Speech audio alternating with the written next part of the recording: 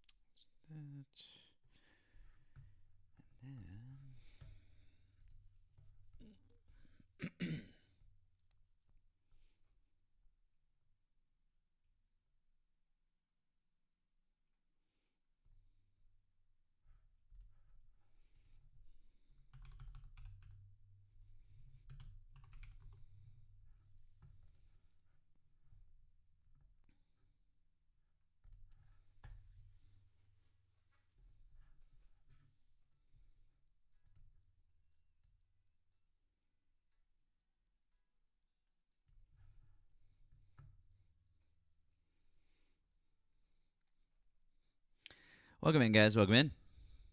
How about with that live goal? Tap the screen.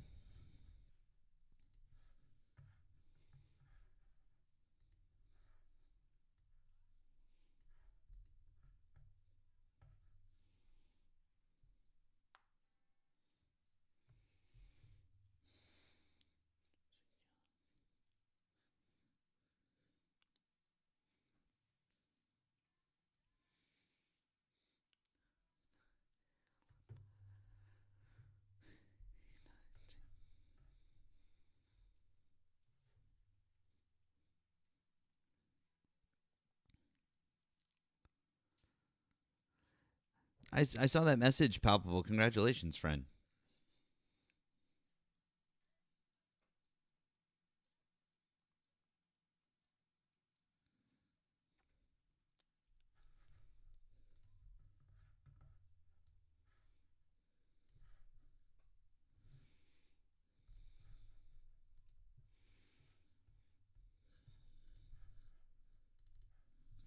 Guys, tap the screen. How about with the live goal? Glad you are all here. We're going to get started here shortly.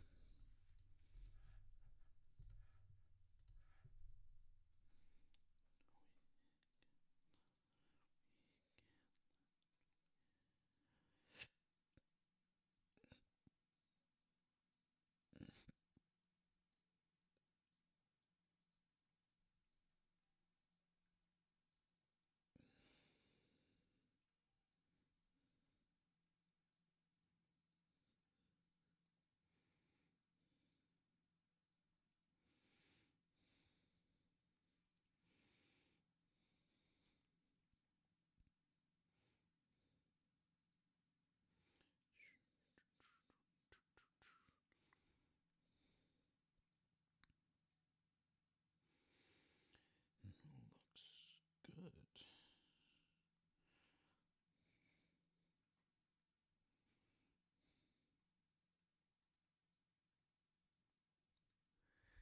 Look at you guys. Now we can't talk at all. Exactly. All right, let's see here. Guys, if you voted for Donald Trump, you're welcome to hop in the box here. Going to bring up a guest co-host for this evening. Nemo messaged me earlier, said he wasn't feeling well enough to be with us tonight. I know you guys, we saw him a couple of times over the weekend, which is good, but I kind of expected he might be in and out with varying pain levels. So he said that he wasn't feeling up to it tonight, but I'm sure we're going to see him the rest of the week. Is it me? Am I the guest co-host?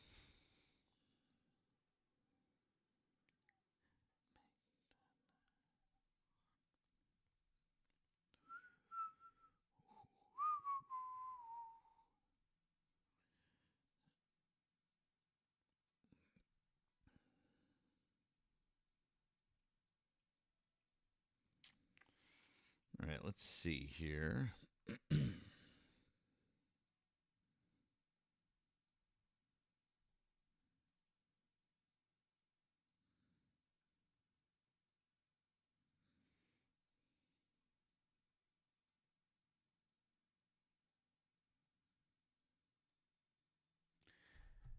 All right, that's probably enough. Let's see what we got here.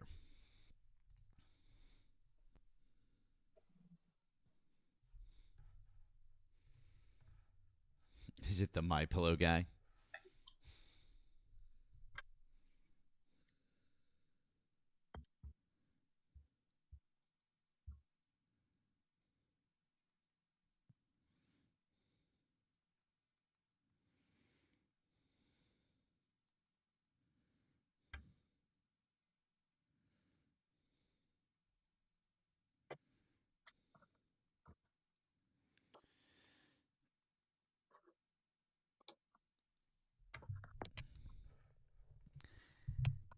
Hello, Keegan. How are you, friend? Fantastic. I was trying to make a banner for you. Um, was trying to make a banner for you, and I realized I really don't have a good headshot of you to make that based off of. Do you want me to send you my headshots? I mean, send me one to make like that would make it work. So I don't that'd be think. good. Yeah. Let me see.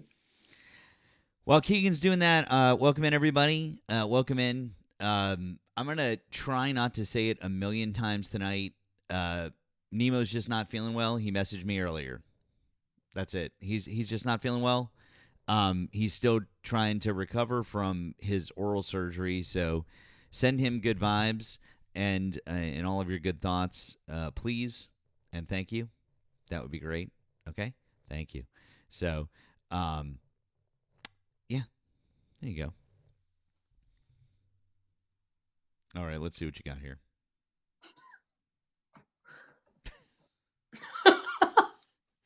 This is what we're going with, huh? Yeah.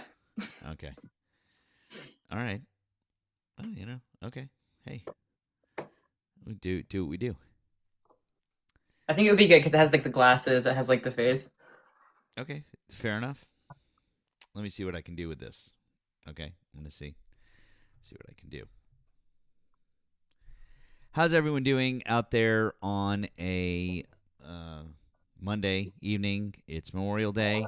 I forgot it's Monday too. Sure, guys, I just got back from a wedding. Guys, if you voted for Donald Trump, please hop in the box. Let's have a conversation. Like to have a conversation with you. If you're here on TikTok, you can hop in the box. If you are over on the tube or you're on Twitch, you can call in. The phone number is right above my head. It's also pinned in the chat on the tube. So either of those things can get you here to talk with us. So, yes, I went to Junior's wedding. I love him more than his father does, apparently. That's pretty fucking sad, huh? God damn. Can you imagine your own father not loving you enough? Ugh, gross. And if your answer to this question is Kamala Harris, you're just fucking stupid. Um, you need to do better. how is why do you still support Donald Trump? How is that answer Kamala Harris in May of 2026? This is literally almost June of 2026. Why do you still support Donald Trump? Question is not why did you vote for Donald Trump? It's why do you still? So weird. It's Anyways, Kamala Harris. because Joe Biden. It's Kamala Harris. Because I didn't want to vote for Joe Biden. He wasn't even running. Okay. If that's you, we'd like to talk to you. So come on up. Let's have a conversation. Let's have a chat. That would be great. So, just looking to talk to Trump supporters at the moment. So, Trump supporters, come on up and let's have a chat. I appreciate you guys being here. I see some of you over at the tube. He had concepts of attending, didn't he? Oh boy. Yes, it is I. It is Matt. I do feel bad, though. I have to tell you guys, I actually feel bad because I really wanted to do Erica's spelling bee, adult spelling bee, and I did not have time. I didn't get back in time to do it, and I felt really bad. So that kind of sucked. But say, Lovey, what are you gonna do? I'd have lost bad. No, I don't think I would have. Actually, I'm pretty sure I probably would have dominated him. I'm pretty good at spelling. So I mean, I hate to break it to you guys, but I'm pretty fucking good at spelling.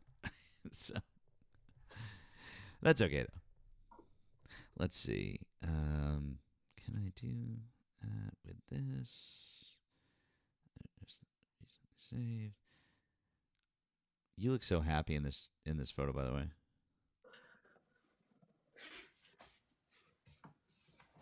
Just having a great time at work. I can tell you're having a spooktacular time. Holy cow! All right, once again, guys, if you voted for Donald Trump, get in the box. Let's have it. Let's have a chat. Brian Rundle raid, welcome in, Brian fans. Always appreciate you guys. You guys are all kinds of awesome. While we wait, let's see here. Oh, not sure if you guys saw, but we started bombing Iran again. So much for that. So much for that whole, peace thing. That was fun. Well, it lasted for a minute. I just, you guys, I swear to God, that was fun. We thought it was going to happen. The funniest part about that, I'm not sure if you guys saw, but the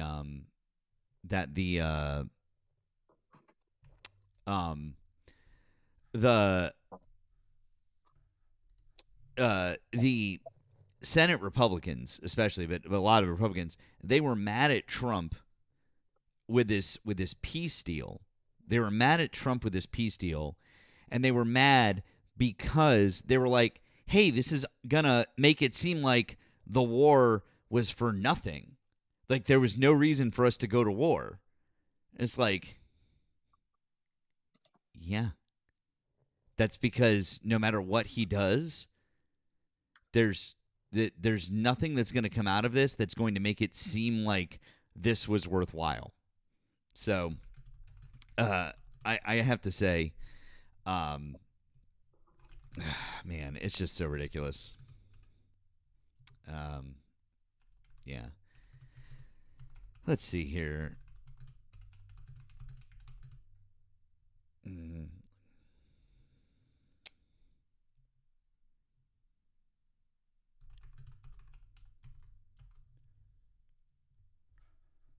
Okay. See if get a silhouette image for Keegan. Because Keegan was like, "Can you make me a dinner thing?" I was like, "I'll do my best." I was gone all weekend. I was busy. But we need a ballroom. Well, guess what? Senate Republicans don't want a ballroom, nor do they want the slush fund. They literally were like, "Peace out" on the fucking Senate. They're like, "We're out. We're done. We're done." Now, the question is, what's Trump going to do to try to make him win it over? But he's got some problems, though, because he's got Tom Tillis to deal with. He's got John Cornyn to deal with. It's going to be an issue.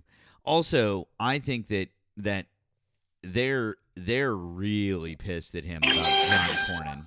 Oh, thanks, guys. They're really pissed at him about John Cornyn.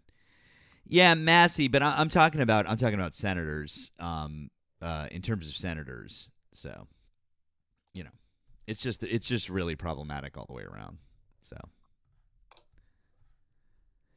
oh, that's actually that's not bad.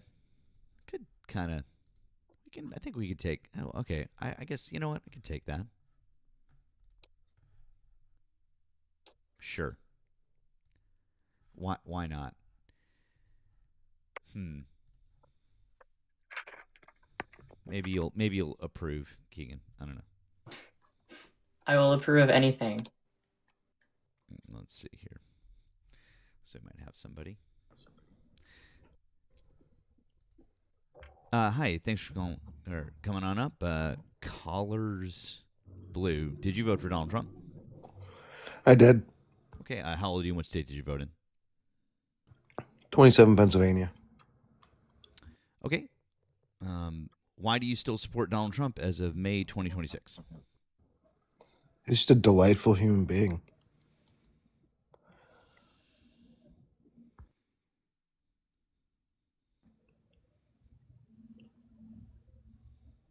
It reminds me of my grandpa. Yeah. Okay. Do you want to have like a real conversation or like I don't know? I'm just like really Yeah, I can't vote for somebody because I think that they're a delightful person. Did I ask you why you voted for them? Yes, he's delightful. No, I didn't ask you why you voted. Oh, why for do I them. still support him? Yeah. Yeah. I mean, I truthfully, I can see a single thing that So he your does grandpa wrong. is a rapist? Your grandpa, No, your what the grandpa, fuck? your grandpa rapes women and is a pedophile and says creepy things about his daughter. Assume like, does your grandpa have daughters? Does he say creepy things like he wants to date them? Does he say creepy shit about his daughters? Has he been accused credibly by 26 different women that that there were sexual assault allegations? Is that 27. is that your grandpa? Is that why he reminds you of your grandpa? Or is it the felonies? Is your grandpa a 34-time felon? Yes. Oh, cool. All right. Well, I mean, I guess if that's why he reminds you of your grandpa, then you're a piece of shit. God damn.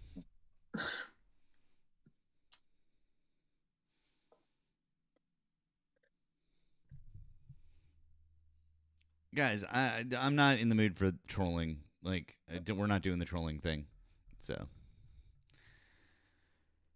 boy.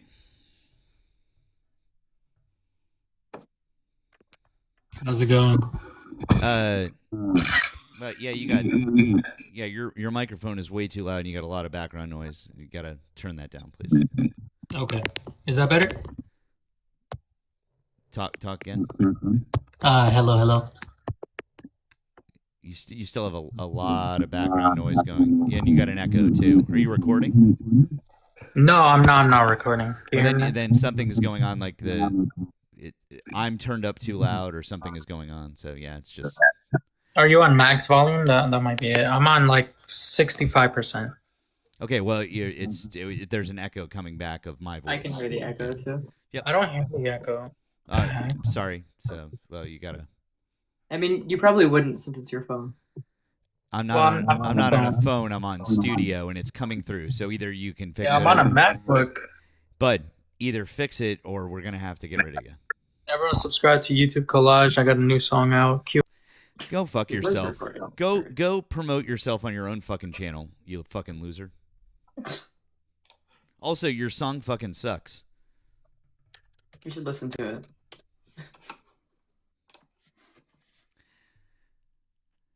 You're making me look like a fucking liar. I just got done explaining it. I was like, oh, Nemo's not going to be here. He's not feeling well. I mean, I still don't feel well. I just sleep. It's like the worst of both worlds. Well, you know what, friend? You hang out for as long as you like. I invited Keegan to come and co-host as well. So Keegan is here also. So you do you, friend. How about that? Okay? Sounds good. You just do as much as you want or as little as you want, or if you have to go or whatever. That's all right. We're all happy that Nemo is here. That's it. Guys, if you voted for Donald Trump, can we have a real conversation with somebody? Or you can call in if you're over on the tube. You can call in the number above my head. That's a thing that can happen. And then we can have a conversation. It'd be fun. It'd be great.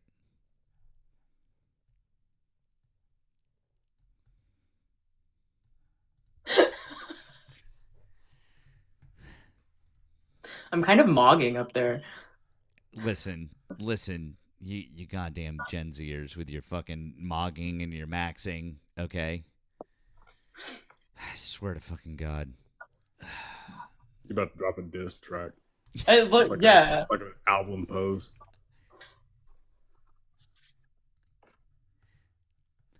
Here. Zoomers with attitude.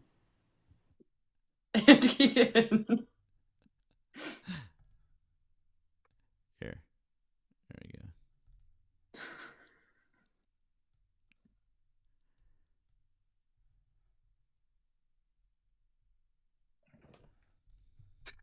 I love it. There you go. We're crushing it tonight. Thank you to Gentle Fist for the 2 on the Blue app. It's a Memorial Day miracle. Nemo has risen from the dead.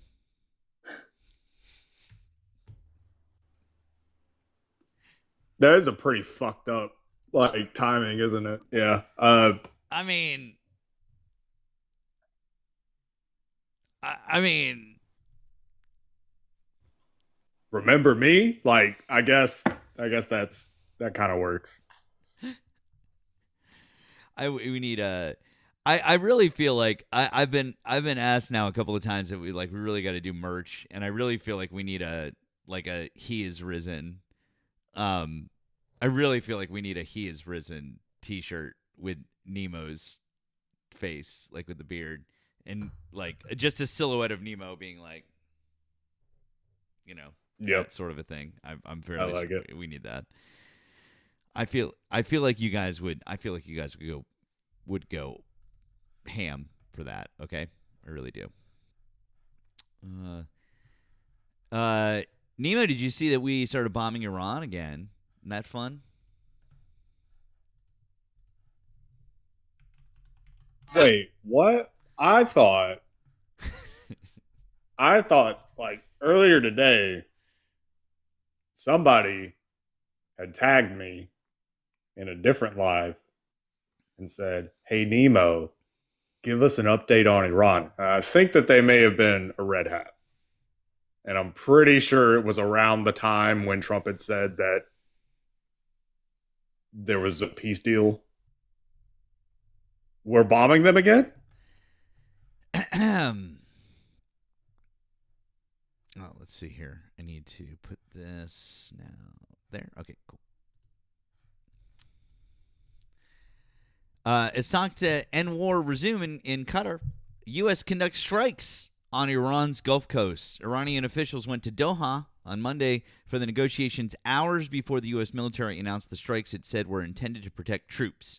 Israel's leader said his country plans to intensify attacks against Hezbollah in Lebanon. Because, they're just going to any excuse to just keep bombing Lebanon indiscriminately because, fuck them. Yeah. So, hours after Iranian negotiators arrived in Qatar for talks on ending the war, U.S. forces struck missile launch sites in Iran and boats trying to emplace mines, American officials said Monday night. U.S. CENTCOM characterized the strikes in southern Iran as defensive and said they had been intended to protect our troops from threats posed by Iranian forces. How are they defensive? They didn't fire on us. It would be defensive if we fired back. Anyways, the strikes came on a day when Israel signaled that it planned to intensify its fight against the Iranian-backed militant group Hezbollah in Lebanon.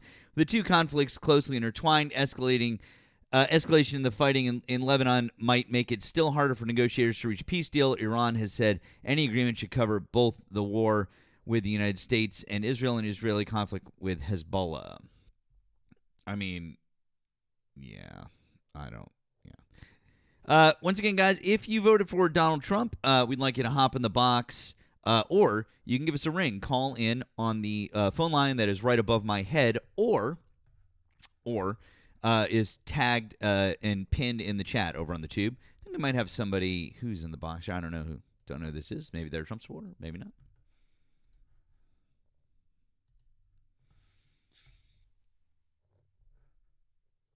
And they're gone. Okay. Well, that was fun while it lasted. Guys, we've got well over 650 people here. We're just getting started on Monday night. Appreciate you guys tapping that screen, helping out with the live goal. Make sure that you're taking care of both Keegan and Nemo. We do have our friend Keegan here for a special co-host. That's fun. We don't normally get to do that, but I did invite Keegan along, and we didn't think Nemo was going to be here, and now he is. So now you guys have a double surprise on a Monday night. Double surprise. It's fun. It's awesome. So here we are. We're having a good time. Thankfully, out of the 606 people in here, there are no felon supporting I mean, yeah, I guess fair. Yes, it's fair. Yes, let's get some debates, huh? Let's do that.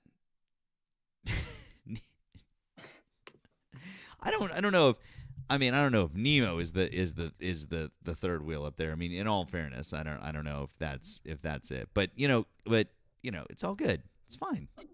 We can Keegan doesn't mind. Keegan doesn't mind being the sandwich.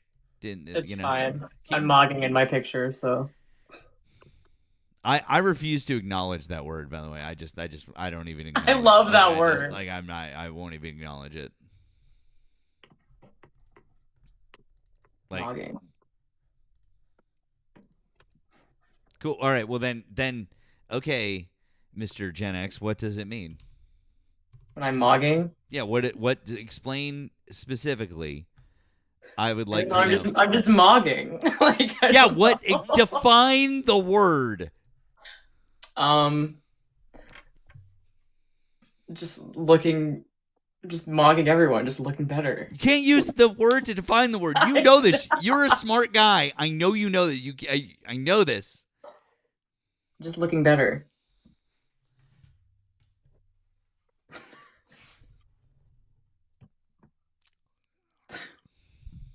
You know what? If you caught me last week when I only had a mustache, you might have a point. But I was here. no, I'm saying I heard about you were. I heard about your story. Paul says not a smart guy. Paul, you don't know Keegan. Paul is Keegan is a smart fella. I think you might be mistaken. Just not articulate. I think that's the main thing. What is mogging? Mogging is mogging. It's mogging. It's just mogging. What is self-referential? It's like when you ask someone what woke is, and they're like, I don't know, just woke. Oh. They're just woke. Thanks for knocking that out, Sean. Appreciate you guys. Make sure you're helping out our friends. Make sure you're taking care of Nemo and Keegan equally. Appreciate it.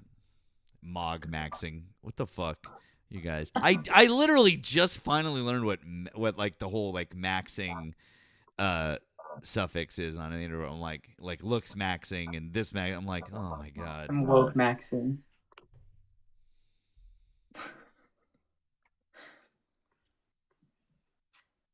No, I'm gift maxing. Is Trump dementia maxing? Yes. Yes, he is. Huh?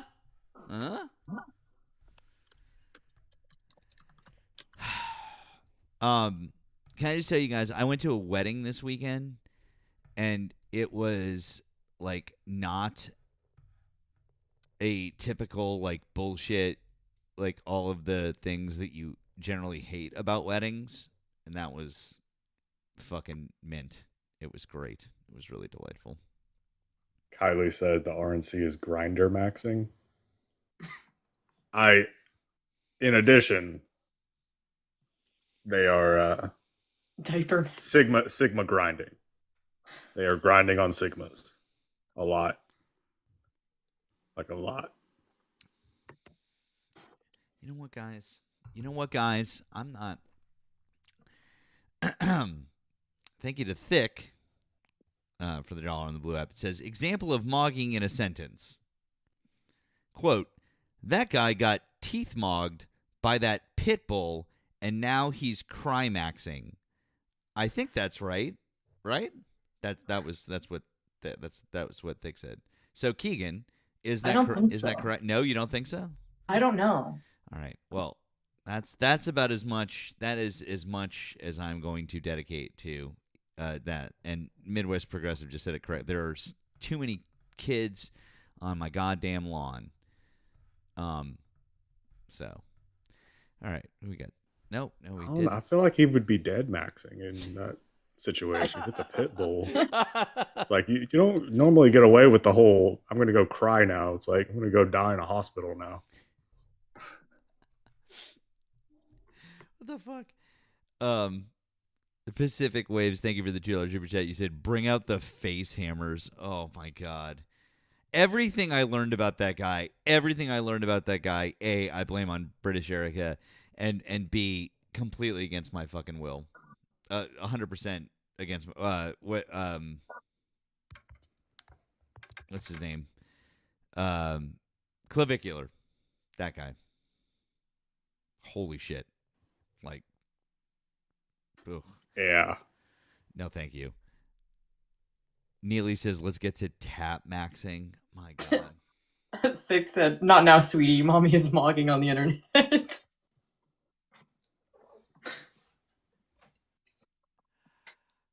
Holy shit. Holy shit. Oh, God damn it. Well, this has been fun. Intervention with Ty and Brian's live tonight. Oh boy. Ty, as in like cereal Ty? Like that Ty? Look at what I started. I didn't start shit. Okay? These goddamn kids. Can you stop boomer maxing? I swear to God. Listen, okay? I will turn this live right around, young man. Or suffix maxing. Yeah. I was self-referential. Mm-hmm.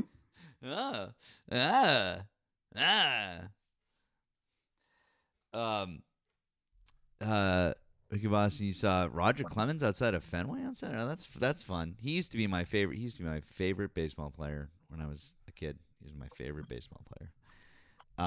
Drop max both of them. No, we're not gonna do that. We're not gonna do that unless they keep talking about it. In which case, we're just gonna end the live. Matt could be mustache Matt. No, absolutely not. Anyways, back to the news. Back to the news. Yeah. So, anyways, they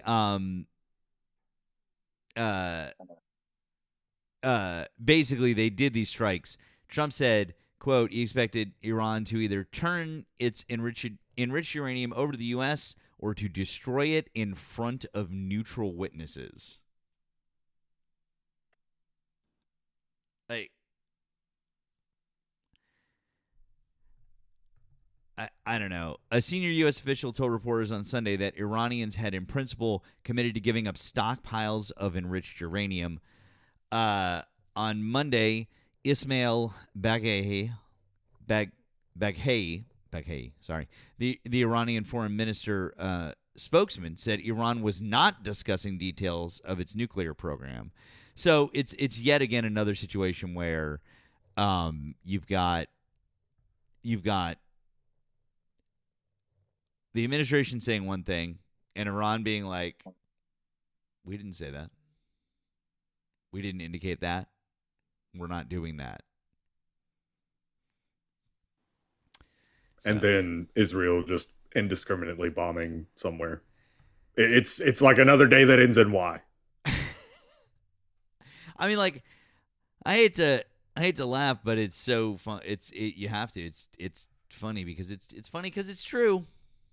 It's funny because it's true, right? Right, guys, right? Trump having conversations with himself again. Yeah.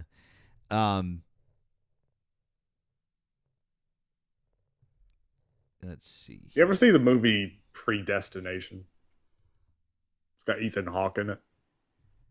More of like a niche like kind of in the same vein as Gattaca, where if you've seen it, you love it. It's cool. It's a heady movie, but it's not super well known. I mean, I feel like now the way that you're describing it, I feel like I It's about time travel. then I'm in. I love time travel movies. I love time travel. So movies.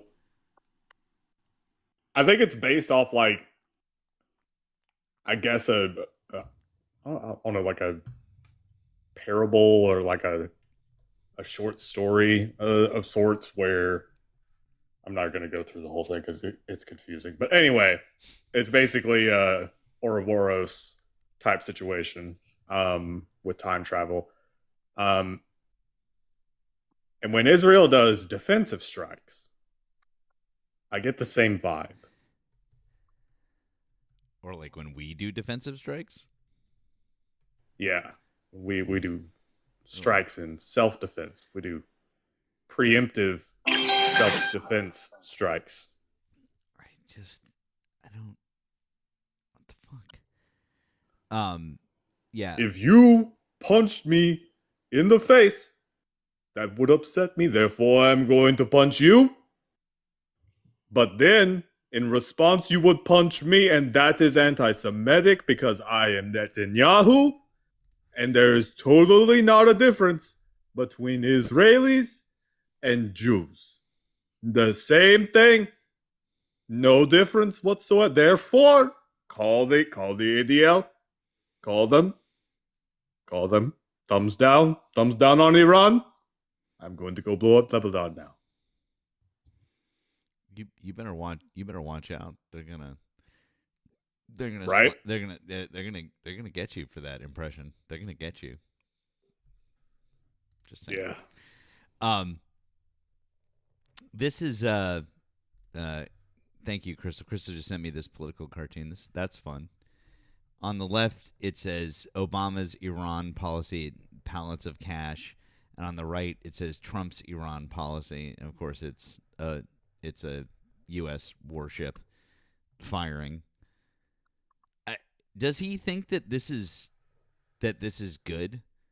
Like, does he think that this is better?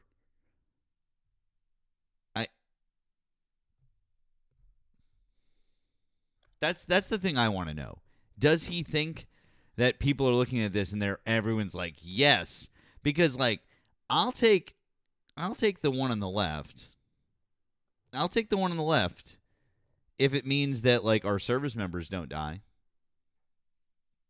I would take that, or thousands of other people don't die, especially the innocent civilians, and we get a better outcome. Yeah.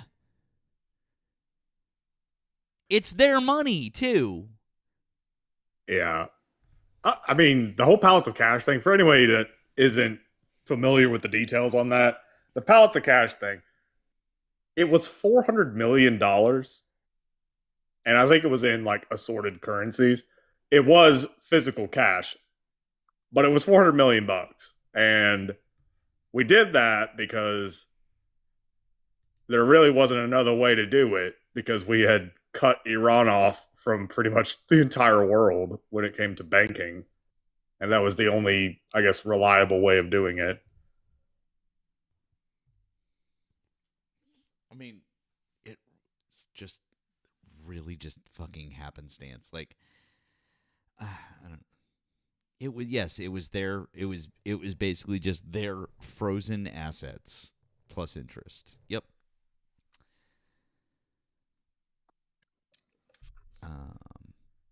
Jefferson, you're not connecting, but if you are a Trump supporter, you're welcome to re-request. Guys, if you voted for Donald Trump, we would like to talk to you. Please request that up. We've got 700 people over here on TikTok. I know we've got over 100 people over on the tube.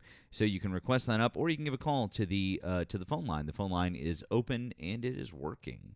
So if that was you, down in the chat, chirping away in either chat, well, come on over and talk with us, because it seems like on this Memorial Day that none of you guys want to have a conversation whatsoever. None of you want to talk at all. I understand why. Is it because you can't defend what's going on? Is it because you're like the 20 some odd Republicans in the Senate who walked out the other day because they wouldn't vote for the ballroom or vote for the slush fund for the fucking criminals that he's trying to give money to? Is that why? Because you can't defend it either?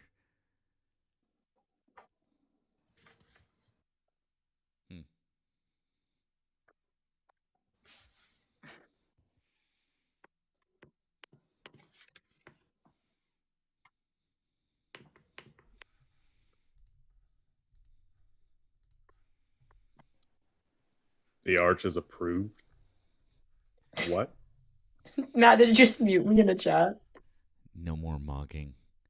Oh. We're going to make it a banned word in the chat. They told me to speak up, and I was like, I'm mocking. Thanks for calling the stream. Did you vote for Donald Trump?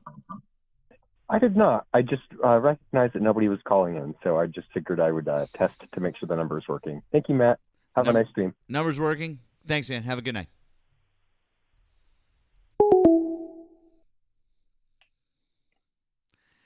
I don't think the arch isn't it's not confirmed. It hasn't been approved. No, it's got some layers to go through before that happens.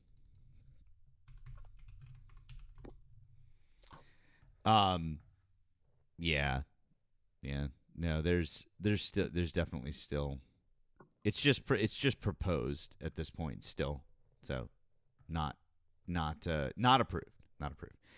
Yes, exactly, MAGA. The phone line is working. How about that, huh? They're all drunk at their Memorial Day parties right now. Yeah, maybe, because that is how you celebrate today. You know, America. Let's see.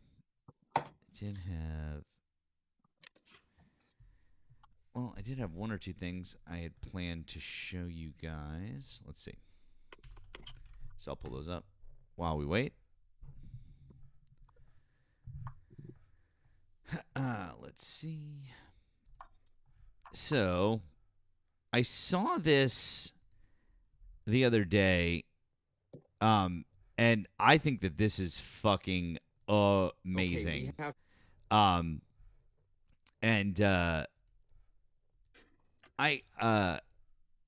not a huge fan of the Unfuck America tour.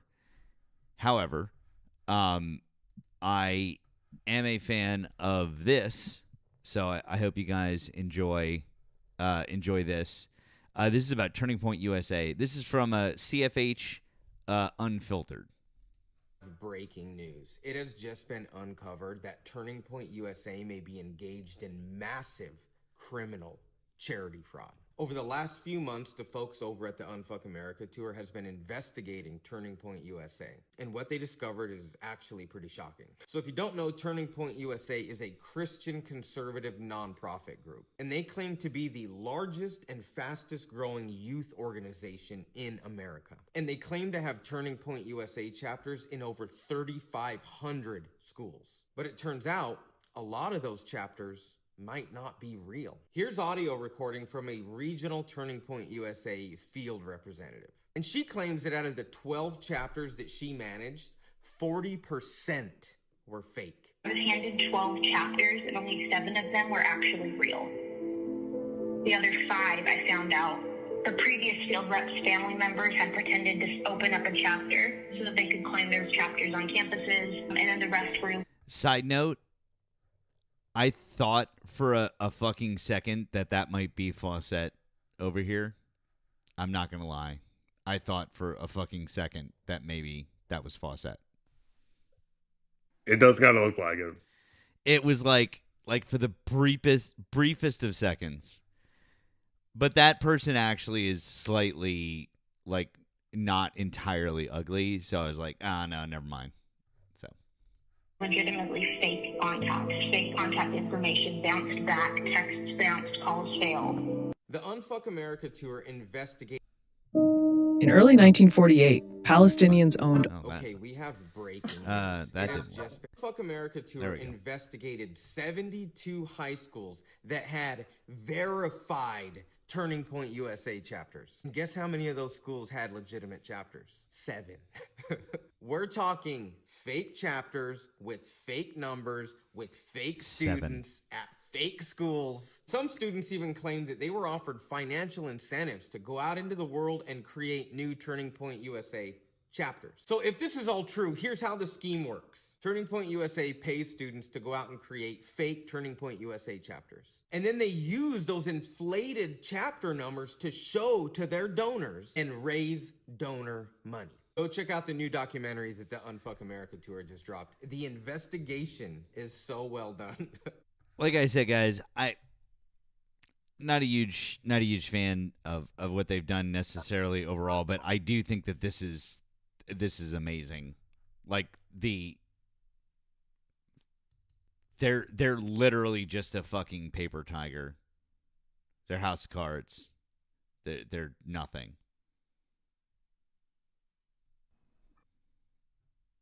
Fucking A. I know, right? It's wild. And yes, okay, sure. Okay, I come across things on my For You page that end up in my favorites that I want to take a look at.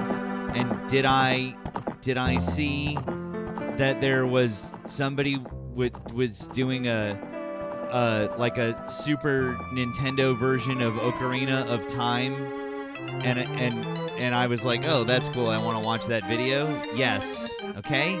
Fucking sue me. All right. I was like, oh, that's cool.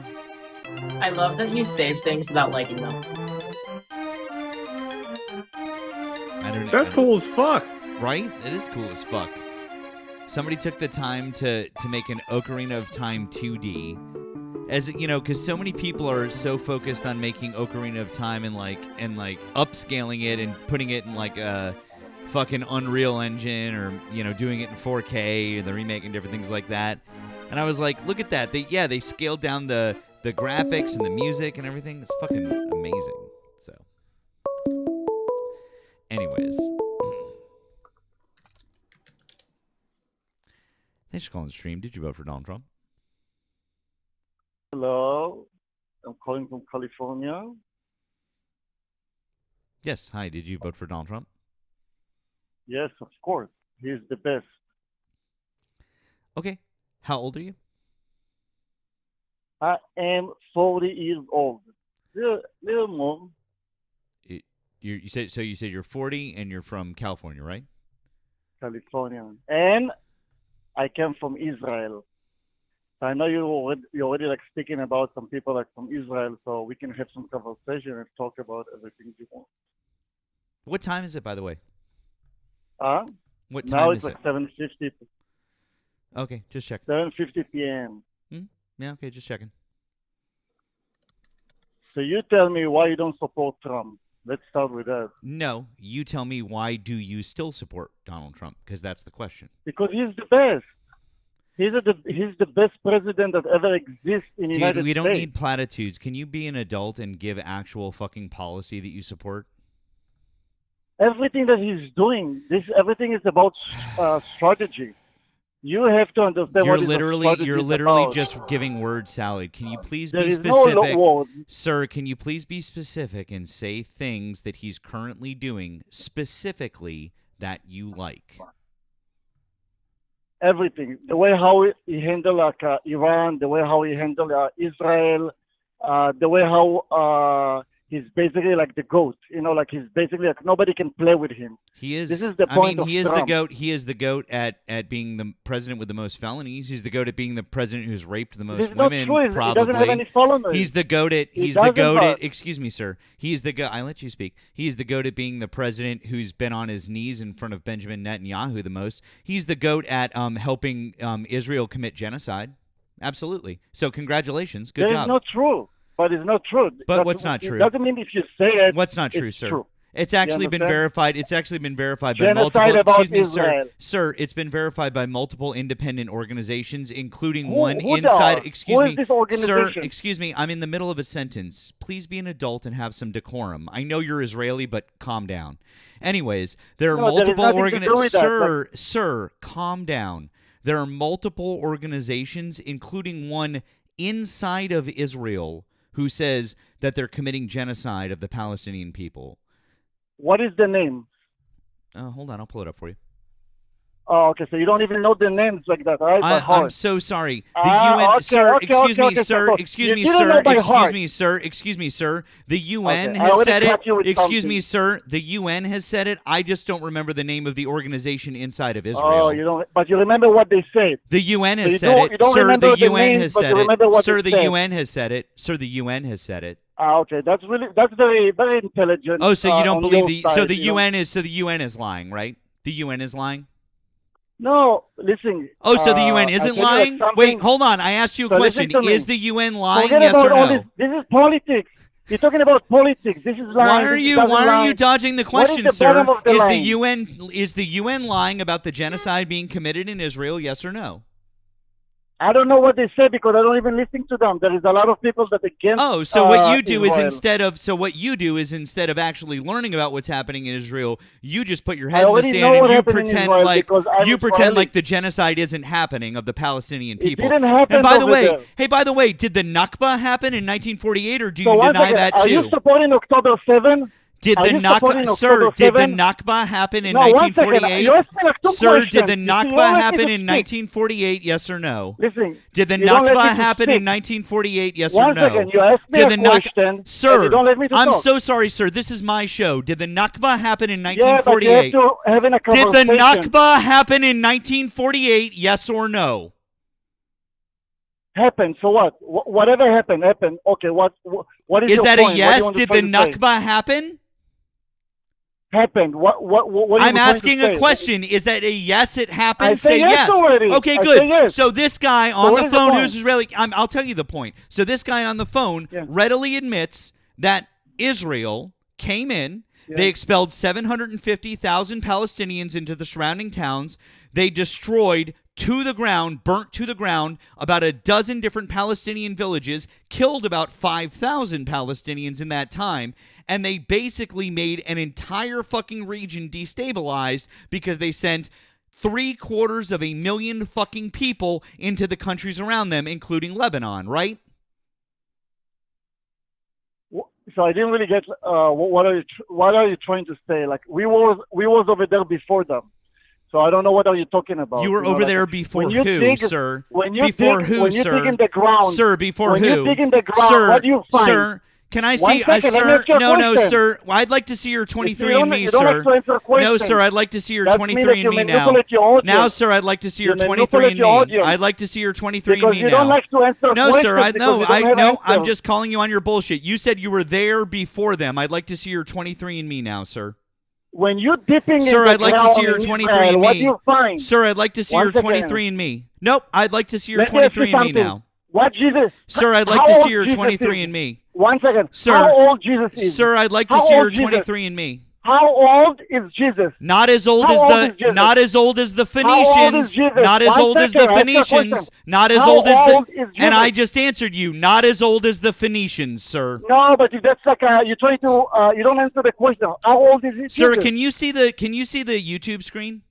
Do you see what Sir, I'm, can what you I'm see trying the to YouTube say? screen? Sir, can you see the You YouTube don't, screen? you don't answer Sir, can you questions. see That's the your YouTube? problem. I literally just answered your fucking question. You said, You didn't "How answer- old you is see- Jesus?" you- And I said, you see even how you talk. He "Oh, doesn't even know how to hold hey conversation. sir, but hey because sir, you're very can you rude- see the You YouTube? see how rude you are? Sir, can you see the YouTube screen? Yes or no?" No, I don't see. I'm talking Well, to you here, because it's not when gonna, you gonna learn destroy. how to have two screens open at the same time, what you'll see on the screen is my 23andMe. Now, what that shows is that I'm 100% from the Levant, so I have every fucking right to that So you from land. Lebanon? Excuse me, sir. I have every fucking right to say exactly whatever the fuck I want because I am 100% Are you from from Lebanon? that. Excuse me, sir. I'm in the middle of a fucking sentence. You don't seem to know how to have a conversation. Now, as I was But why are saying, you talking like that's how Lebanese sir, talk? You see how the Muslims excuse talk? me, sir. They talk bad. Sir, I'm You not see, a I'm a sir, Jewish guy. I'm trying to be sir, polite. sir. So you I'm see not, how you sir. You're I'm very not a rude. sir. I'm not a Muslim. But even if I was, You're very rude. You're very rude. You understand?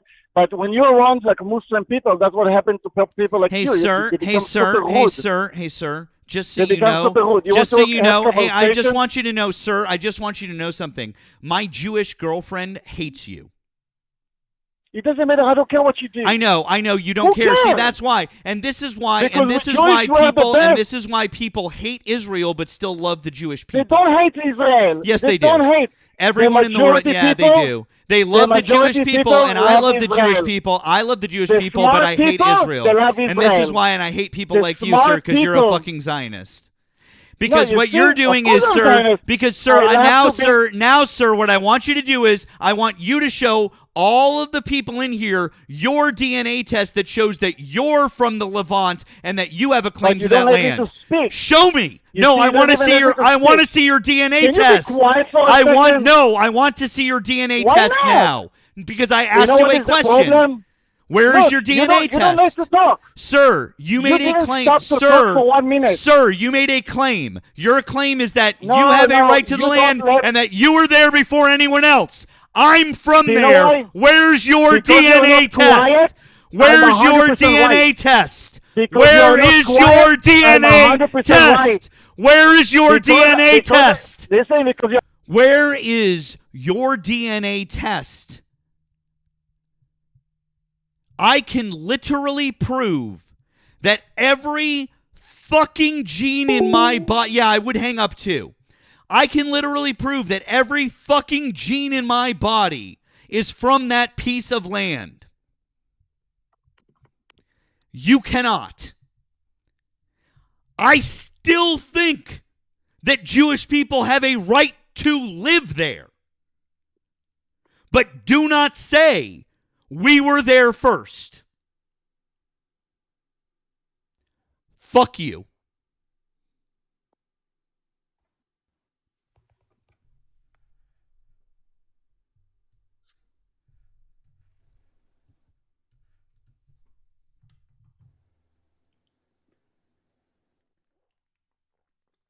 He was annoying.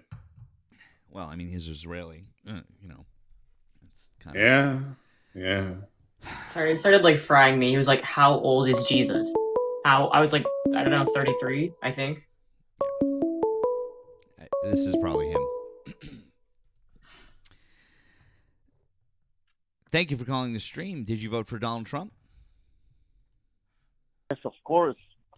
Great. Can we please see your ancestry test that would prove that you're from the Levant, sir? From where? Can we please see your ancestry test that proves that you're from the Levant since you made the claim that Jewish people were there before anyone else? Yeah, you show me the claim that the Palestinian was over there first. Why I Sir, have to I'm show you not something Palestinian. I'm when it's Phoenician. Sir, I'm not Palestinian. I'm Phoenician, number one. And number two, you need to track. No, but number you want two, me to show you proof. excuse You me, show me sir, the I'm proof. explaining something to you. I'm explaining something to you because you don't even know about the history of the land that you're lying about. course So I allow know. me, great, then allow me to explain it to you. Okay, The Jewish talk. people didn't exist in Israel before everyone else. There were people there who were called the Phoenicians. They were an ancient people who lived there long before the Jewish religion ever existed. Those were my people. So if anyone has a claim to that land, if that was how we did this, which we don't, but if it was, I would have a claim to the land, sir. And by the way, what I was saying is that I absolutely believe that Jewish people can live on that land peacefully. But to say we have a right to it because we were there first is absolute fucking bullshit because you weren't, and that's not how we do it. So how we do it? How do you do it? Oh, that's right. What you guys do is Okay. you murder people and you commit genocide. That's what you do. Okay. And then what you do is when you did we do expel it? hundreds When of we did thousands it? of people, and you burn their villages to the ground, and you murder them, and you take their homes, When did and it happen? then you've got your fucking country now, don't you? When did it happen? When? 1948. The Nakba, dumbass. The Nakba, the thing I got you to admit happened earlier. No. What happened back then? Tell me. What Tell me was the just story. described so to your you. audience gonna hear you. What happened in the Nakba? Ethnic cleansing. So what is it? Damn, English is really kicking your ass, ain't it? No, I barely hear you, my friend, and you're like 2-on-1. So you better one of you be quiet and just let the other one speak. If you have You nothing barely smart hear to us? say, you don't complete sentences, my friend. That's what you're trying to do. You say, my friend doesn't have any knowledge, so I'm trying to interfere and say something. I'm talking to him, not to you. And you're like two people on one. You understand? So let's keep it like straight. Hey Nemo, understand? typical fucking whiny Israeli little bitch over here. He can't handle the fact that someone else talked in the conversation. So sorry. You want to go cry in your fucking pillow? Do you want to No, go? there's no Do you crying, want? this Oh, sir, I'm conversation. so sorry. Do you want to go bomb some innocent civilians in southern Lebanon again? So you what, want to you kill don't feel some? You want to intelligent kill enough some to more help nuns? you? You want to kill some more nuns and priests this time, like you did last week? So are you supporting whatever happened in October 7? What do you think about October 7? Tell your audience, October what do you think 7th about was October bad. 7? October 7th October was 7th bad. was bad. Yeah, it was bad. It shouldn't have happened. So are you okay What do you that they think of the killed children Nakba? over there? I Are you already. okay that they put children inside the oven? Hey. Oh, Yeah, good like job. two people, All right. like two We people on one. we answered your question. No. We answered your question. Your question was, what do we think of October 7th? We responded, October 7th was bad. Now, answer this question. What do you think of the Nakba? Oh yeah, the Nakba was really bad, but that was a war. Tell me what it was. In war, people die. That was a war. Every war, unfortunately, people die. That's how it works. It was so a when war. we have like a war, yeah, there is a war. There is a lot of wars that in Israel from a long time ago. So there is a war. All the time is a war in Israel, and people die. We die and they die. That's how it works, you know. But at the end of the day, Israel, the Jewish people, we want peace. You understand? We You want want peace. peace? We don't want to fight with them. You want peace. By the way, are you Yeah, we want peace. are you practicing Jewish? Every Jewish person, they want peace. But sometimes you have no one to do peace with. You understand? Oh my And God! then Hey, you have to fight. dumbass! Are you a practicing Jew? Yes or no? Are you trying to insult me? I don't really understand. This is like I'm not trying to insult you. I'm trying to ask you a You're simple trying to- fucking question. you're trying to Do you manipulate the practice the conversation. religion? Of course. I practice. I like to Okay. be Jewish. I'm so proud to be Jewish. You understand? Okay, I'm I'm going to so proud, cite. like- I'm going to cite some Deep in things my heart. you've probably heard of. Look, now, correct me if I'm wrong. The Torah, that's going to be the Pentateuch, right? So that's the first 5 books. So that's going to be Genesis, Exodus, Deuteronomy, Leviticus, and is it Numbers? Is that the Torah, the first 5, the Pentateuch? Yeah. Okay, cool. Yeah, the Torah. Whatever. Okay. Exodus. Do not mistreat or oppress a foreigner, for you were foreigners in Egypt. Damn. What is it? Do not mistreat or oppress a foreigner, for you were foreigners in Egypt. Deuteronomy. You shall also love we the were stranger, for you were strangers in the land of Egypt. Leviticus.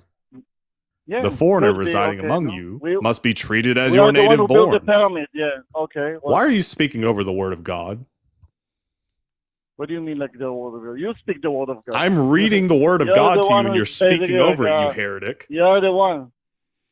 So you pretend that Blasphemer. you're God?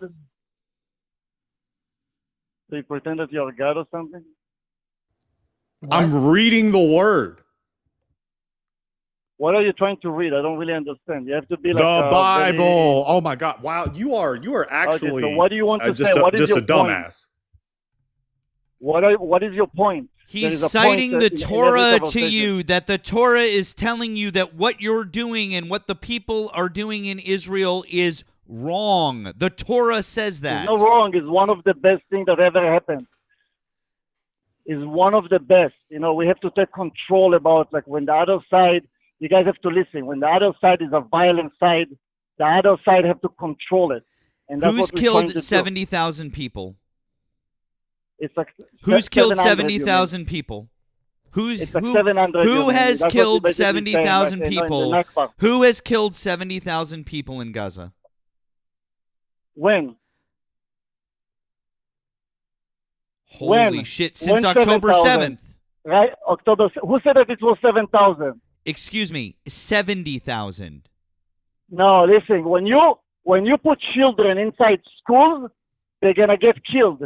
That's When you how put it works. children inside of schools, where the fuck No, are children yes, supposed to because be? They're using that because I'm telling you something. They're using them as a human shield.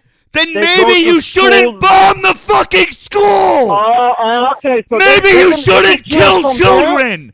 Maybe you One second, shouldn't one second. kill 1 children. second. Maybe you So you shouldn't said kill. they can kill It's our still not children. acceptable. I don't fucking What care. is- I So don't are you fucking okay care. with I don't care if Hitler himself is in a school surrounded by innocent children. You don't bomb the school and kill the innocent children. It's still not okay. I would hang up too. Fuck. It's still not okay. I don't care if Hamas is hiding in there. I don't care. It's not okay to kill children. It's not okay to kill children. It's not okay. It doesn't matter. I would say the same thing if Hezbollah did that. And we just said, when you asked us about October 7th, we're like, that was bad. Should not have happened. I would condemn it 100%. But also, it was Netanyahu's fault, and he funded it for 20 years. But neither here nor there. Still bad, still shouldn't have happened.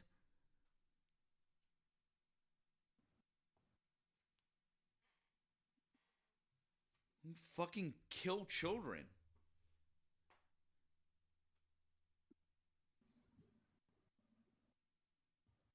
What?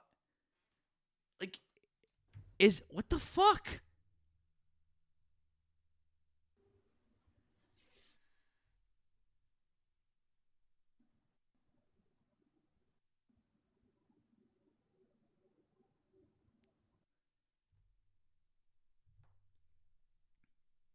I swear I've talked to that guy before. I swear I've talked to that guy before. 100. I've definitely. Nemo, does his voice sound familiar to you? A little bit.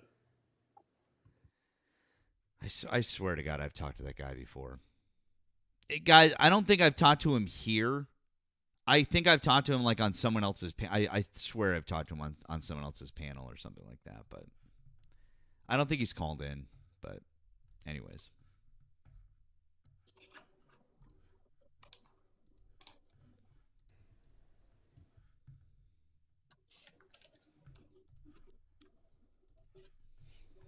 I need to practice the word. I was looking it up because I wanted to be fancy. To the 878 people in here, number one, say hi. Number two, let me know if this is correct on the off chance that you just so happen to speak Hebrew. Kofar?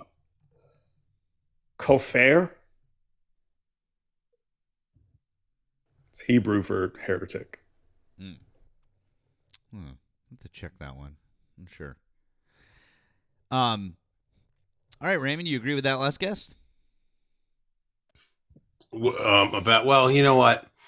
I mean, obviously the 120, 160 young girls That's not that what we were talking about. unalived in That's the not school. what we. That's not what we were talking about. That's not what we were talking about. We were talking Didn't about hear the it. fact that he was justifying killing children in Palestinian because he said that Hamas was using them as human shields, and I was pointing out that it's unacceptable to kill children no matter what.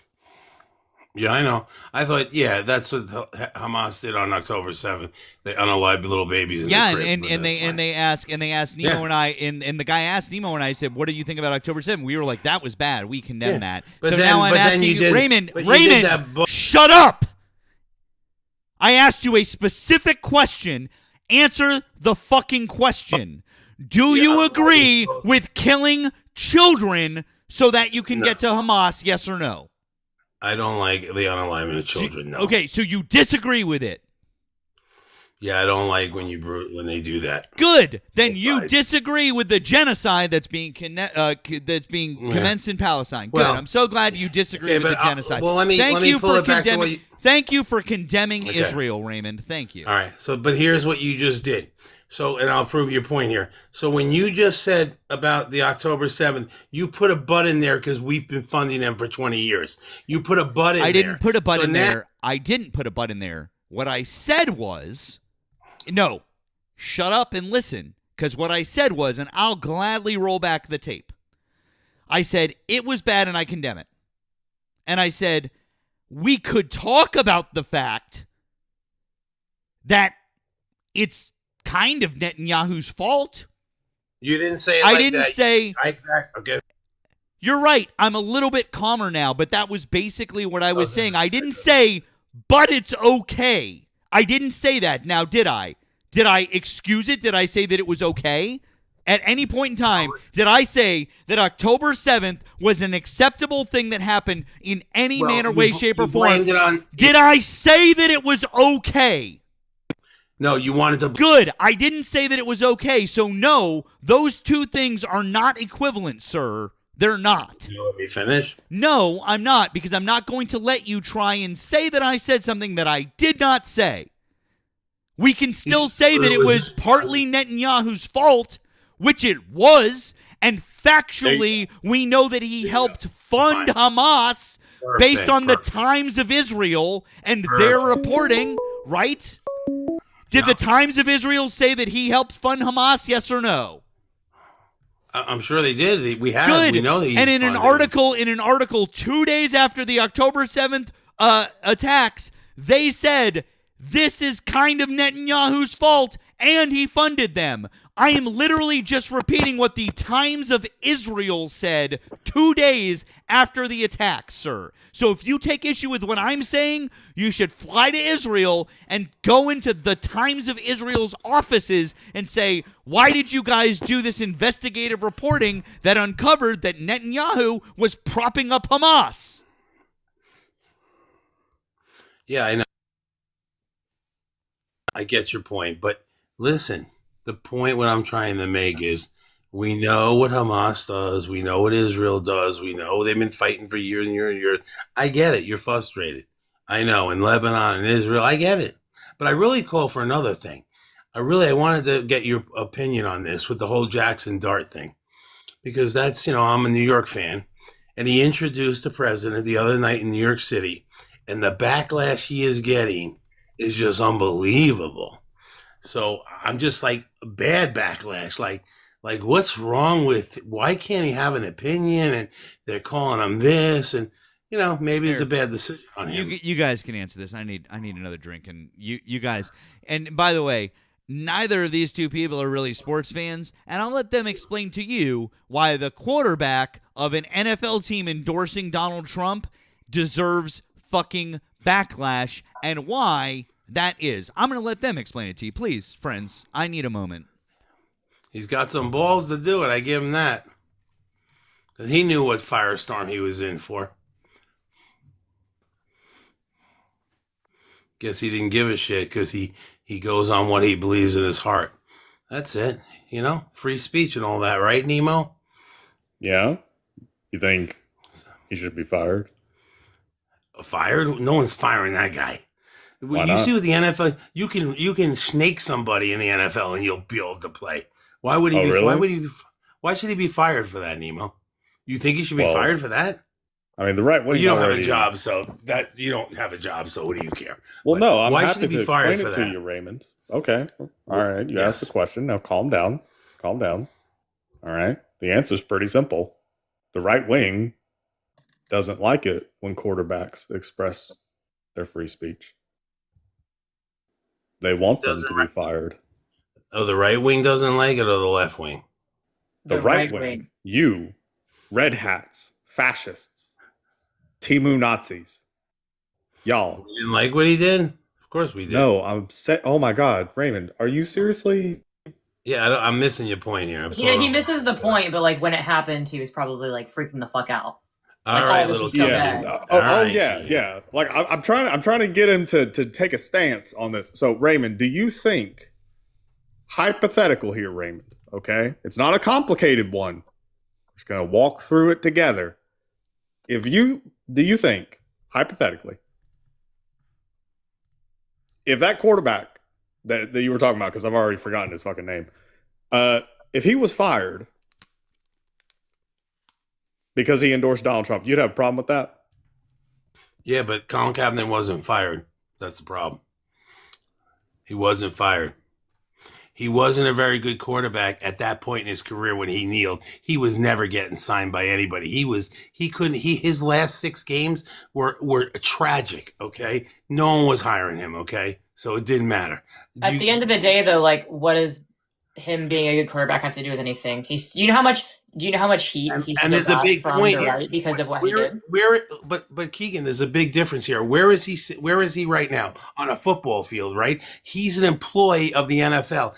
On a football field, he's not supposed to be doing that per se. That's my opinion. They work. Oh, now we're adding little stipulations. This was a private event, Nemo. A private event to do with the Giants. Yes.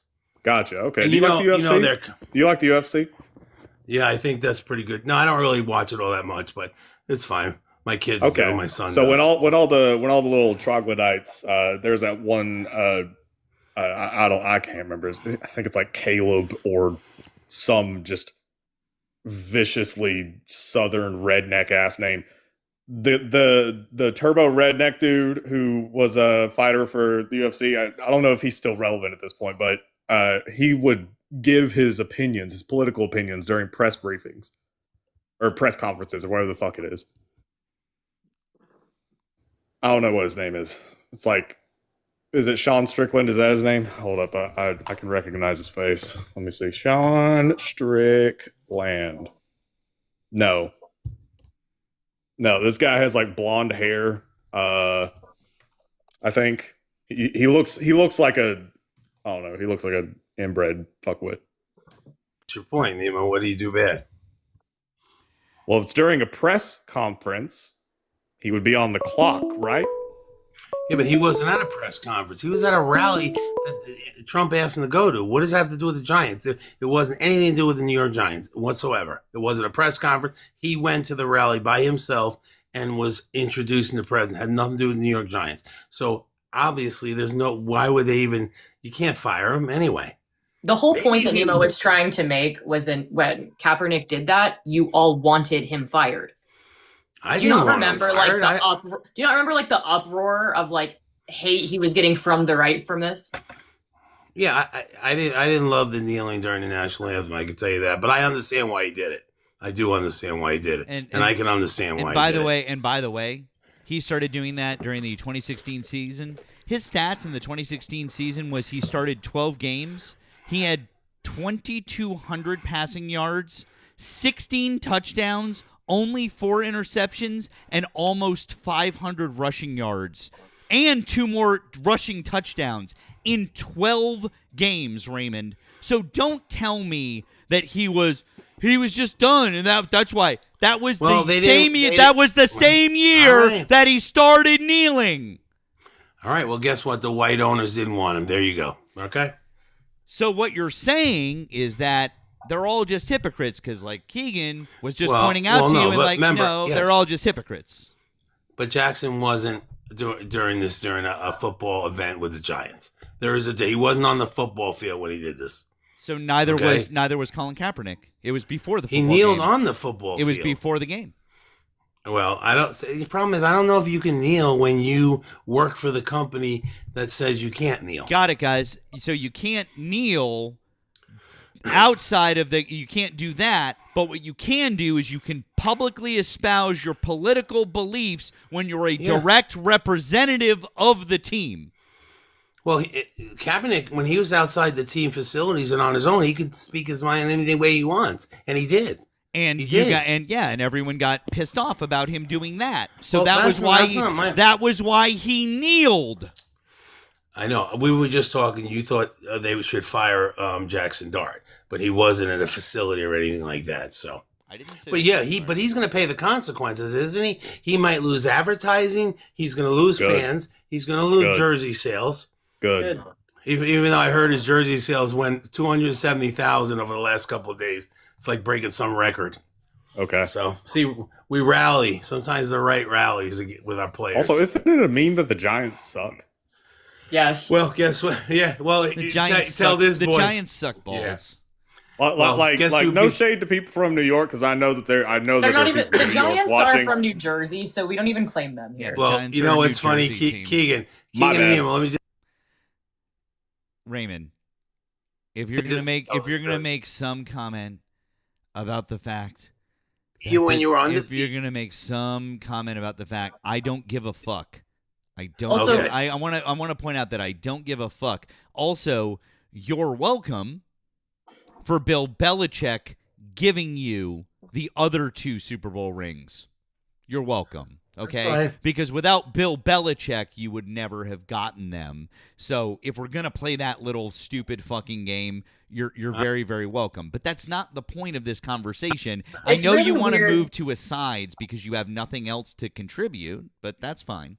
Yeah, it's really weird that you came in here basically justifying children being unalived by saying, but what about October 7th? And now we're talking about sports.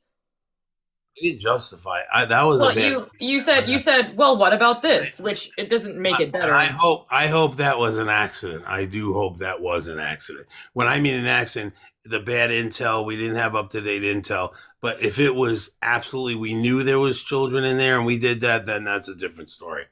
Obviously someone would have to pay for that. No, I was going to say the morality of your new head coach. That's what scares me. That morality of him. After everything that came out, that's who you hang your head on now, right? Raymond, I hate to break this to you. Raymond, I hate to break this to you. Mike Vrabel apparently cheated on his wife. Scumbag like Trump. He didn't rape a woman and has not been credibly accused of sexual assault by 26 others. You're right. No, and also he didn't cheat on all 3 of his wives and pay off a porn star while his wife was at home with their fucking infant. So no, not the same thing, Raymond. But do I think that Mike Vrabel is a piece of shit for cheating on his wife? Yes. Do I care about the Patriots head coach at this point in time? No. Do I care about the thousands of people being killed? Yes, I do. I don't give a fuck about Mike Vrabel right now, and to equate him to Donald Trump is literally one of the stupidest fucking things I've heard you say, and you've said so many stupid fucking things to me. That's saying a lot. Well, thank God we got a deal to principle in place. Really? Apparently. Do we? Yes. That's what Keegan, that's really we do? That's amazing because if they are, it's kind of crazy because we just started bombing them again. Yeah, they did some drone shit on us, so we're just going a little back and forth. It's all right. Hey, let me tell you, there's so many factions in Iran. Did you know the leader's hidden underground? So how are we even communicating with him? This is a hard process because there's all these runners that are giving information to the supreme leader that's hidden somewhere where no one doesn't know. Raymond, are you describing the insurgency in Iraq in 2000? No, what I'm trying to say. 2000, what was it? Okay. 4? There was reports today that the Iran new leader is in an underground bunker, No, hard to get to. I heard you, Raymond. Okay. I'm trying to get you to understand what the fuck you just said. So negotiations are hard because there's a lot of different factions in Iran. So when Pakistan is dealing with these people, it's hard because it's got to go through so many people to get somewhat of an agreement. You think this is easy with this country? They don't care. They're playing a political game anyway. They know everybody's watching the tweets and what Trump says and everything. They're playing everything they playing right. a political game? Well, they're playing a good game because they know what they're doing. Social media wise, they're good too. They know what they're doing. Wow, they got smart people over there. Okay, they got smart people over there, and we do. I mean, too. they do genuinely have objectively smart people in. Of course, in they Iran. do. Like it's actually fucking crazy. If anybody watching, if y'all want to be embarrassed, just go read the backgrounds of some of the notable Iranian leaders in the last few decades. But it's still third world. They are educated out the fucking wazoo. Yeah. Meanwhile, we got Donald Trump who went to Wharton and can barely. Well, why don't we talk about how they treat? Arizona. Why don't we talk about how they treat women? How they treat women in that country? Why don't you go without that? Let's talk about how Donald Trump treats women. Yeah. Okay. Yeah. And it's the same but thing. But you know what, guys? I realize. I think you're projecting a little bit, Raymond. I forgot because it took me a minute. I had forgotten about this. But you remember Lawrence Taylor? Like the greatest giant star of all time. That's right. Yeah. He was convicted of sex offenses because he raped a 16-year-old girl. Well, That's it was right. a 16-year-old hooker. A 16-year-old girl. Yes, he did, and he was He charged with it, and he was convicted of it, and he's a sex offender, and he has to file everywhere he moves that he is a fucking sex offender, isn't he? Raymond, she was a 16-year-old what? Well, she was a sex worker. We know that. I mean, she was a 16-year-old. What did you call her? What did you call the 16-year-old? A sex worker. No, what'd you say? What'd you say originally? I said sex worker. No, I'm pretty sure you said hooker. She's a child. Yeah, hooker. Well, yeah, but they do. Sex workers they do that. What can I tell you? I'm sorry. She's 16. He got arrested. He paid his price. That's good. I don't like him for that. Just like you don't like the. What does it say that he was charged with? What does it say he was charged with?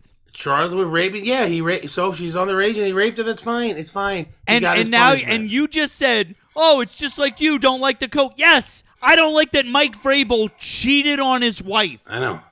But do you think that's maybe a little different than raping a 16-year-old girl? Absolutely. Cool. That's why you didn't. Can we stop with the bullshit fucking moral equivalencies now?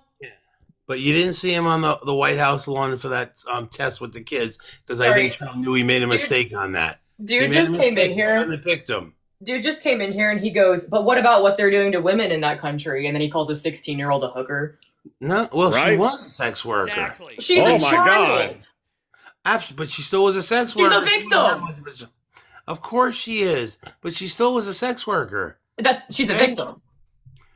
Well, I mean, she's not a worker of anything. She's a victim. She was a sex worker. She was doing this for money, not just to Lawrence Taylor, to a lot of people, obviously. It doesn't matter if she was doing it for money. She's still a victim. Yeah. Did he get arrested and service, and now he's paying the punishment, right? Did Donald Trump go through 34 felonies and he's paying his punishment, right? What are you talking about? No. His company was found guilty of corruption fraud. He has to pay, well, not $400 million anymore. Now he's got to pay like $30 million. Oh my God. That's the two different cases. God, Raymond. I know. I'm talking the Isn't Trump also trying to appeal? Was a document case. The other case where he had to pay $450 million, business fraud case, that was dropped down to like $30 million because they thought it was excessive. Which we knew it was excessive. She was trying to cripple the man, take his money away so he couldn't run in an election. Fraud case, dumbass. Yes, there was against a Trump organization. That wasn't dummy. the one. That wasn't the one. Yes, that's the $500 resulted million. in $400 million. Yes, that is the one. What's the one with the rolled in $400 million? It's the defamation. I think you got it wrong, Nemo. It was his business fraud case. Remember, he valued Mar-a-Lago too little, too there less. There were two separate fraud cases where we were talking about the felonies. You're talking about the 34 civil felonies. He didn't owe money for that. I know right. that. So that's what Nemo was saying, is that there were two separate. That there were two separate. But I'm saying ones. the business fraud one he lost. Remember. And by the way, they haven't determined the final amount yet. Just I so know, you know. but what Letitia they haven't. James No. Hold on. Yes. Time out. You just said that they knocked it down to like $30 million or something like that. Wrong. They haven't determined the final amount yet. They just took the original amount out. They just said that they felt that the original amount might be a little bit too much. They haven't. Yeah. That's not what that means. Well, I do remember when she won that trial thing, she was going to lock his doors because she was trying to see. This was all to stop him from running, and he wouldn't have money for his campaign. This was a coordinated event. No, it this wasn't. Was to shut no, the it Trump. wasn't. Oh, of course no, it was. Wasn't. Hey, Raymond. Yes, it Raymond. was. Now, what you're going to do is you're going to repeat the false claim that you've made, and that I've debunked specifically with you multiple times, that she was somehow supported by Reid Hoffman personally to file the lawsuit. I've already stop it. So if she wasn't supported by anyone else, and this was independent of the fucking election because it happened after the election, how is it a concerted effort to stop him from running? Campaigned on getting Trump on for anything. That's what she campaigned. I am asking you, in the defamation case, how that tracks in any logical sense. What tracks? To take his money away? How it was a concerted effort. Well, maybe she just thought of it on her own. But if you have a judgment against you, she didn't think of it on her own. Well, yeah. He literally caused the suit to happen. She couldn't have filed the suit if Donald Trump wasn't such a fucking moron. Yeah, they found a little something, they ran with it, but it didn't do him any good because people thought it was weaponization. So she lost. He won the presidency. That's it. She won $83 million. I think she did okay. Oh, yeah. Well, it was initially $500 million, which would have crippled the Trump No, organization. it wasn't. Those are two separate cases. No, it's not. Yes, it is. You're talking about the business fraud case with Judge Engoron. That's the $500 million case. Holy shit, dude. This is the fucking civil case. This is a different case. This is the sexual assault case, the defamation case. Yeah. I wasn't talking that one. I wasn't even talking about that one. I was talking about the other one got lowered, the $500 million one. This one is on pause, by the way. E.G. and Carroll is on pause right now. That $83 million E.G. and Carroll is not on pause. That case is no. That case is fucking done. The only thing that is wrong. I'm going to tell you, the only thing that's happening right now is an incredible breach of fucking justice in this country. The Trump administration is trying to get the DOJ to intervene in a civil case and try to get the Supreme Court to look at it on appeal, which is literally something that has never happened before in this entire fucking country's history. Well, it might now. Cool. So you think that the president of the United States, who was found liable and had every single appeal struck down by every single judge who heard it, should have his own DOJ interfere and try to get the Supreme Court to hear a case that every single appeals court judge has already said no to, which would mean in any regular circumstance, the Supreme Court would never hear it? I thought it was just lower the money. I think he's always going to be guilty of it for that. It's just to lower the money, I believe. That's what they're trying to do. Because isn't $83 million seem like a lot? The money that he owes her. He owes her $83 million is a lot. He's never going to be found not liable because here's the I thing. understand that. When you go to the Supreme Court, you can't introduce new evidence or information. They can only deal with what they've already seen. That means if every single appeals court judge has already said, no, this is an open and shut case and you owe the fucking money, what's the Supreme Court going to do? I'm with you. He's made enough money in the last 6 months in his own, right? He can just pay the 83 out of the billions he's making anyway. I mean, so Raymond, I agree with you. You know what pisses me off? The fact that you said 83 million was a lot. Like he didn't assault her. No, I just thought it was a lot of money. Yeah, it's a lot of money. She should be able to get her money. Like even that January 6th fund that he wants to do stupidly. Wait, were you just bragging about Donald Trump making billions of dollars? Well, I mean, this is what you guys say. He's made so much money over the last year, right? So, fucking Donald, if you're making billions because you're building hotels and you're opening drone companies and your hotels are doing great, then just pay the 83 and be done with it. Okay, that's what I'm saying. Okay, so you're bragging about the fact that Donald Trump has made billions of dollars. Yeah, Nemo, I'm bragging because guess what? I don't know what other administrations do, right? But I know, remember, I hate to say this, but the Biden part of his whole family, his brothers, his sister, his sister-in-law, brother-in-law. So what were they into? Yeah, well, I want to know what they were into. But Biden. If you're going to accuse the Trumps of doing everything bad, they didn't pardon anybody yet. Do you think that it's bad that Donald Trump makes billions of dollars while being president of the United States? Well, let me ask you a question. Should his sons not to have a business anymore? Do they shut? No. Can his kids still run the business? No, you can't answer that one first? No, I think he's got to be president. He doesn't get in the day of his stuff. He doesn't know what's going on. Why is it that Donald Trump seems to make a fuck ton of stock trades?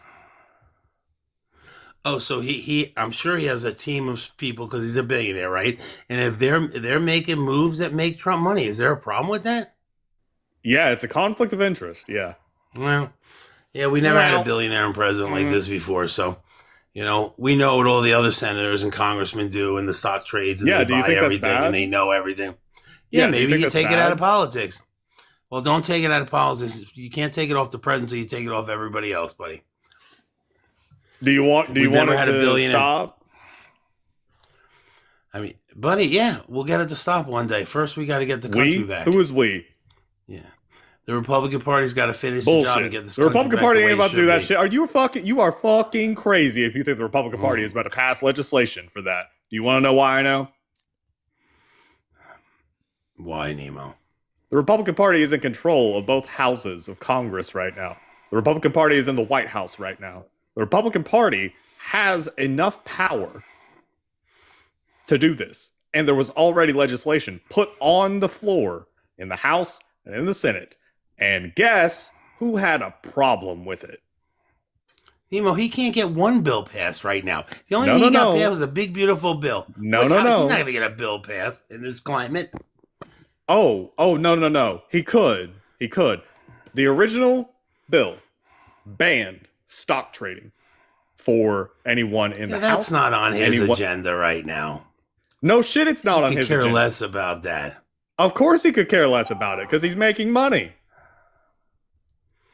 They all make money, Nemo. We sure as fuck don't. You can't just come in and say now Trump's enough. He's making money when I don't know the Why previous not? guy. He campaigned. Raymond. I need you to think through what the fuck you just said. You can't. He campaigned on what? You can't say that now that we have Trump in office, you can't make money. Can't do that. Even though Donald Trump ran on being a billionaire who could not be bought.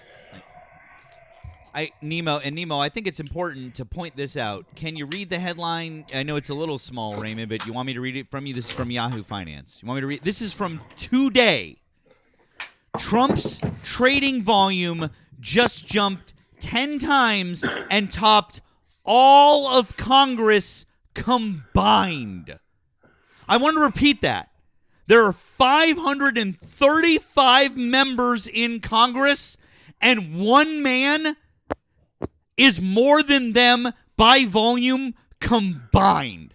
So yes, actually, in fact, he is a bigger problem than every single member of Congress, literally.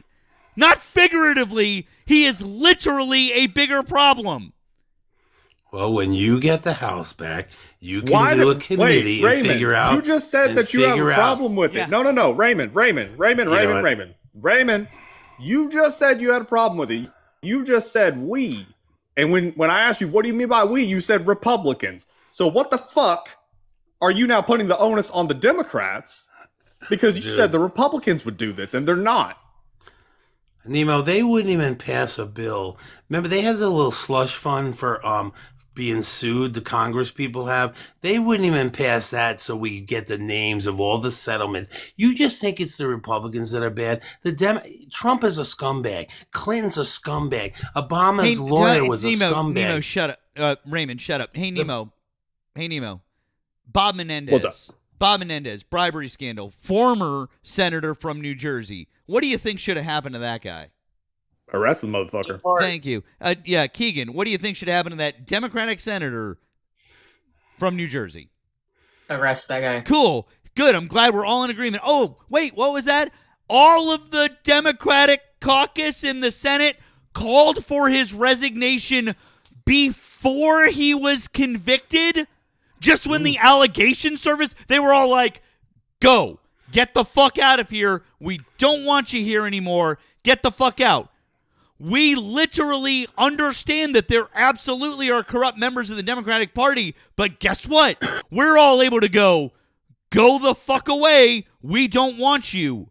Whereas you guys are like, oh, George Santos, you stole hundreds of thousands of dollars from your constituents. We're going to keep you around for a little while. And even after we get you out of the House, Donald Trump is going to fucking pardon you so that not only do you get out of jail, but you don't have to pay back the hundreds of thousands of dollars you stole from your Republican victims, from your own people. You stole the money, but Donald Trump is like, I don't fucking care about that crime. This is literally where your party is at. We are all able to look at Democrats and go, yep, bad. We understand. Go away. You guys are like, well, when you get the House back, you guys had better do something about that. Well, the problem is, there's articles that he does not run the day-to-day of his business, and all his money is run by what the fuck are you talking about? No, it's not. Yeah, you don't know that he's making the trades. Then himself. Why didn't he divest himself from the company? What company? He should have done what every single other president in the history of the United States has done, which is fully divest himself. Because quite frankly, knowing what we know about Donald Trump as a businessman, his companies would probably have done better without him.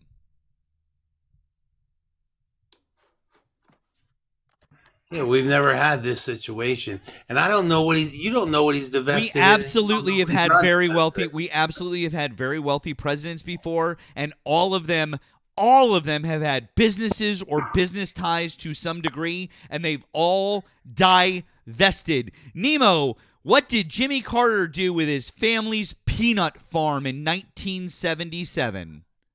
Divested. They made him give it up. They were like, this is a vehicle for corruption. Jimmy Carter he's a part of Big Peanut. He's gonna use it to, I don't know, teach people the metric system. It was fucking stupid. Generational farm.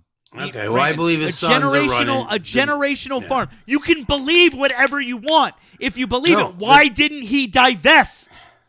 I know the Trump boys are running Trump International. If his sons are running it, all he would have to do is divest himself from the company. Then it's clear that it's his fucking kids. He's not involved.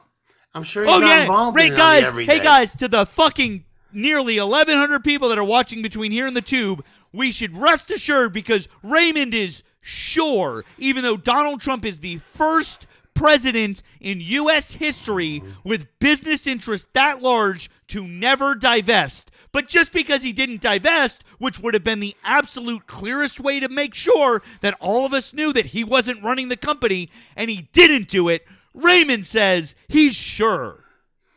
Well, I don't know. He's been president one term now, like 2 years in the second term. I don't know who's supposed to make sure he divests and everything, but I guess what he's doing is legal because no one's said a word. So I don't know what to tell you. Maybe win an election and you won't be able to cry that Trump won. Fucking get out there like who's that guy in Philadelphia? He's doing a great job on the ground. I'm so fucking confused. What do you mean? We're not maybe win even an crying election? that Trump won, dude. Also, what do you mean? Maybe win an election? Well, this is what I never understand. How come you guys don't hold the Democratic Party responsible? We do. We literally showed you multiple examples spanning talking about decades of us holding Democrats to account. No, I'm more talking about how you don't hold them responsible for what the debacle that you guys got yourself into with Biden, that he couldn't even talk at the debate, to Kamala coming in, so this late thing where she didn't even really get elected to it. It was... Dude, why are you talking about the 2024 election? Jesus fucking Christ. You gotta blame the fucking Democrats a little demented old fool. We literally have just sat up here and we're like, here are all of these examples where we are willing to criticize the Democratic Party. And you're like, why don't you guys do this and do that? You know why, Raymond? It's because you have no cogent arguments left. You suck so fucking hard at this. Shut the fuck up, you demented old fucking codger. Shut the fuck up. And by the way, you and I both know that your daughter fucking hates you. Right? You know that, right? Your daughter, the liberal one, she fucking hates you deep down inside. And she is barely holding it together because she has some shred of familial, I don't know, like she's like, I kind of like, I have to do this. She's like, I get responsibility here. That's probably all that it fucking is, dude, because your views are fucking abhorrent. You are sitting up here defending rape. You are sitting up here defending all of this shit, okay? And just fucking talking it away. Your fucking daughter hates you. And I have a daughter, and I hope to fucking God that I never, ever in my entire fucking life end up in a position where I espouse positions that would make my daughter hate me in the way that I am sure your daughter fucking hates you. W's Tammy, by the way, for the kick. W's Tammy for the kick. Do you want to talk about Biden not being able to talk when we have this shit? Space capsule, the combat infantryman badge for our nation as a sovereign country. A lot of work has been done, a lot of renovation. If you look at some of it, defensive missions and missiles, your devotion, prowess, then you will gain momentum. Heroin alone, if you look at the heroin epidemic, the federal government is conducting an aggressive investigation and to delegitimize. As bad as it is, it meant something by an anomalous, really. My favorite one is when he tries to pronounce acetaminophen. Acetaminophen or Yosemite. That's always a winner. Sorry, Keith, what were you saying, friend? Sorry. What? Oh, I'm sorry. I thought you were saying something. I didn't mean to. No, that's what I was going to say, because he came out, he was like, well, what about you guys not being able to admit when Biden can't talk? I was like, what?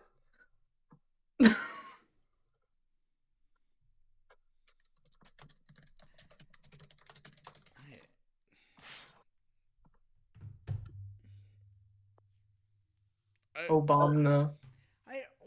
How often, I swear to God, I feel like, does anybody who listens to us for any amount of time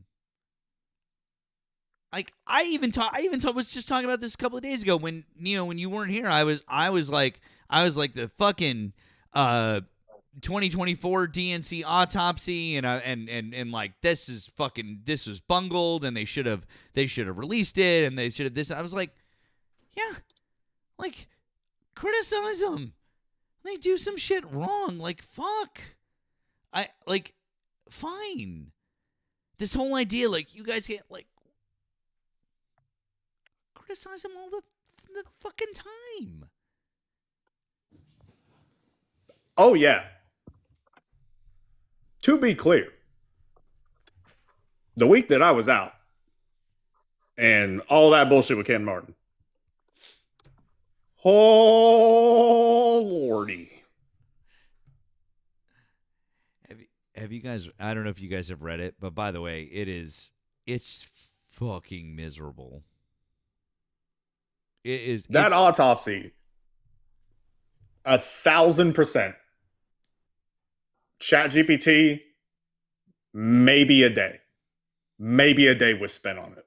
It was like crunch. So like 12 hours, oh fuck, crunch time, and a whole lot of ChatGPT. Guaranteed.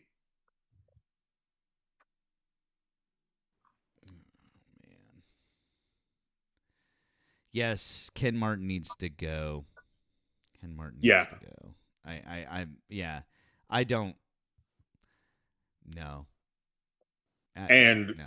I mean, Jon Favreau, again, there's 900 people in here. If you are like a political junkie, then you know about Ken Martin and that situation. Jon Favreau deserves a goddamn medal. Like I don't know if he would earn like a Pulitzer. I don't know if he would qualify for that particular prize, but he deserves something. Somebody get him like a fucking Starbucks card or something. Because damn, that interview, if you think that the conversation we just had with Raymond was circular, and it was just like, just Groundhog Day with English. Imagine that Raymond was a Midwestern dude and was not an alcoholic. And was like smart. That was Ken Martin. I think it's like over 20 minutes. Jon Favreau, he's a host on Pod Save America, former Obama staffer, dude's really smart.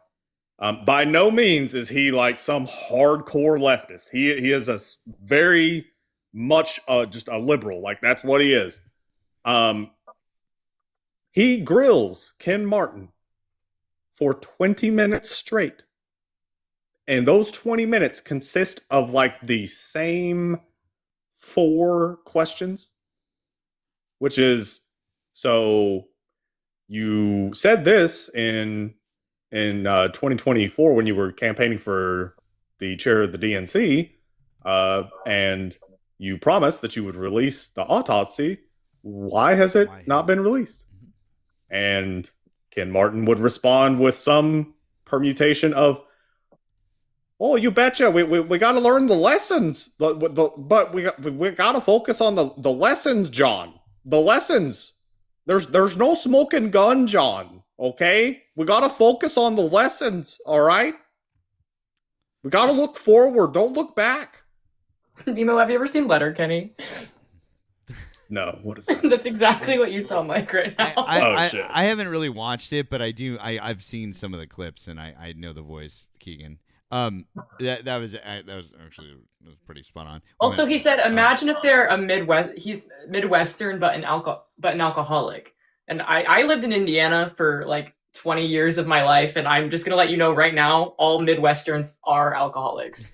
So it's kind of like baked into the culture. I mean, that's like fair. They can either go to the dive bar and drink, or they can go outside and look at the cornfield. Like, there's really not much they can do. And stand around a bonfire and drink while they I will say one fact about Indiana that blew my mind I thought there's no way. There's no way. Notre Dame is in Indiana. Yeah. South Bend. I've been there. You never seen I thought Touchdown Jesus? I thought because Notre Dame is like one of those prestigious, like haughty-toddy. I don't know if it's actually an Ivy League, but it's up there with them, right? Like it is one of those, my parents are rich and this is a fancy ass school type schools. It's Notre Dame. I thought that it was in like Michigan or Michigan. Like there was no way that it was in Indiana. Keegan, it's okay. Don't take it personally. But I mean, real quick. Don't take that personally. Real quick, I do need. I missed this earlier. I need to say thank you real quick. Thank you to Louise. It just says thank you for all you do, friend. Thank you for the blue app. That was really kind, friend. That was way earlier. I missed that because that notification didn't pop up. Thank you, friend. Thank you. Also over on the tube, couple of thank yous to say. On the tube, thank you to a number of them. Wow, you guys. Thank you to Soul of a Beer Can, who said Zio got DNA mogged. Damn. I think Keegan might have started something here. Melvin took him to the blood quantum universe. I'm Trent maxing. Melvin says, thank you for the $5 super chat. It says, am I wrong for feeling enraged? Those kids could have been my kids that were here. Yeah, Melvin, I know. I feel the same way. Melvin, also thank you for the $5 super chat saying, yes, Keegan, he did call a child that word. I don't know what's worse, the disgusting acts by DJT or the defense / justification by people like Raymond. Thank you again, Melvin. Melvin, one of our favorite supporters. Please don't forget, guys, go check out Melvin's shop, which is in the link tree in my bio. Please go check it out. Melvin's got a lot of great materials, a lot of great merch and different things like that. He's also started a whole new Free Palestine thing. Go check it out. It's really, really great stuff. Thank you to Wesley Pillow for the $5 super chat. It says, this guy speaks without comprehending his own words. Also asked Raymond to get the mic out of his mouth. It's hard to hear Nemo over Ray's breathing.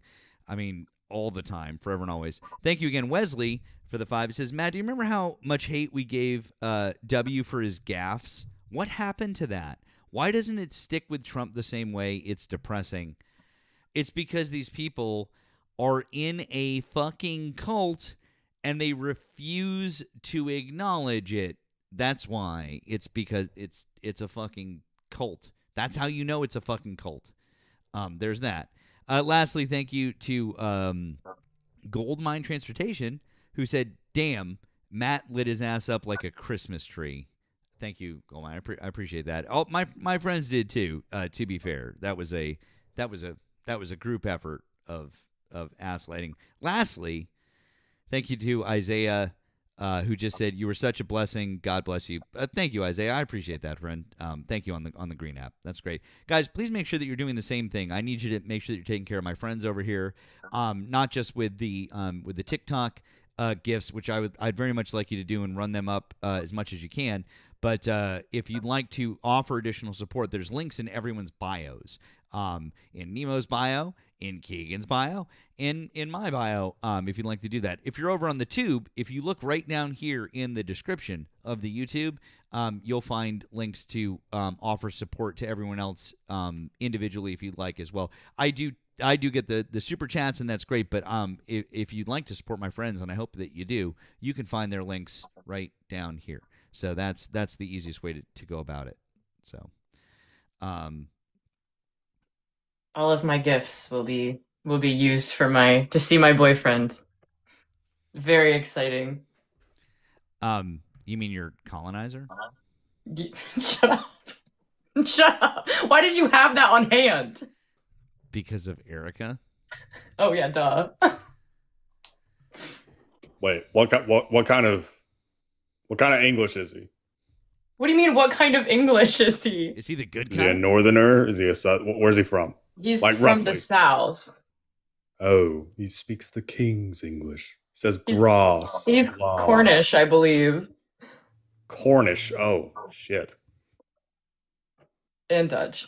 I think that. But that doesn't count. I think Cornish. Don't they have like some kind of like broke ass Essex sounding accent? No. It's almost Well, like maybe. Michael. It's like He Michael doesn't. Caine. It's a little bit like Michael Caine. They talk a little bit like this. Well, this is now turning more into a Somerset accent. Maybe Birmingham. No. Birmingham. I used to be good with all the different ones. Do a Scouse accent. Oh fuck. Duh.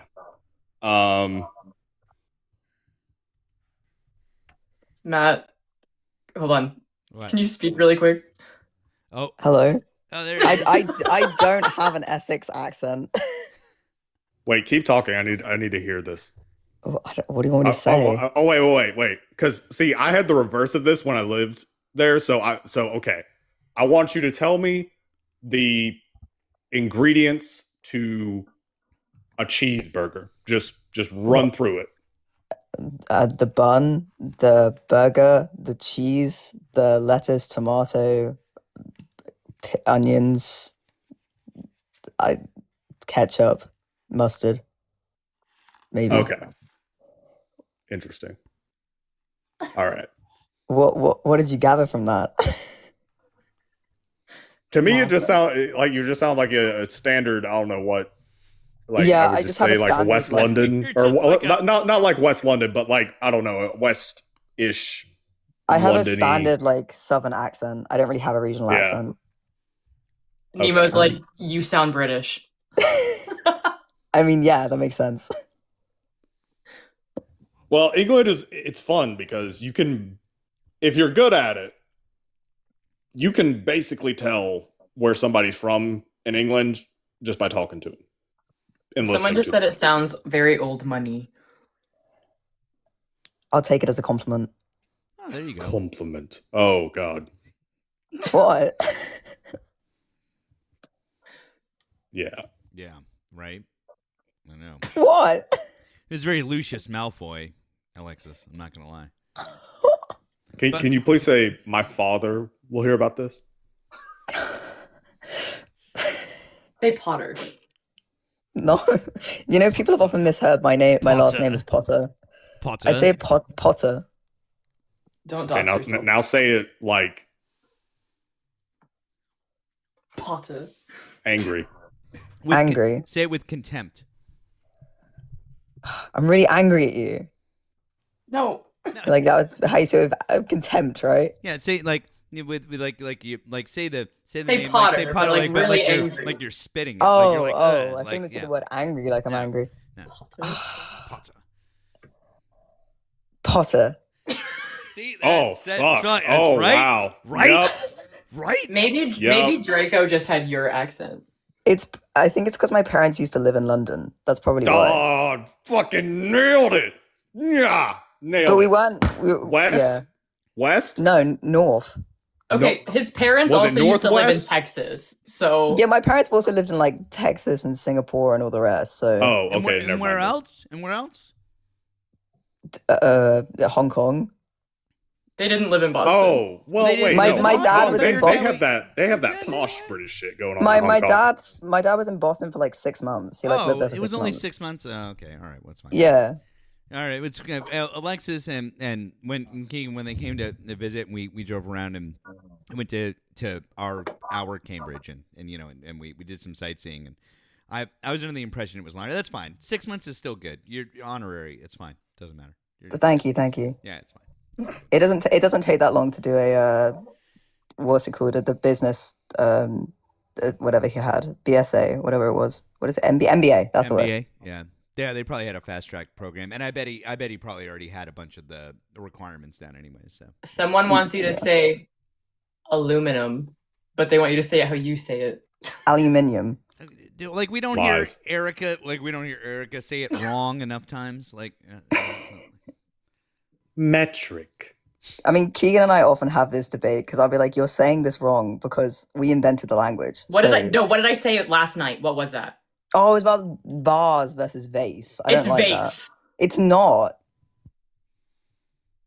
It's not. Did I not literally say, oh, they're a Southerner, therefore, Gross, Gloss, Voss. Like, yeah, that's what they say. They do that shit. I don't think Northerners say vase either, though. Nemo, I still haven't heard your Scouse accent yet. I don't think I can do. I was trying to remember what Scousers sound like. I mean, wait, isn't Beckham? Isn't he Scouse? You think of like Paul McCartney and people like that, just like mimic them. Oh. When you think of Paul McCartney, I just kind of this Joe sound right here. Then Yoko's screaming somewhere in the background. I'm sorry, that was John Lennon. Never mind. Close enough. I mean, to be fair, you guys did kind of, like steal the basis for the language from us. So, I mean, kind of. Oh, okay. Well, how far you want to go back? I mean, that's pretty fair. Even you guys have. I've been to the British Museum. You guys literally have a Phoenician sarcophagus with the alphabet on it, and it even says it's like this 24-letter alphabet is the basis for our 26-letter alphabet. Yeah. Everything I learned. Like half of Egypt in the museum. Like it's there. It's just there. I'm not. The only reason the pyramids aren't there is because they were too big. I mean, Key and I went to the Met, and they did have like a whole. It was like how would you describe it? It was like a. I don't know. Well, the bit we went inside, like the burial kind of site from Egypt. Yeah. They had moved like the entire thing to the Met. Yeah, it was like really weird. We were in like an entire tomb. It was like 4 rooms. That's nice. That's weird. So Matt, I was just thinking whenever you talk about the Phoenicians, it reminds me of what I learned at Epcot at Disney World, and that was to thank the Phoenicians. Yeah, I learned that from a very young age. That was the defining moment in my life when I was like, I know I'm my dad. When I took my daughter to Disney World when she was like 5, and it was just the two of us. And I always got that from my dad growing up. I've told people this many times, and just like talking highly about the Phoenicians, and like we taught the world to trade and sail, and we did this and that, and the alpha, and like all of the things, from a very place of great pride. And I just remember as a kid being like, all right, yeah, okay, the Phoenicians, okay, yeah, I got it. And I swear to God, I'm at Epcot, I'm on fucking Spaceship Earth, and you're like there, and Helen Mirren is like, and this thing, and she's like, and you should thank the Phoenicians, and I was like, and I swear to God, I turned to Lucy, and I was like, see? I was like, that's us. I was like, that's us. That is my favorite. Like, 20 minutes of air conditioning. Yeah. Ever. And then I was also like, and then immediately afterwards, I was like, oh my God, like I'm my dad. Like fuck. Like yeah, but that's fine. It's fine. Like that's the worst that happens. I'm like, all right, whatever. But anyways, hey, Trump supporters, if you voted for Donald Trump, we'd like to have a conversation with you. Hop on up, and let's have a chat. Please come on up and let's talk. You can request that up. Between the two, we've got well over 1,000 people here. If you're over on the tube or on Twitch, you can just call in and we can have a conversation, and then that would work. Either way. So, and yes. And it's our friend. Hello, everybody. Friend. Hi. What's up, friend? I just wanted to know, Matt, what age were you when you turned into the dad from My Big Fat Greek Wedding? Well, let's see. That was 38. Thank you very much. See, okay, for me it was around 35 where I was like, listen, I'll tell you how every number, it comes from the Middle East. Listen to me. Listen to what I am saying. Everything you have. Look at this architecture. It's called arabesque. Look at this. It's called this. Every single time. I mean, it's all. Oh, you have this word? It's because of Arabic. You're welcome. Yalla. It's little yeah, cheat code is if "al" is in the word, 99% chance came from Arabic. Absolutely. If there's a at any point, it's Arabic. You feel like you have a little bit of mucus, Arabic. You're welcome. Have you Everybody seen, here? this is this always cracks me up. I don't know if you guys have seen this, but since we have one here, look at this.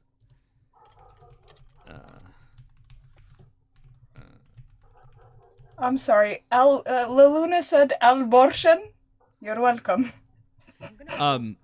This is this cracks me up, and this is Arabs naming their restaurants. Geeky, I bet I think I sent this to you, but for everyone else who hasn't, an Arab restaurant, but I don't know what to call it. What about tabbouleh? No, what about taste of insert Arab country? Oh, I like that. No, but what about shawarma express? So they know that you sell shawarma and quickly. Oh, I like that. Wait. What about zaytun? Because Arabs love olives. No. Facts. Really big for a restaurant named Zaytun. Name it. Listen. Okay, I'm listening. Insert Arab country. Grill. Because you're grilling food. Oh my god, ya Allah. Habibi, how are you so creative? How did you even think of that? I'm gonna open up an Arab restaurant. It's just Either that or it's Ala-Adin. There's a place near me, Eden Garden. so fucking spot on. That's just so fucking spot on. But It's exactly spot on. But just wanted to come up here and ask that question because we are very much like them. It's facts. All right, friend. Thank you. I'm gonna bring you back down. We're gonna try to see if we You can get some guys. more ops. Yalla. But thank you. Yalla, baby. Yalla. All right, let's go. Yalla it literally directly translates to "let's go." So just for those of you who are wondering, that's what it means. And Habibi is a very, very versatile word that can mean like a plethora of different things.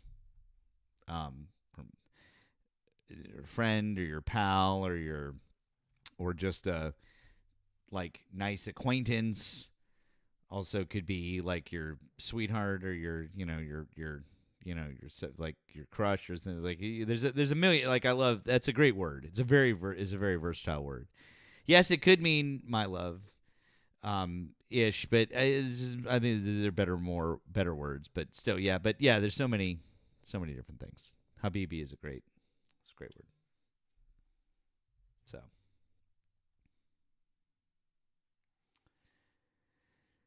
oh man,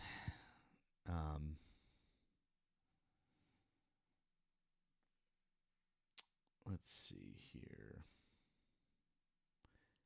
All right, well, it's been slow. They're all at their cookouts.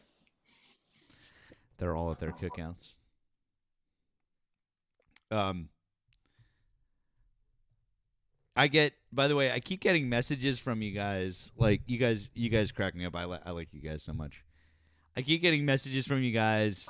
That guy with the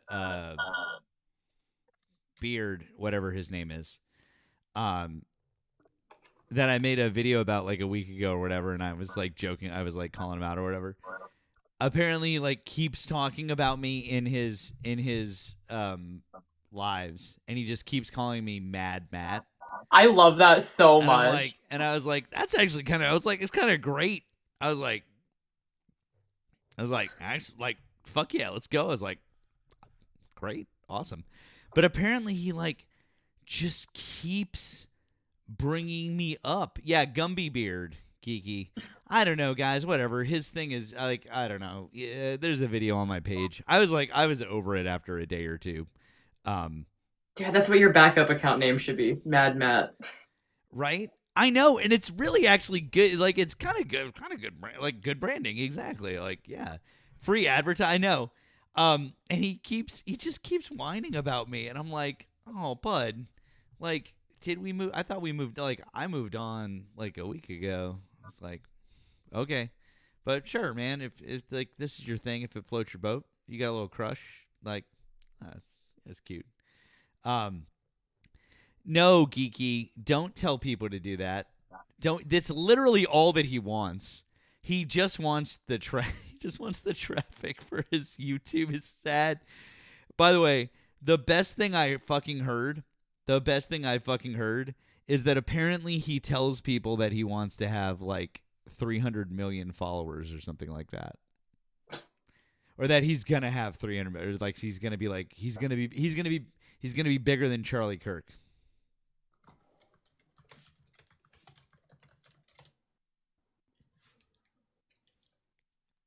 I'm gonna not say what I was gonna say.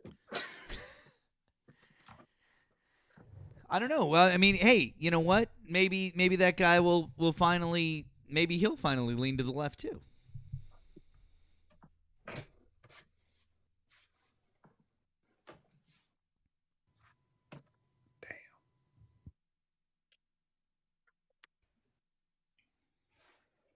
Politically,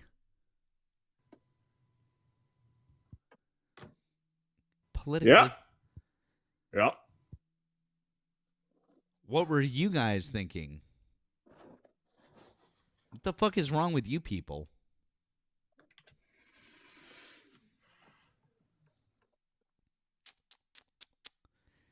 Shame on you if you thought something different.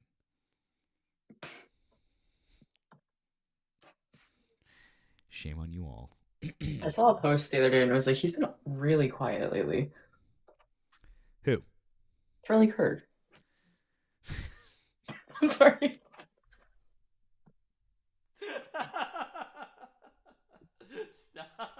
Shame maxing? Damn. Oh no. Stop it. Like, he really hasn't spoken on like this whole war thing. Bro, and it's like kind of weird. Stop it. Oh man.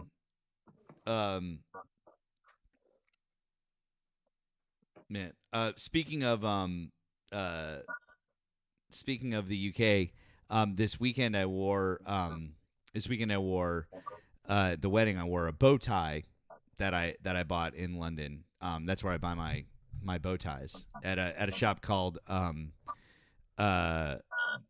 Moutards. So it's great shop. They're French. They're actually French, but they have a shop in London, and I shop there. So yeah, I'm going to London Pride on the 4th of July, and I think that's really funny. But London Pride, it's a month too late. Well, also yes, Paige. That's why it's kind of funny because it's Colonel Mustard, right? Isn't that funny? I know. A lot of places do their Pride in September. Oh, interesting. Oh, okay. I didn't know that. But also, you're a traitor to the country. I know. It's fine. You're literally giving quarter to like the enemy. The enemy's giving quarter to you. You're fucking the fuck. You fucking commie. Can you define communism? Communism is communism. Communism is, like what the liberals do, and socialism and that kind of stuff. Marxist. Woke. It's when they want full control. Complete control. Control mogging. Control mogging. It's when you government max and then you frame mog everyone with the government. Like and then everyone starves. Like Big Balls there. That's lit. Like I imagine like that guy Big Balls from the Elon Musk team. Like I literally imagine Nemo that's how he talks. That's pretty much that's like 100%. Right? Okay. Neely said Mark's maxing.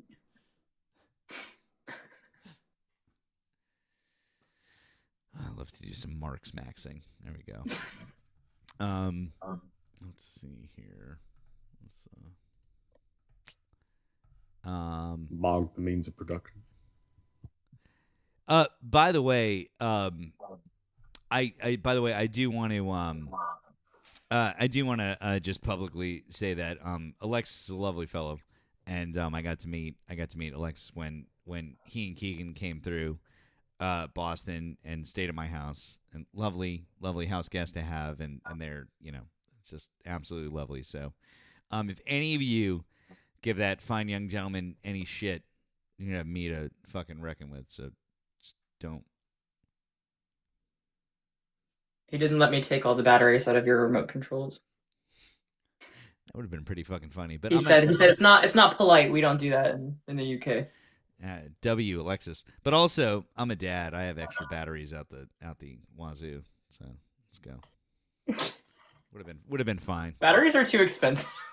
I don't know. Right now I'm like I'm glad I got those.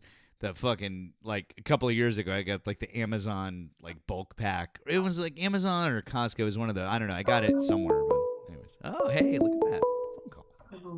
Oh. Hi, thanks for calling the stream. Did you vote for Donald Trump? No, I did not. But I had a question. Sure. What's up? So yeah, this is Nolan from the panel. But I just had one quick question. I won't like waste any of your time or anything. But so I was reading out that Trump was going to Walter Reed Hospital tomorrow. I just think it's kind of strange because it said he went like 6 months ago, and I just think the public deserves to know like what's going on, because like for the last 4 years, they say, oh, there's something wrong with Joe Biden. Oh, there's something wrong with Joe Biden. I just wanted to get your perspective on that, but I haven't seen that. I have not seen that. He's had some dental visits recently. Yeah, it says he's scheduled that's to go the tomorrow. cover. Yeah, it says he's scheduled to go tomorrow. So, and I just read an article, Trump to get an annual exam months after Walter Reed Hospital. Top doctor sounds alarm over serious health concern for Trump at age 79. Yeah, because I'm seeing on NPR that they're calling it another annual checkup, which obviously that would be weird. I didn't know that because at least like the dental cover would make a little bit more sense. At least that you could say, oh yeah, no, actually, never mind. It does say dental evaluations as well. See there, that's a nice little okay. In there. So this is interesting. The White House just doesn't seem to want to acknowledge any physical ailment, but older people develop medical issues, and the president is almost 80 years old. Leading cardiologist Jonathan Reiner told the Washington Post, "There just seems to be a lack of candor from the White House." I mean, obviously we know that. Reiner is professor of medicine and director of the cardiac catheterization laboratory at the GW University Hospital. Said he was concerned that Trump's legs were becoming noticeably swollen. In an uncharacteristically candid admission in July, the White House said that Trump, who turns 80 next month, had chronic venous insufficiency, mild age-related condition that causes veins to struggle to return blood to the heart. Yada, yada, yada. The Post reports that Reiner said he found it significant that his April 2025 medical report made no mention of the condition. It raises questions about whether it was present at the time, and if so, whether Trump's physicians omitted it from the report or missed it altogether. He said that if the condition developed after the April report, then it could signify a condition called acute edema, which usually warrants an in-depth evaluation to make sure you don't have conditions like congestive heart failure. There was also no mention of the condition during his medical report from October, the Post reported. So, yeah, anyways, that's what we're seeing. I appreciate that information, Matt. I just think, there's been a lot going on with him posting, these, AI pictures, these AI videos. Like, I just think there's mentally something wrong inside. This is, I've never seen something like this. So I think there's something going on that we don't know about. Yeah, I would totally agree. I just, So I just think we deserve to know like what's going on, and so yeah. So, but yeah, I appreciate you taking my question. But thank you, I appreciate it. Absolutely. Hope you have a good night, friend. Yeah, you too. Apparently, he recently bragged about doing the Montreal Cognitive Assessment again for like the third time and acing it, according to him. Again, are you fucking kidding me? Let's see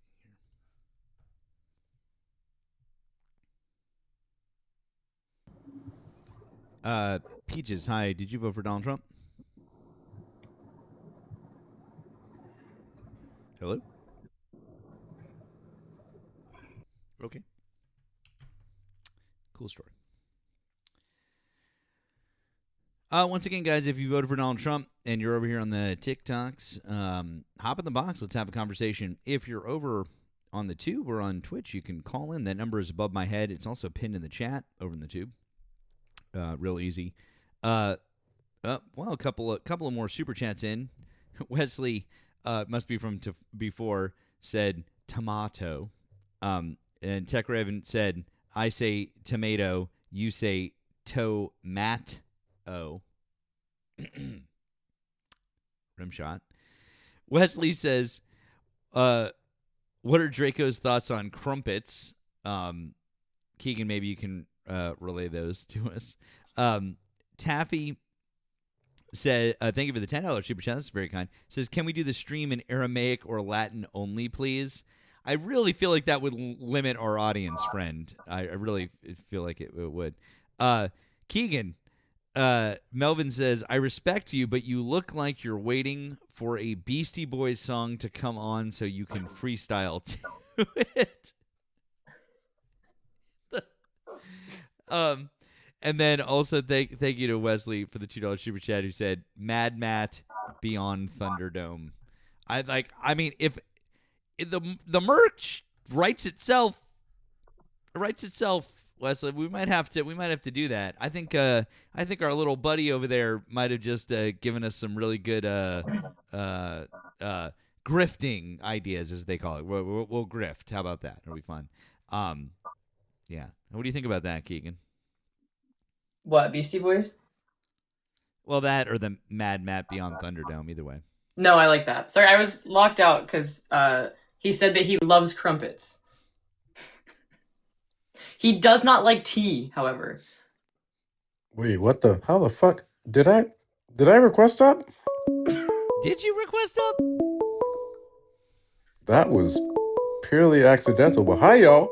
Hi, Hector. Hold on, I gotta answer the phone. Thanks for calling the stream. Did you vote for Donald Trump? Hey, good evening. I did. Okay. How old are you and what state did you vote in? 29, and I voted in Arizona. Okay. Why do you still support Donald Trump as of May 2026? Well, I actually don't, but probably from different angles. I don't think he delivered on mass deportations. That was a primary driver.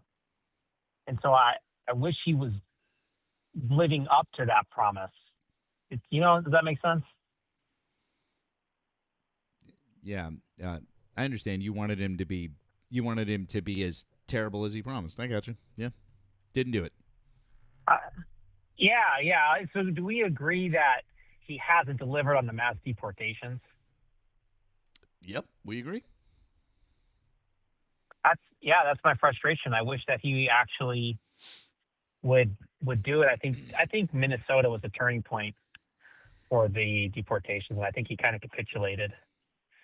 So, yeah, well, I mean, it was really less of a capitulation and more of just the complete, I don't know, like it kind of like blew the cover open that they're just a bunch of complete inept fucking white supremacist idiots. And so like that really kind of backfired on them. They're just not smart people. And when like you're racist and not smart, it just doesn't work really well. So yeah, I would say next time, don't vote for the not smart racists. Do you think I should vote for the smart racist? I think you should have voted for the woman who is literally one of the most qualified people we've ever had run for president of the United States.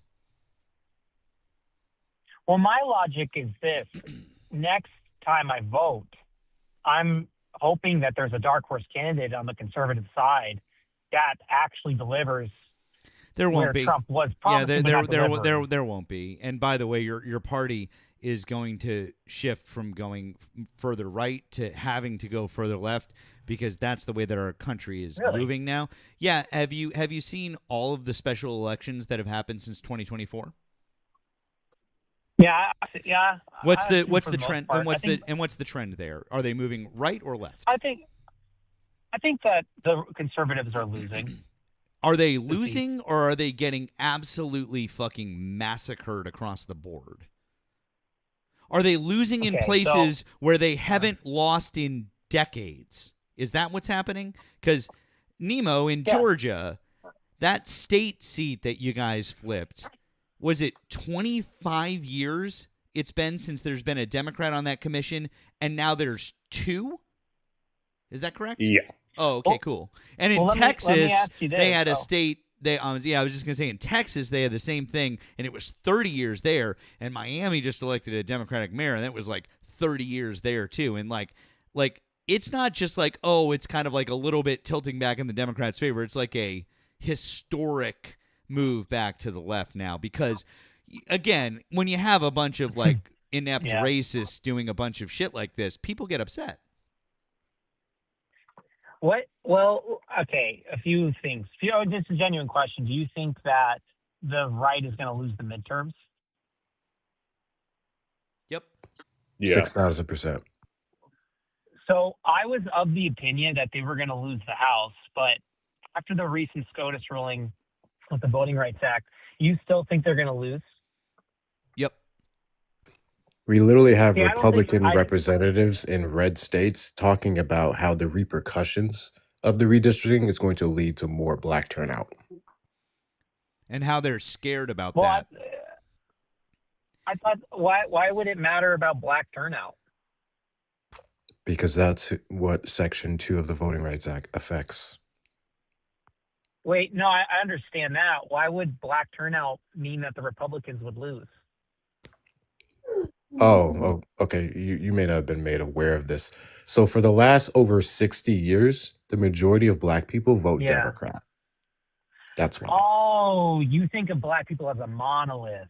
Oh. No, I'm looking at our voting patterns for the last 60-something years. Hi, I'm a black person. I know how we vote. Hi, I'm a white person. I know how you vote. Really, how did 92% of black women vote in the 2024 election? Democrat. Okay, cool. So basically, black women are a monolith, huh?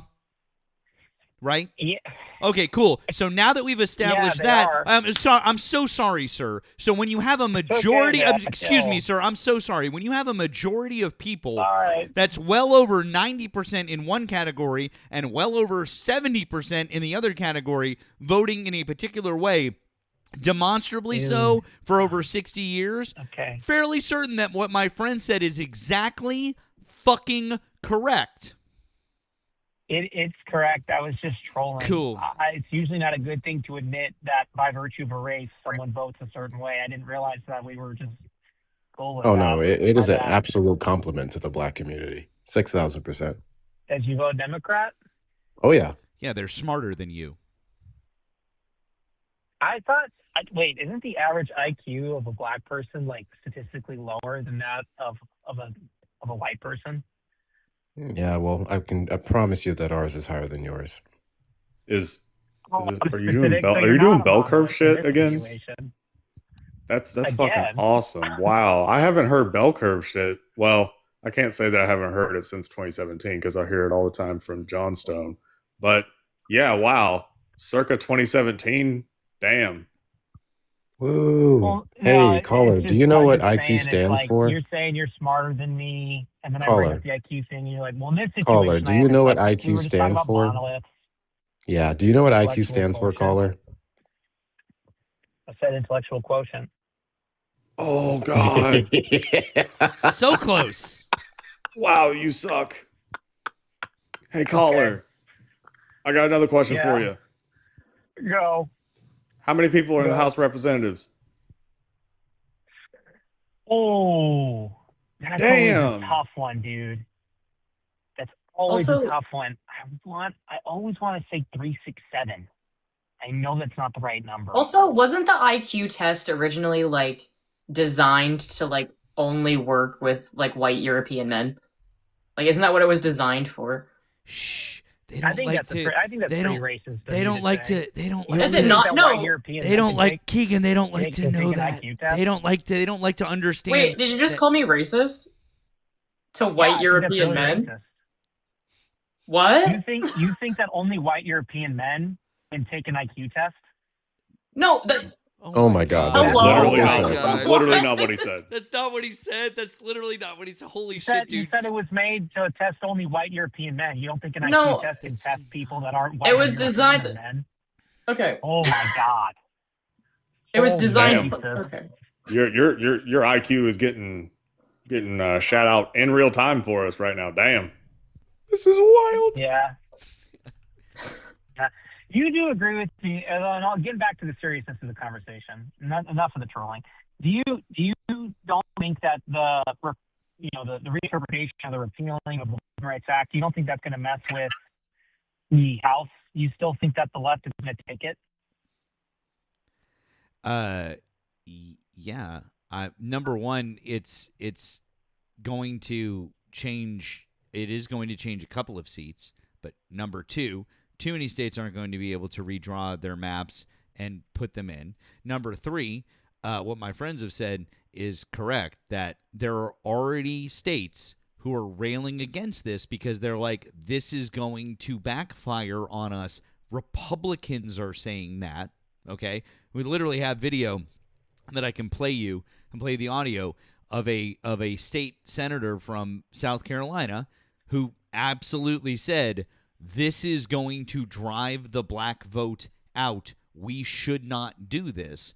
And so the blue wave is already coming, and it's just going to be, what is the extent of the win in the House?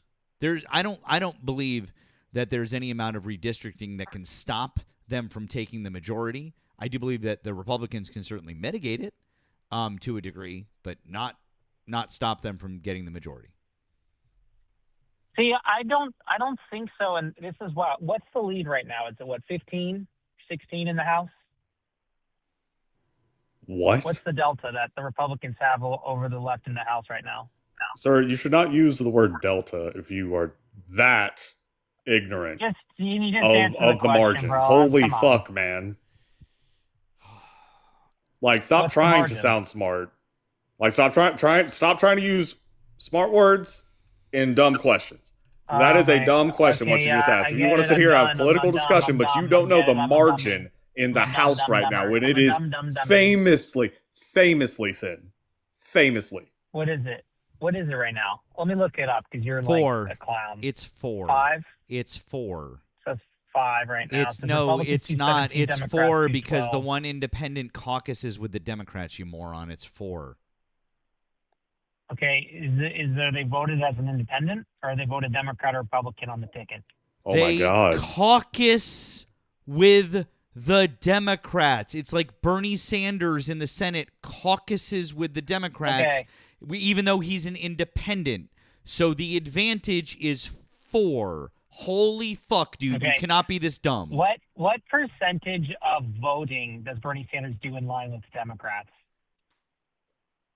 What percentage? What percent? Oh my God! I'm gonna go with 90. A lot. 90 plus. Majority. It's got to be 90 plus. I mean, I don't know. 90 plus. I would agree with you. So the fact that he's an independent is kind of a distinction without a difference. Dude, why are you even arguing this point? Like, this is not a point to argue. It's an independent. If they caucus with the Democrats, they're counted in that way. They're counted as there's this many seats versus this many seats. If they caucus with the Democrats, they get to count towards the majority or the minority, or whichever side. Yeah, so it's 5 then, right? Because you said it was 4 and now it's 5. No, and they're caucusing with the left. It's 4. It's 217 does to the fifth person 212 caucus with? plus the 1. That makes it 217 to 213. It's 4 seats. Okay, man, calm down. Dude, I don't know how many times I have to What fucking is- explain basic fucking math to you. I guess one more time, buddy. It's all Okay, good, so there's dude. 217 Republicans and there's 212 Democrats and there's 1 independent. If an independent caucuses with one of the parties, they count towards that party. That makes it 217 to 213. Oh, that's how that works. You didn't say caucus. I literally said caucus multiple times. Did you want me to Yeah, just sorry, say you cock did say- so you could imagine it in your mouth like Donald Trump's? Shit. Nothing wrong with that, right? Or did you want me to say cuck like what you do in the chair in the corner with your wife and the black man that she fucks? Are you one of So Lindsey I'm Graham's ladybugs? Wait. So, is something wrong with getting cucked? No, did I say there was something wrong with it? I was just asking if it would be easier if I said the word like that so you could understand it.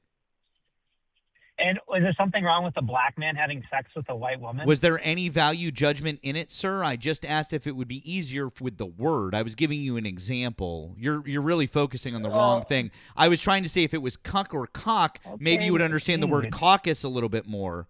No? Yes? I'm I just think trying to help you out there, I Chief. think the average person listening would imply you're using it as an insult through common parlance, right? I'm pretty sure that You're the using that, average person you call me would dumb. deduce that you are doing what's called woke scolding. Indeed, you are. Woke scold? Are you woke scolding? No, you are, dipshit. Are you woke scolding me? I'm woke scolding. Okay, that's Yeah, it's okay. No. Type it into Chat GPT. I'm not going to explain it to you. I'm not going to explain it to you. Your balls haven't dropped. You're not a real man. Like, calm the fuck down. Dipshit is derogatory, but getting cucked isn't. That doesn't make any Dipshit is derogatory. Yes, I did. I was being derogatory. I was absolutely insulting you by calling you a dipshit. Yes. So what's wrong with getting cucked? Nothing. What is this conversation? Okay, then why are you using it as an Are we insult? exploring are we exploring your preferences, dude? Like I thought we were having a political I conversation. didn't bring this up. Sir, I'm so Y'all sorry. You I'm- literally did though. Sir, I'm so sorry. I'll try to explain it in simpler terms. 'Cause you just seem to be having a real hard time all the way around in this conversation. I was just talking about the word cucked in the way that it related to the word caucus, and I was just giving an example. I'm so sorry that you took it in a negative in way, but I never gave it the negative implication. Now, did I? I think the way. Well, it doesn't really matter what you think, anyways. Moving on, because no one really gives a fuck about this. So now, do you understand caucuses? I know. I'm just trying to help you out so that you don't have to think about how your wife fucks other men and you sit in the chair and watch. Oh, there's not. What was? And we agree. There's nothing wrong with that. I'm not thinking about it. I didn't say that, sir. I appreciate I it. You are never admitting said- to it though. You're Why does he admitting. keep bringing up that nothing's wrong with it? Exactly. I think we touched a nerve. Because you're talking about Maxine. an insulting way, and that could be a My sexual guy, preference. my guy. The more you stay on this, the more we're gonna think that that's how you get down. And there's nothing wrong with that. I promise you. Okay. Our side of the aisle does not mind when you get your gooch licked and everything else. All I'm saying is move on from the topic. I would Is this the actually black love to guy go back to talking? mass deportation. Yeah, that's me. I would actually really love to get back to mass deportation. Can you tell me exactly how mass deportation has impacted your life in a positive way? It hasn't, because it hasn't been happening. Okay, can you tell me how the alleged 2 million deportations that's taken place since Donald Trump took the Oval Office on January 20th, 2025 has positively impacted your life? You don't actually believe it's 2 million, do you? I mean, I know that he has no numbers to substantiate the 1.6 million that's self-deported, which is exactly why I said allegedly. The point is, we know for a fact at least 400,000 have been deported. How has that positively impacted your life? That DHS data is so cooked. Yeah, anyway, how is that shit is how has that positively impacted your life? Also, you openly It saying that hasn't Donald Trump because lied there to you and you hasn't don't been believe any. it isn't the flex you think it is.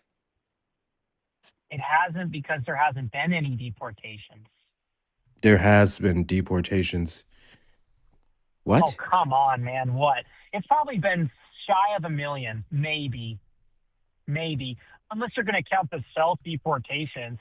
You're not like fucking other dumb Republicans, are you? You don't actually believe that, do you? Self-deportation is a self-deportation.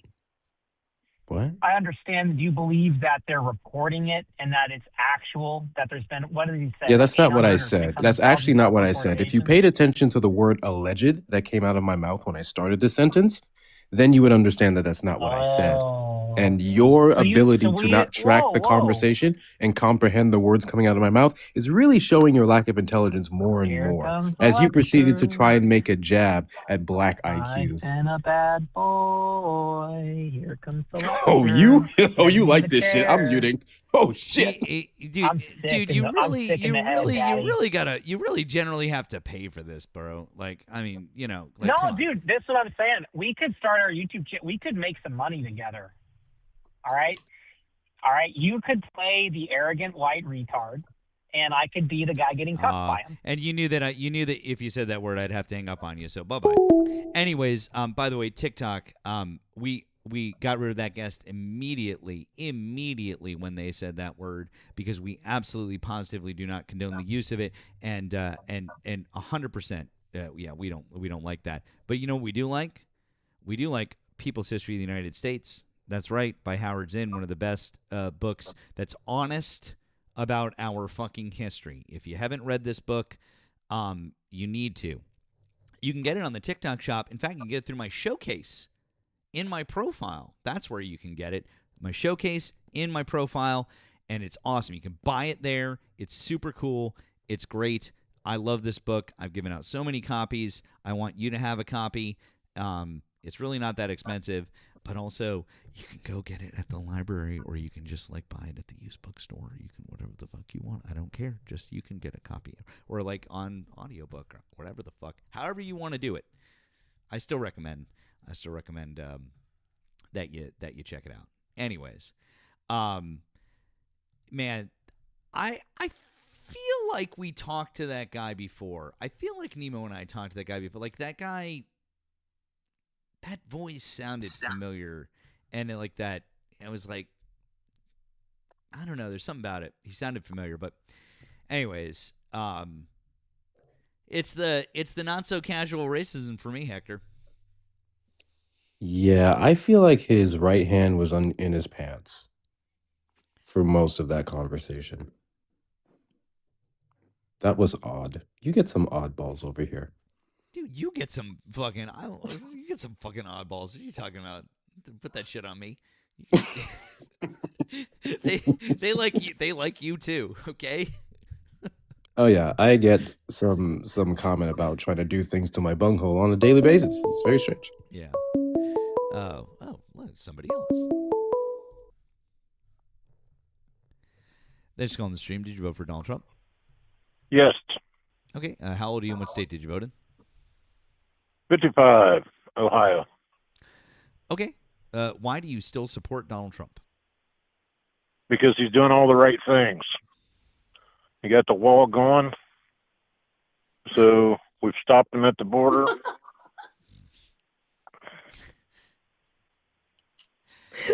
Caller, question for you. Who built more border wall, Joe Biden or Donald Trump in their 4 years comparatively? Well, it wasn't Biden. He didn't. Would you like to place a friendly wager on that, sir? No, I'm not going to. Oh, really? Why is that? Is it because you know that I'm right and Joe Biden absolutely built more wall than Donald Trump did, because Donald Trump only built 50 miles of border wall in 4 years because he's one of the most feckless, ineffectual presidents we've ever had in the entire history of the country? Actually, he's the best president we've had in the last 40 years. And you damn people cool are so story, ate bro. up. I know it's weird how I gave you a fact and I backed up like what I had to say with like data and information, and you're just like, well, it's awful funny. No, he's good. I like him. He's the best. No, it's awful. Well, you won't let me finish. You're wrong. Let he's me finish. good. My dad said he's Let good. me finish. My dad could beat up your dad. I swear to God, man. No, what? Yeah, You don't like those facts? Can you give me some facts that would actually support that Donald Trump is a good president? Go.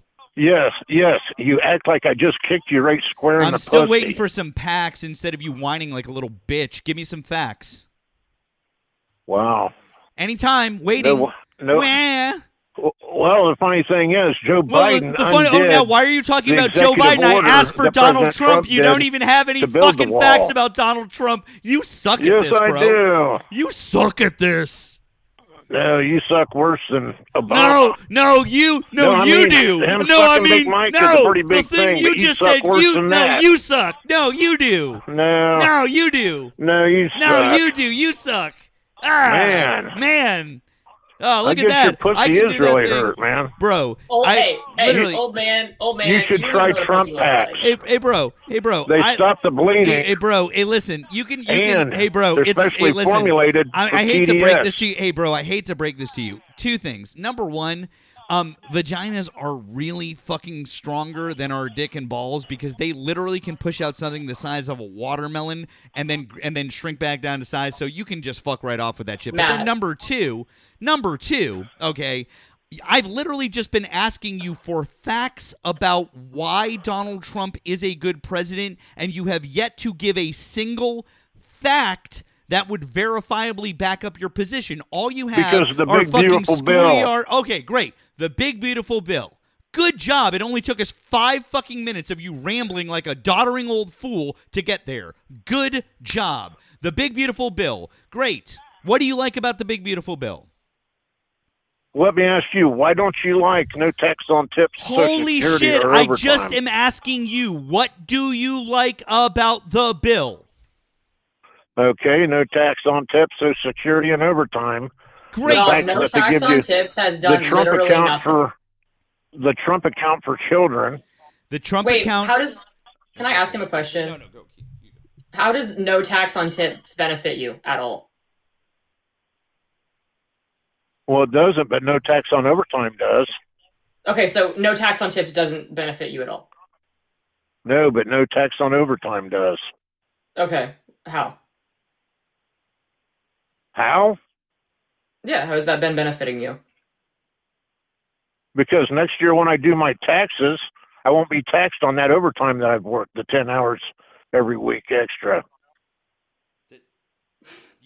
You do realize that there's a cap on the amount, right? There's no way that $20,000. Yes, that's exactly right. Yeah, so the only amount is, and by the way, do you know who authored originally the no tax on overtime and the no tax on tip bill? Would you like to know whose idea that was? Yeah, George Bush. Wrong. It was Bernie Sanders. No, it wasn't. It was George Yes, it was Bush. Bernie Sanders. You fucking No, moron. George Bush came Awesome, before really Bernie Sanders. cool. did. When did George W. Bush author a bill proposing no tax on tips and no tax on overtime? I'll wait. Oh, what? You can't find it? That's because it never happened. Bernie Sanders actually authored a bill to do this. So you're saying it's a good thing then? I'm saying it doesn't matter. That's why you don't want President Trump to have credit for it. Bro, That's funny. you're literally That's picking. fucking Bro, hilarious, you're man. literally. You just did the bait and switch on yourself, dumbass. It's not a bait and switch. I Dude, literally. what the Hey, hell? bud. Hey, apparently bud. Bernie didn't make it happen. Hold on. Hey, but bud. President Trump Can I? did. Yeah. Okay. Oh my God. Yeah. Big You can't win. be that Yeah. fucking Big. retarded. Yeah. Big. Okay. Holy shit. Hey, big win. That's funny. Hey, big. I know you. I know you just slurred because you're gonna get kicked. And by the way, we do love the TikTok stop, and we knew that you were gonna slur. And TikTok, I've removed that guess as soon as we heard that word because we love the TikTok shop, and we know that that word isn't allowed, and I've removed them. But just so you know, caller, the whole point of what I said, and I cannot believe how unbelievably stupid you are. Like, this is really, really rough for you. The no tax on tips and no tax on overtime, I'm pointing out to you, was a liberal idea that Donald Trump stole and put into the Misabu Jabu. Donald Trump stole it and put it into the bill, and it was a thing that you guys, the Republicans, were against until Donald Trump said he wanted to do it. I'm not against no tax on tips. I never said that I was, but it has a very minimal impact on our economy. The same thing with no tax on overtime. The same thing with no tax on Social Security. Those are very infinitesimal parts of the bill. What is far more concerning, you fucking moron, are the cuts in healthcare, the cuts in benefits across the board, the massive tax cuts that go just to the top 3% of our country and don't come to us. So you can talk all you want about no tax on tips, but you just admitted that you're not getting any advantage from it. I'm not getting any advantage from it. Most of us aren't getting an advantage from it. And no tax on overtime, great. You're 10 hours a week, but then up until you hit $20,000, and then you're done being able to deduct. So it's not that big of a deal. Great. We all want more deductions on our taxes. No one's saying that's a bad thing. Really, I guess that's fine. But it's not that impactful. You literally picked the two things that just don't fucking matter. We're trying to point out to you that there are 100 things in the big beautiful bill that matter far more and are very much higher on the consequence scale. But no tax on tips. But no tax on tips, you know. Keegan, what's the amount that it goes up to? It only goes up to like $12,500 if you're single. It's like, it's not even all that much. Also, like, no tax on tips, like, really doesn't affect any server because half of the servers don't even claim any of their tips, Yeah. Also, somebody pointed out to me on Discord, Cory Booker, he had already proposed the kids' savings account thing, and Donald Trump's thing is only for kids born during this time period. Like, that's it. Like, my kid can't get a savings account. What the fuck do I care? Like, if your kid was born before the fucking thing, like, you don't get a savings account. And if your kid is born after it's done, then they don't either. It's not something that's, like, done in perpetuity for all kids born. It's not like, it's fucking dumb. Everyone doesn't get it. Yeah. Yeah. If people want to check the Cory Booker thing, type in baby bonds, I believe is what it was referred to whenever Cory Booker had suggested it way back when. Also,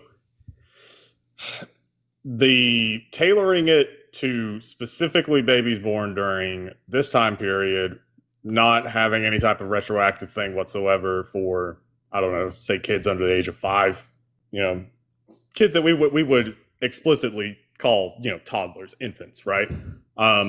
Those not getting any benefit whatsoever, and tailoring it specifically to, oh, hey, you popped out a kid during this time period, now you're eligible for it. It reeks of another administration from another time, where the people were paid to have babies.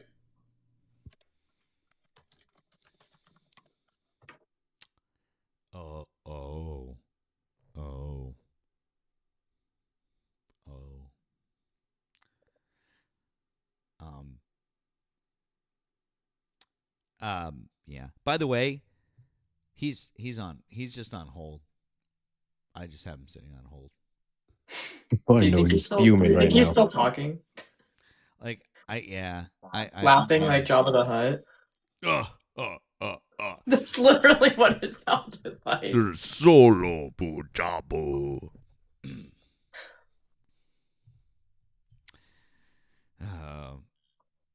Yeah. I'm gonna make an edit of that. I'm gonna go back and like take a clip from your stream, and I'm just gonna put that the thing on Jabba's face. For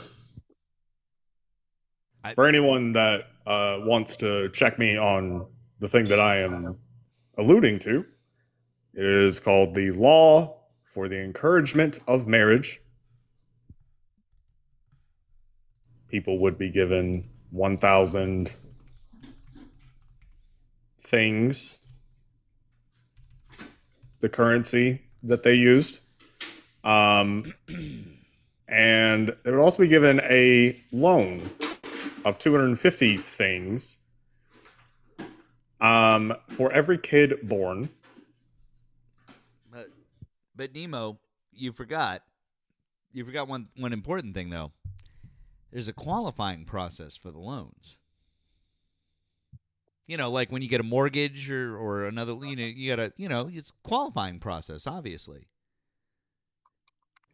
Yeah. Well, the qualifying process for that was you had to prove that you were of pure Aryan blood. Whew. Mm-hmm. But then you get the loan. I mean, that's good. And I mean, and hey, spoiler, didn't have to pay it back. Yeah. Also, one interesting thing about that whole thing, there were tiers to it. So if you had 4 to 5 kids, you would get the bronze Mother's Cross. If you got 6 to 7 kids, you get the silver. Gold was 8 or more. Also, when you got married, you would be given a copy of a book, signed copy.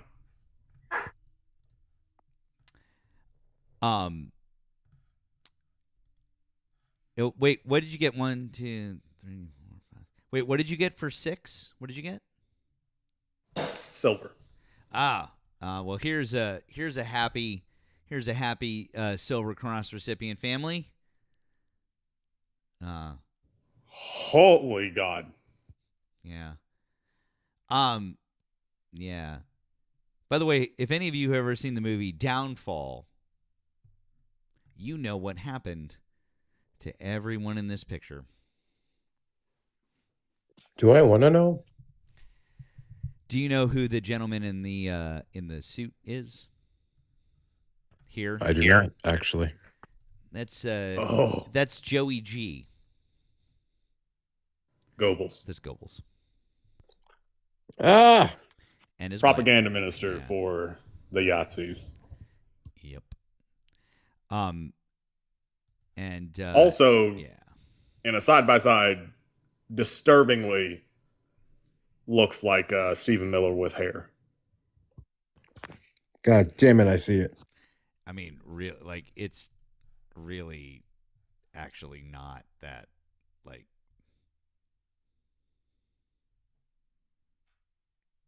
it's a little weird.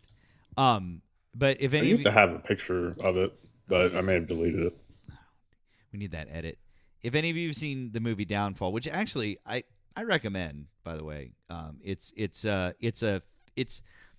like a historical fiction, but it's based on real events and the actual diary of one of his personal secretaries who was living in the bunker at the time, and it's a really interesting movie. I do strongly recommend. I do strongly recommend you guys checking it out. But yeah, the Mr. and Mrs. G were there, and then when it was evident that things were done. Right around the time that the Mustache Man and Ava did their thing, Mr. and Mrs. G laced drinks with cyanide and gave them to their kids, and then they popped each other and that was it. So, yeah, monsters, because she could have just left with the fucking children. Oh, God damn it, Keegan. Oh, my God, Keegan. Let's see. All right, I'm bringing you up. There it is. Holy shit. It's the dead eyes for me, man. It is the dead eyes for me. If I had a face like that, I'd probably be an authoritarian bigot, too. God damn it. Nicely done, Keegan. Nicely done. Yeah. On that note, you know what you should tell the chat to do, Matt? Please. I think you should tell the chat to tap the screen until the likes get up to like 300,000. I think you should tell them that tapping is clapping and tapping is thanks, and they should be thankful. I think you should tell the chat that they should share out the live with their friends and family. Also repost and add to their story. That would be a pretty cool thing to do. I also think you should tell the chat to follow you, because if they're not following you, that means they don't appreciate this content. If you don't appreciate this content, you just fucking suck. And then you should tell the chat to send their daily heart me's. Super important you do that at least once a week and only costs 1 coin. Trump's economy is not that bad. Not yet. Then I think you should tell them to gift the fuck out of the people on the panel, except for myself, because I'm about to run. You should give Keegan and Nemo and Matt's backup and stuff, because the backup is the account that you use when TikTok fucks with this one. And then you should tell the chat to knock out the popcorn buckets, because there's only like 2 more. And we can totally do that. And then knock out the next gift, because why wouldn't you do that either? Crazy. And then you should tell the chat to check out the links in the bio, because the links in the bio are the best ways to support this platform that you see here consistently at least 5 nights a week, which means following everything that he's on, like YouTube, that he's dual streaming to right now. I think you should do that. And then, I don't know what the fuck else you got in your link tree. Do all the other things in the link tree. You should do all of that. And then these 2 up here also have link trees. Well, yeah. Because, yeah. And then you should tell Taffy and thank him for the $10 Venmo he just sent me. You should thank him for that. And then you should say Kamala would never. Kamala would never. And live from New York, it's Saturday night. Oh, no, wait, we're not. That's not what's happening. W's for Hector. I couldn't remember all of that, even if I tried. The one thing I will add to that, because that was damn near perfection, is that Nemo's Discord. There's a link to that in both his link tree and in my link tree. We would love it if you joined up on the Discord. Please join up on the Discord, and hang. I'm also in Ari's Discord. You should join up there too. I have a link to Ari's Discord as well, guys. If you voted for Donald Trump, we'd like to have a conversation with you. It would be great if you could hop in the box if you're over here on the Tiki Talks, or you can give a ring if you're over on the tube. We do still have the bigot is still on hold, which is shocking. He really is trying to wait it out. So that's crazy stuff. By the way, Keegan, you're welcome to come back up on your main now if you'd like. So go for it.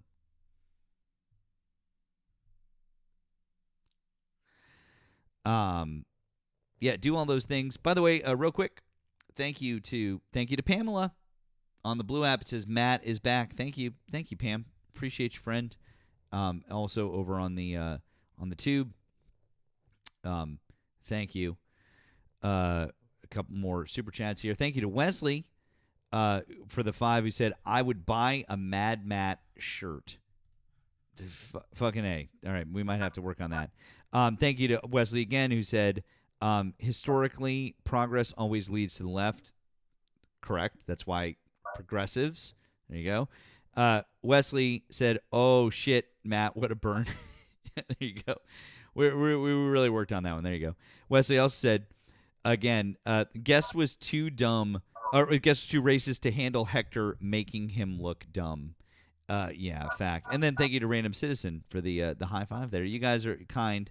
I am concerned though that my friends don't have anything to read out though. Do you guys don't have anything to read out? You guys should have things to read out too. I have a couple. Right. Gringo, this is from earlier. Thank you for the Venmo. He said, I hope you watched the memorial for you. Glad you were halfway back. I did. I watched it. I loved it. And I am back because I told Matt I'm a Marxist Messiah, just risen. So, yeah. Isaiah, thank you for the cash app. Said, glad you're feeling better. Hope all is well. It's getting there. It is getting there. Slow and surely. And Taffy, thank you for the cash app. Said, glad to see you alive. I am alive. The reports of my death were greatly exaggerated.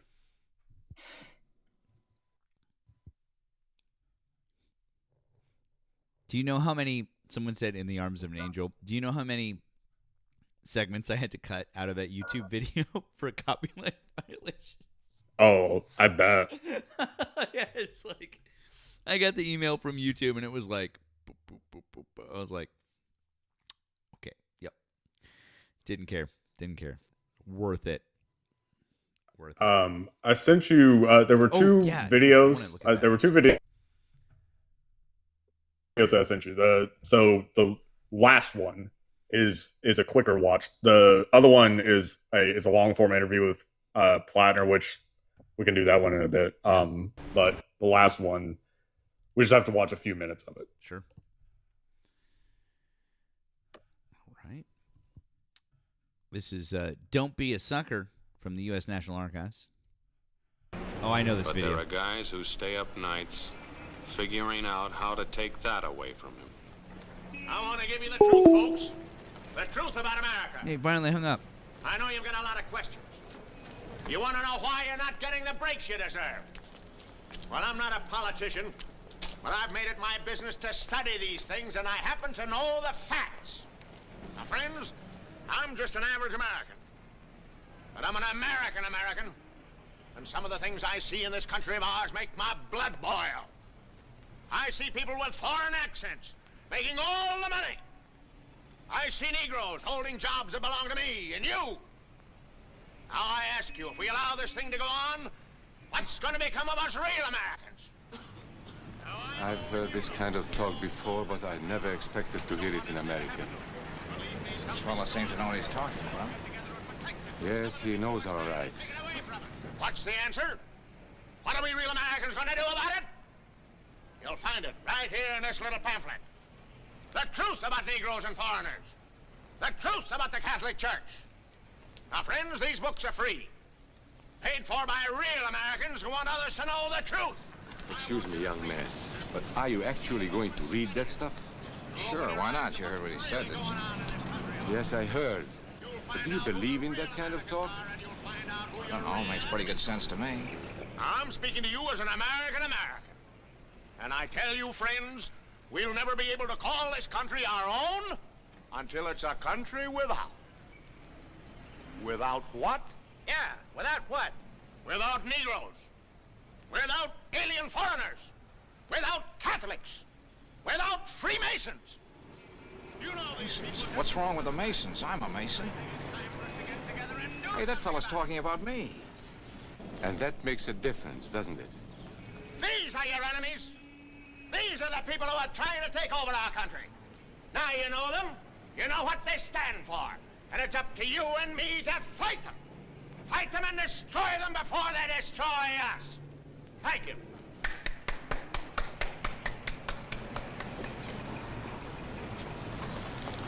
Before he said Masons, you were ready to agree with him. Well, yes, but he was talking about... What about those other people? But in this country, we have no other people. We are American people, all of us. What about you? You aren't American, are you? I was born in Hungary, but now I am an American citizen.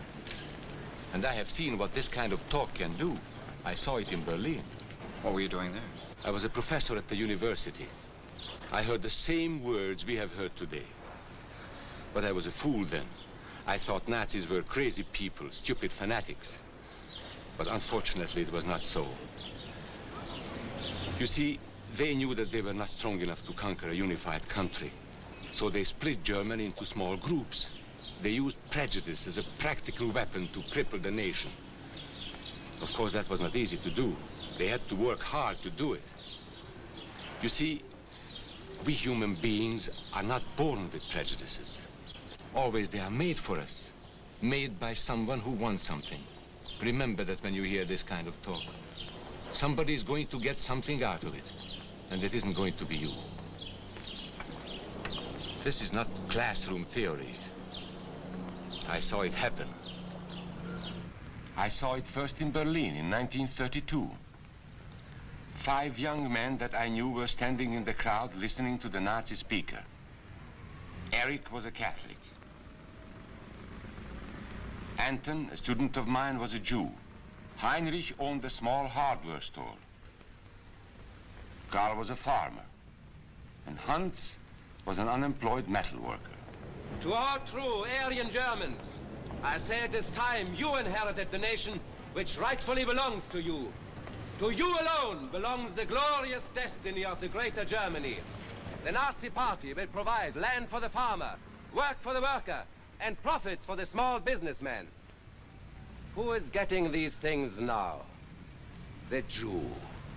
The Jew who has stolen our nation and our birthright. Who makes all the money and takes all our jobs? The Jew! He must be shunned. He must be ostracized. He must be eliminated. And the Catholics. We don't want our great nation run by a foreign church. We Germans will know what to do with these people when the time comes. They and their That's faith David Hasselhoff, must be by the way. destroyed. Then there are the Freemasons. In Germany, we have no place for secret societies. There will be only one society, and that is the Nazi Party. There will be no secrecy about that in the new Greater Germany. One by one, he attacked each minority and he split them off one from the other. These men were all fellow Germans when they came here today. Now they were split into rival groups, suspicious of each other, hating each other. They were being swindled, all of them. But the man who was really being fooled was Hans. He was pure German, according to Nazi standards. To him they promised everything, and he fell for it. You who are true Aryan Germans will share the glorious destiny of our fatherland. You are the pure-blooded, the master race. It is your divine right to rule. I was just kidding about the David Hasselhoff thing. I'm sorry. I thought that was obvious. I'm sorry. All Germany, and someday the entire world. That's how Hans became a Superman. They gave him a uniform and they pumped You up can his move on ego. from that because now it's gonna He get to wasn't like just a little- whoop. Yeah, it's gonna. Yeah, but that is an excellent. It's an like that is just so. If you can't watch that and see the parallels, So to the people who were asking, the name of it is "Don't Be a Sucker," and it's easy to find. So if you go onto the tube and you type "Don't Be a Sucker," destroyed Iraq. Archive film, you'll find it. You type in "Don't Be a Sucker," U.S. propaganda film, you'll find it. If you type in "Don't Be a Sucker," Nazi film, you'll find it. It's going to be the first one. It's about 20 minutes long. Like the part that we just watched is about 3 minutes in. It's great. It's great. It is unapologetically, I guess, like, what would that be? Circa 1950s. Like it was. Yeah, late 40s, early 50s, somewhere in there. Yeah. Like it's unapologetically that. It definitely has vibes of like, old school Twilight Zone acting and all that stuff. But the message is good. I do kind of like, I understand why we've gotten away from writing and acting in that way. But every now and then you just need shit spelled out. And you need it spelled out in like an overacted, super genuine, over like quasi cringy kind of way. Like you really do just kind of need it. It's a great one to watch. It's 20 minutes, not long. Highly recommend. The U.S. National Archives has it. It's all free. Yep. And it's right up on the tube. In fact, if you're in the Discord, we could pop it into the oh yeah, good idea. Yeah, pop it in the sources section. We have someone here.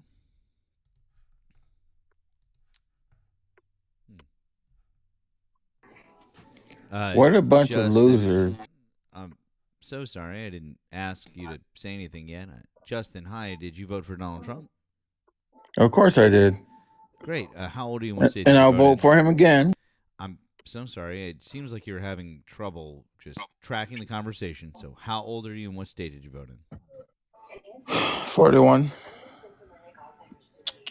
And what state did you vote in? California. Good job. I thought I made that clear. God, it took us so long to get here, which usually takes like 10 seconds. Anyways, why do you still support Donald Trump? Why wouldn't I? I don't know. That's why I'm asking. I voted for him because he's the best. He was one of the better choices in Kamala Walla Ding Dong. Can you turn your television off in the background, please? I could turn it down, but I won't turn it off. You can walk to a different room or you can just leave. Nemo, shut the fuck up. No one's talking to you. He was talking to me. You asshole. sensitive little snowflake. You got feelings. Uh-oh. Shut the fuck up with your big ass nose looking like fucking Bigfoot, nigga. Wait. Oh, wait. Justin, I think you let it slip. I think you let it slip. Keep going. I think you're a little bitch. Wait, can I talk, Justin? No, Keegan, no one's talking to your bitch ass, four-eyed looking motherfucker. So if I take off my glasses, I can talk. The fuck? Oh. Damn, you didn't plan for that one. All right. Someone must have reported him. Guys, please don't report people, please. Don't report people. I don't think that the algo could have gotten him that quickly. Please don't report people. He slurred though, right? Wait, did he? Did he? I thought so. I thought he said the N-word. No, he said motherfucker. Oh, to you? That was one of No. That was fucking funny. Oh. Thank you. Thank you to Sick of Society. Thank you for the $5.75 on the Blue app. It says, look at the scene from the Hepburn movie Keeper of the Flame. Okay. People in the chat are saying he did say the N-word. I was going to say, I swear I heard it. Oh, okay. You guys, I guess we missed it. I legit didn't hear it, but I mean, homeboy didn't know how to properly enunciate words. Well, thank you, TikTok. We're very glad that you caught that because we obviously do not condone the use of that word, and we didn't. We the hosts here, we missed it. So thank you very much for getting that guest and taking care of it because we absolutely positively don't condone that. So thank you, appreciate it. Thank you. Should we watch some of that Plattner interview? Yeah, if you're down. So like it's this is the New York Times. They did a long form interview with Plattner.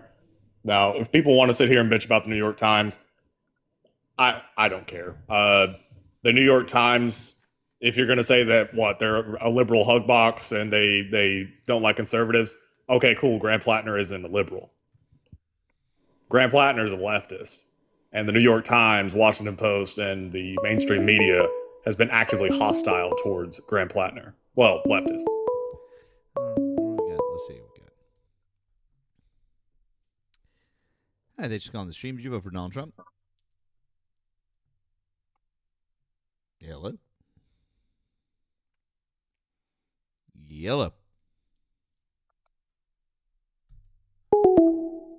Anyways.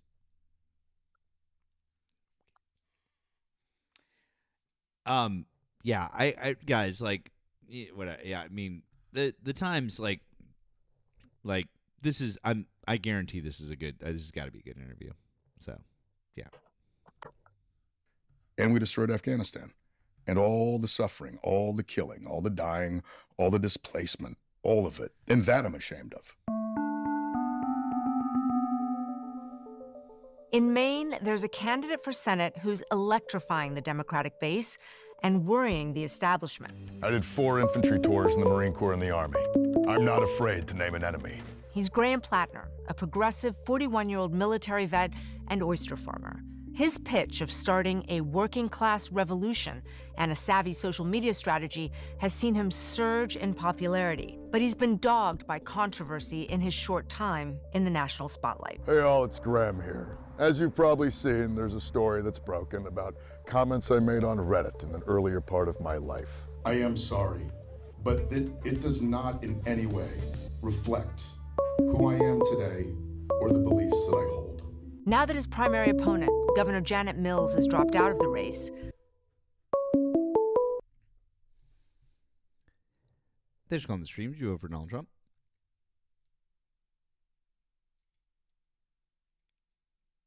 Hello?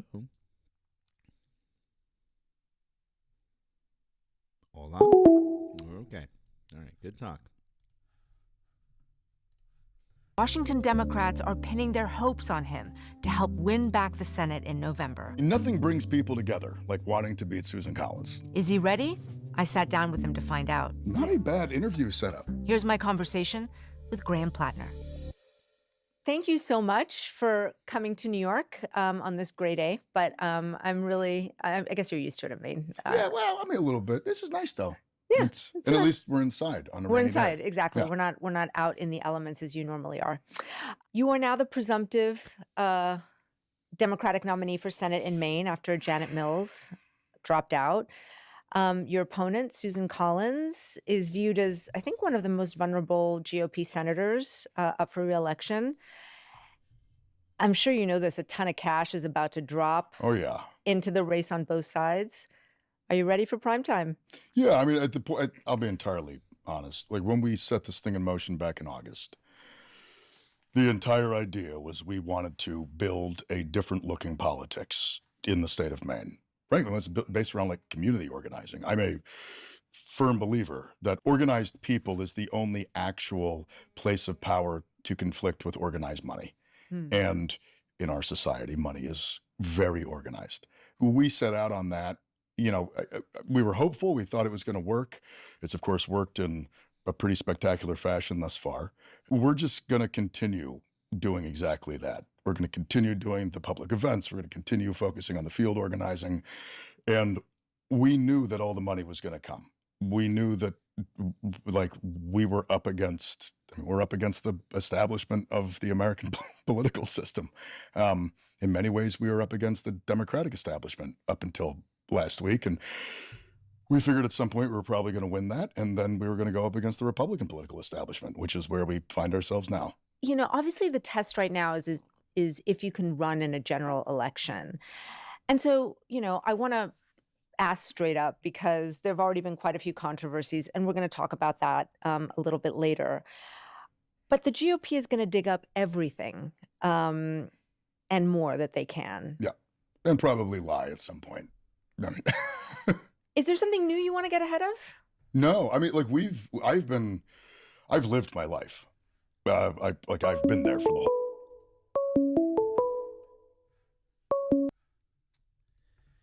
Hold on, we got someone in the box here. Let's see. We got Justin. Hello. Did you vote for Donald Trump? Yes, I did. Okay. How old are you and what state did you vote in? I'm 42 and I voted in Nevada. Oh, okay, cool. You do realize that, like, we know your voice and you really suck at this, right? God damn, dude.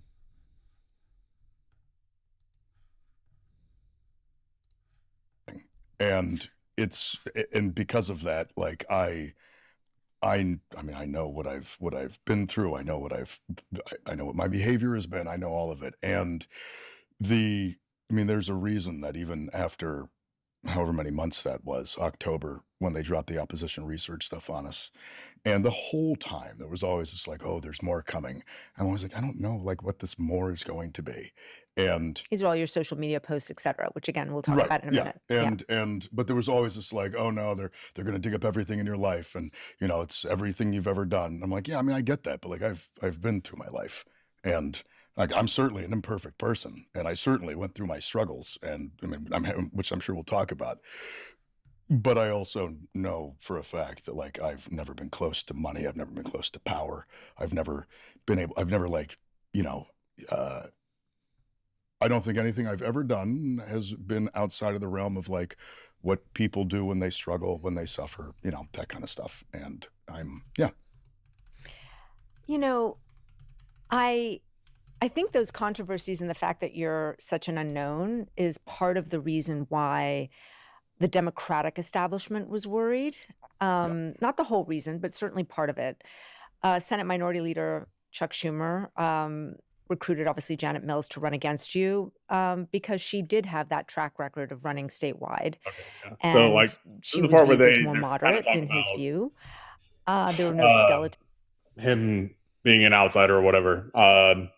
And Again, I encourage everybody to watch the whole thing. I do think this is solid background listening. If you listen to podcasts while you're doing shit, listen to this interview. It's good. I promise the content's good, but we can skip through just so we're not playing it outright.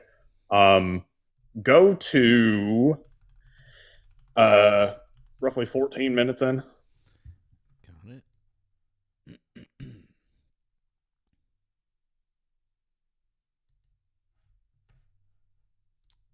From Sullivan, Maine. So, yeah. So you're pitching yourself as a working class man. You're a firearm instructor, a gun owner. Yep. In your campaign launch video, you're wearing a dirty hoodie, you're shucking oysters, you're swinging a kettlebell, you're chopping wood. What kind of masculinity are you trying to evoke with that? A healthy one. One in which, like, it is entirely fine to be a weightlifting, kettlebell swinging, gun owning, kind of like rugged guy. And back it up about 5 seconds. So people are asking. So just to bring everybody up to speed, if you just scrolled in, because there are a couple people asking, this guy, his name is Grant Plattner. Grant Plattner is running in Maine for or to try and unseat Susan Collins, who's a Republican senator in Maine. She is up for re-election in the midterms. She has been the senator from Maine for way too fucking long. And he is the Democratic nominee that is going to try and take her seat. He is going to. He is manifesting. What he says about masculinity here, I think this is precious. It is entirely fine to be a weightlifting, kettlebell swinging, gun owning, kind of like rugged guy. You can do all of that and see your strengths or see your privilege as things that are to be used specifically to like uplift and help other people, not to like impose on them. I think right now, especially, there are a lot of young men in our society who are being dragged into this kind of like really dangerous, misogynistic, like manosphere. I just watched Louis Theroux's documentary the other night. It's horrifying. Sadly, for me, having spent like you guys should all having watch spent my life that as an angsty young man, and then being in the service, in the Marine Corps, in the Army, in the infantry, in both very, very masculine spaces, like I have seen that kind of toxic masculinity really attract a lot of young men, and a lot of it comes from the fact that I think that there are a lot of men who are deeply, deeply insecure, who, whether it's because of trauma, whether it's because society has told them they're supposed to be a certain level of successful and they aren't that.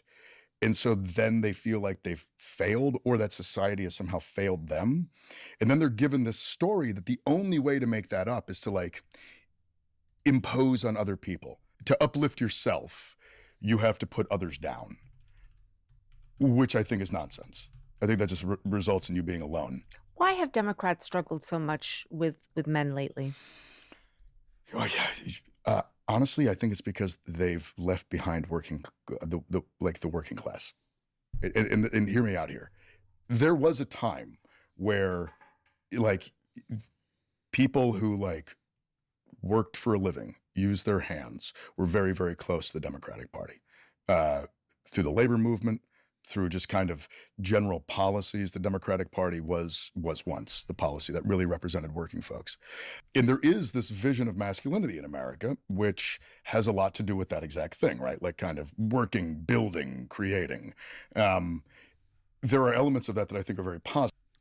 Sorry, just real quick. Justin, this is just sad, bro. TikTok kicked you because you said bad words. I can't bring you back up.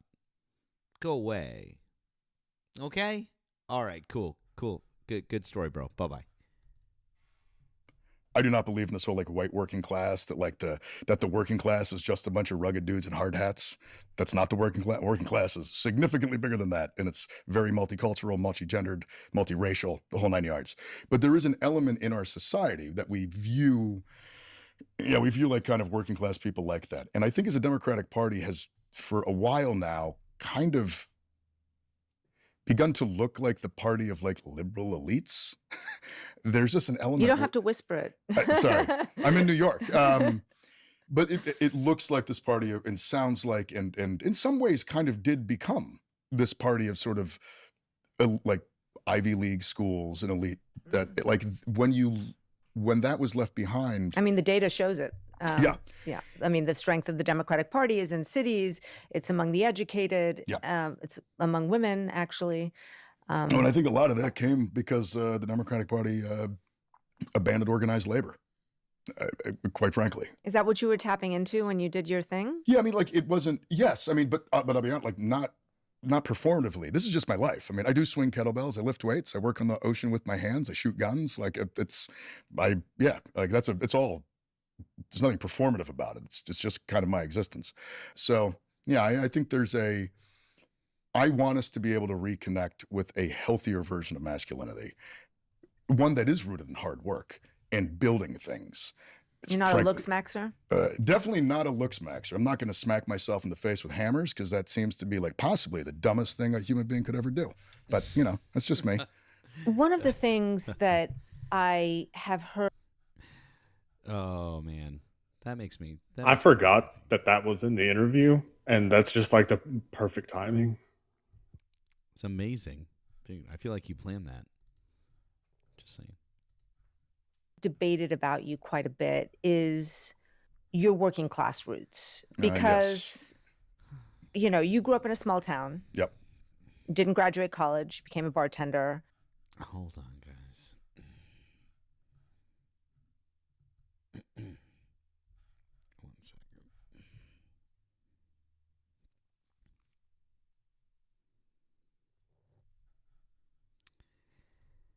Just so you know, it's pronounced Nevada. Nevada. So when you try to pretend that you're from there in the future, that's how it's pronounced. Nevada. Nevada. Why didn't he pick a state that he could pronounce? That's what I want to know. It's because he's dumb as fucking rocks. And he thought that we weren't going to recognize his voice fucking a minute and a half later. He could have at least tried to disguise it. Could have, but didn't. But he Anyways, bye, Justin. We're doing adult things now, and that are far more important than you. I just wanted to tell you how dumb you were. Okay, bye. But also, your father was an attorney. Yep. Your grandfather was a Cornell-educated architect, Yep. quite well known. You went to private schools. So Kind of. Well, the private school thing, I would just like to. So Tell me. Okay. So in eighth, so I grew up in Sullivan, Maine. Went to Mountain View Elementary School, which is very small. I think my graduating, I think we had like 12 kids or something, 12 to 14. It was tiny.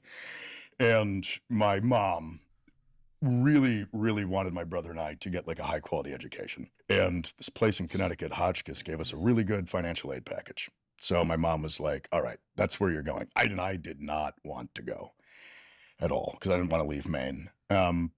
So I got sent down there, and there was a moment which I will never forget. And it was the moment I knew that I had to leave this place. I went down to Hotchkiss, and they had monthly or weekly, I think they called it chapel or something like that. And people, graduates or, people would always come and give motivational speeches and whatnot. And the first one I went to, some guy came, some business magnate type, and was trying to kind of inculcate in everyone the concept of work ethic. And at some point he was just like, who in here's had a job? And I put my hand up, and I was the only kid in the room that put his hand up. And I realized that it wasn't a real question. It was a rhetorical question, because of course none of these kids had held jobs. And I then felt really embarrassed because I'm 13, and I realized, oh my God, I'm there are a lot of people here who are super wealthy, and I'm not, and my family's not, and we were fine, for the record. I grew up solidly middle class without question, but worked all the way. I worked through high school. I bagged groceries. I did landscaping. Worked for the Appalachian Mountain Club on the professional trail crew for 2 years before I joined the Marine Corps. And so there was just this, I don't know, this real sense of I was very out of place. So I got myself kicked out by Christmas. I was at Hotchkiss for like 3 months. And then I went back to Maine, and I went to John Babst, which is up in Bangor, which was far more my speed. Lots of just normal Maine kids who were more of my kind of world. I mean, how do you think about class?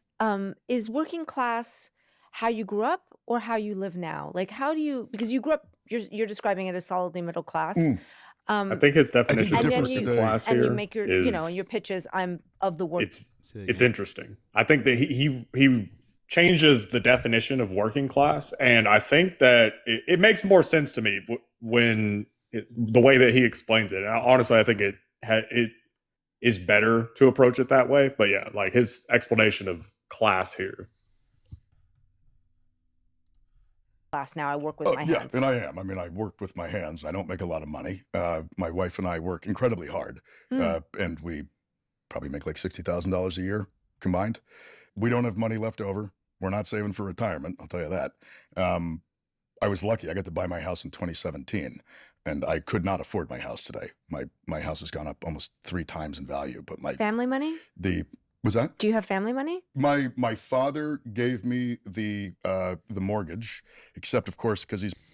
For those of you guys who are not aware, if you're unaware, where Sullivan, Maine is, it is true. It's a very small town. It's a very small spot, but it is right on the coast of Maine, and it's right next to Bar Harbor, which is a very famous and very well-to-do part of Maine. So just FYI. So that's one of the reasons why his property value has gone up as much as it has. I don't think that experience is necessarily the case all the way across the state of Maine, but for sure the area that he's in, absolutely. Just FYI. And he's an attorney. He gave me a significantly higher interest rate than the bank would have because he's a lawyer. But I could have used a VA home loan if I had wanted to, but at that point it was just easier to do it that way. And I mean, but to be fair, like I could never get that today because I can't afford the mortgage. If it was 3 times what it is, my income hasn't gone up 3 times. And so I was lucky to get it then.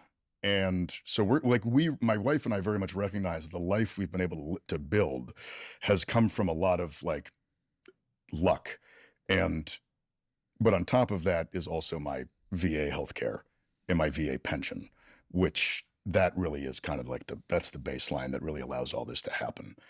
If it wasn't for the VA healthcare thing, I wouldn't have had the freedom to start a business, to move back to my hometown, figure out.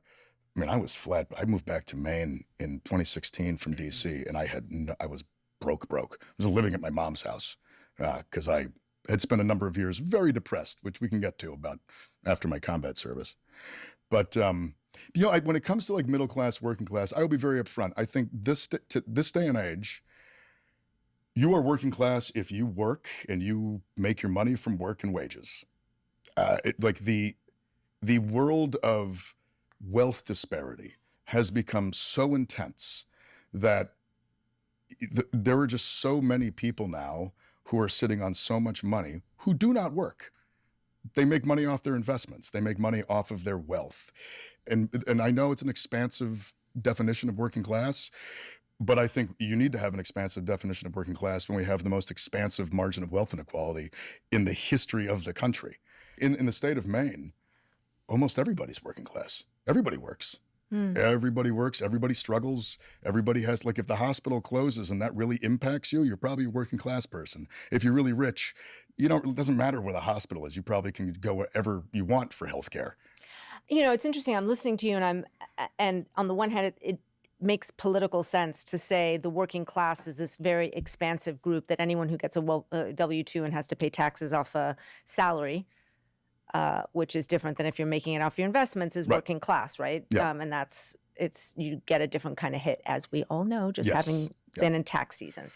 By the same token, it's a strange kind of idea of what working class is. I know people who really consider themselves working class who grew up, with a lot of struggle. Yep. And that feels probably to them like that's too expansive a definition. I spend a lot of time around labor unions. I spend a lot of time around community groups that focus on, everybody seems to subscribe to the same definition because it is so substantial. And to me, it is expansive, but I think it's also I think it's the most accurate definition of what we're seeing right now. And I'll be very upfront. I get a chuckle out of the fact that a lot of folks in this political system who come from incredible amounts of privilege and wealth, they're the first ones to be like, "Are you really working class? Are you really oh, I don't know, you're just out there not making a lot of money and working on the ocean, but your dad was a small town attorney. Does that mean that you can't actually represent working people?" I honestly think it's a tool. It's a political weapon that throughout history has been deployed against people whose primary political goal is to improve the lives of working folks around them. It's always to call into question their bona fides. Well, to be clear, I'm asking you because I'm interested in hearing how you describe yourself. Well, no, I and don't how mean you. Well, I just to be clear, just to understand how you, tell your own story and also how you view what your coalition is, because obviously you're pitching yourself to the working class. Which is also why I think we're winning by spectacular margins. Because in a state like Maine, everybody's like, "Yeah, that makes perfect sense to me." And we all do feel very much that us and our neighbors in our communities, we're all kind of suffering the same way.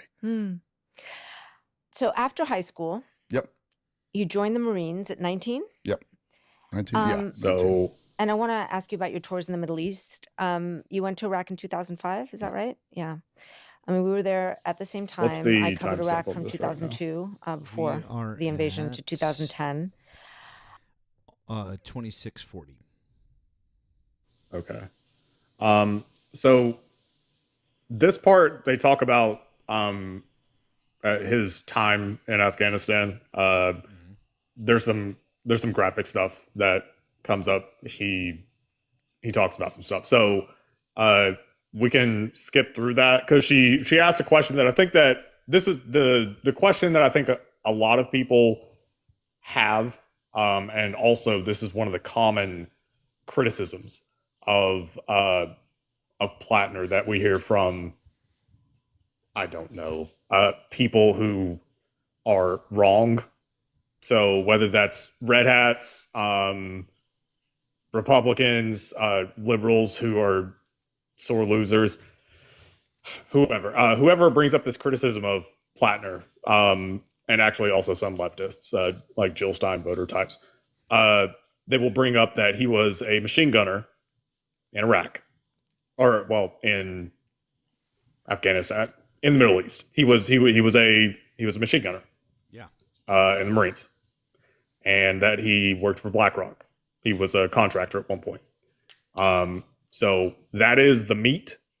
That's the meat. That's the common talking point that we hear. It's like, oh, well, he's a bad guy because he did all this shit. So to avoid all of the gory stuff, he talks about, his time there. We can go to 3855. That's when she asked the question.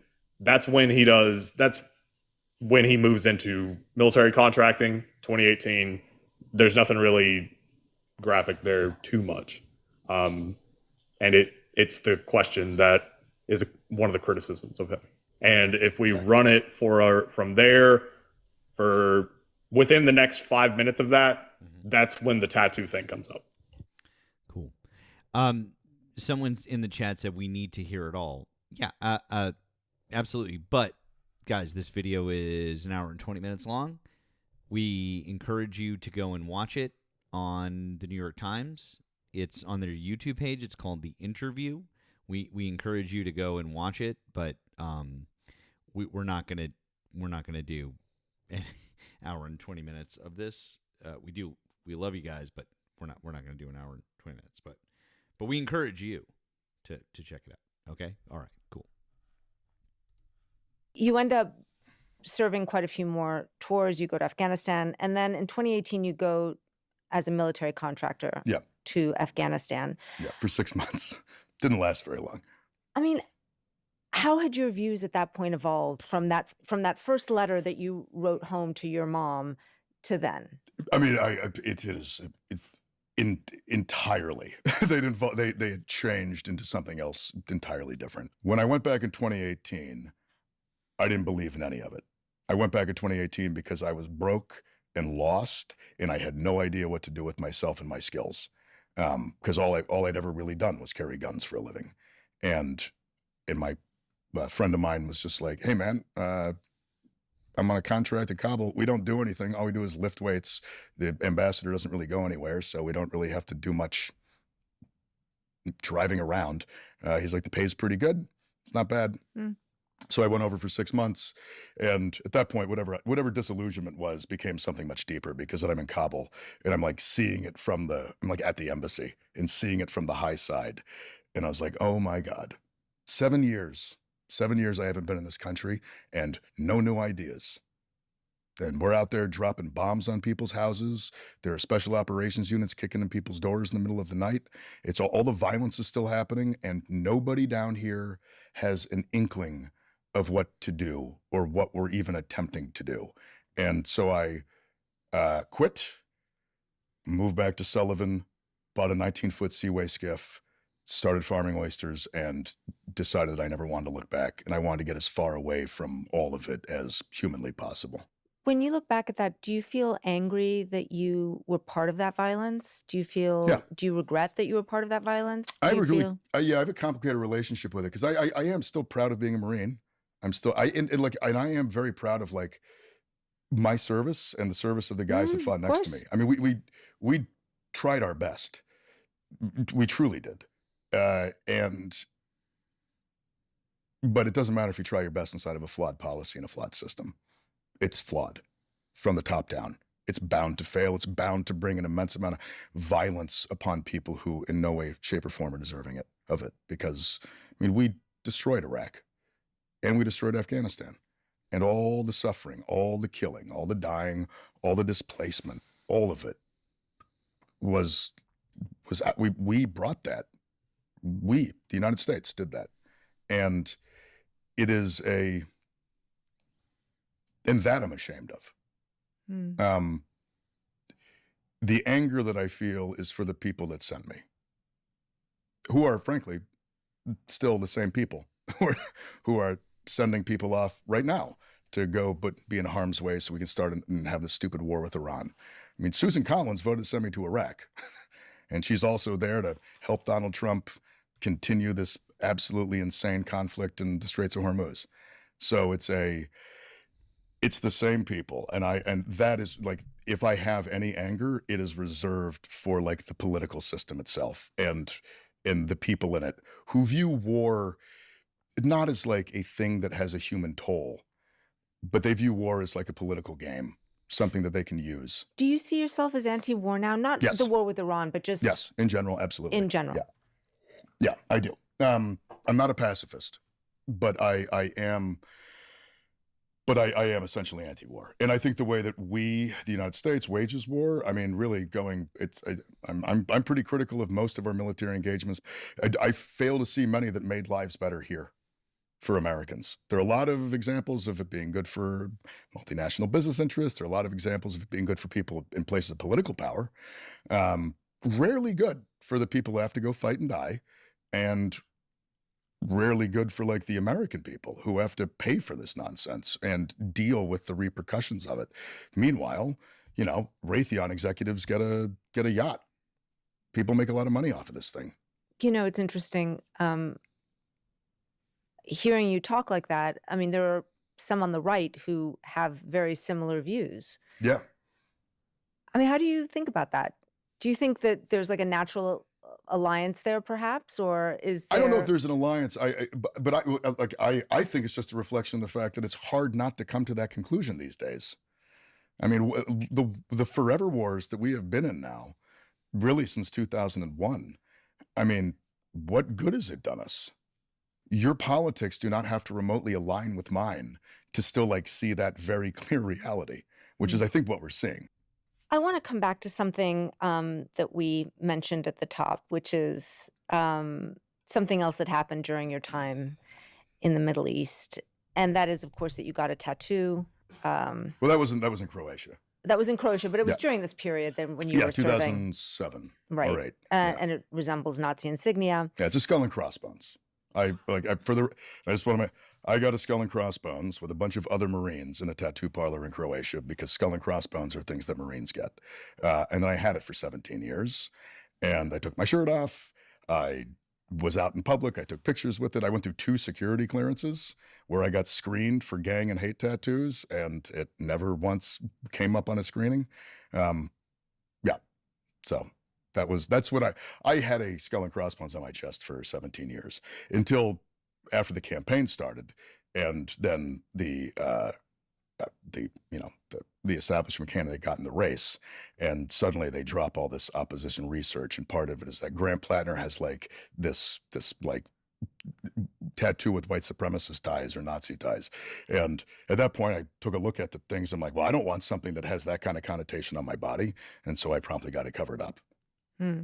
Yeah. Did other people get the same tattaoo? Yeah. Other guys in my unit. Yeah.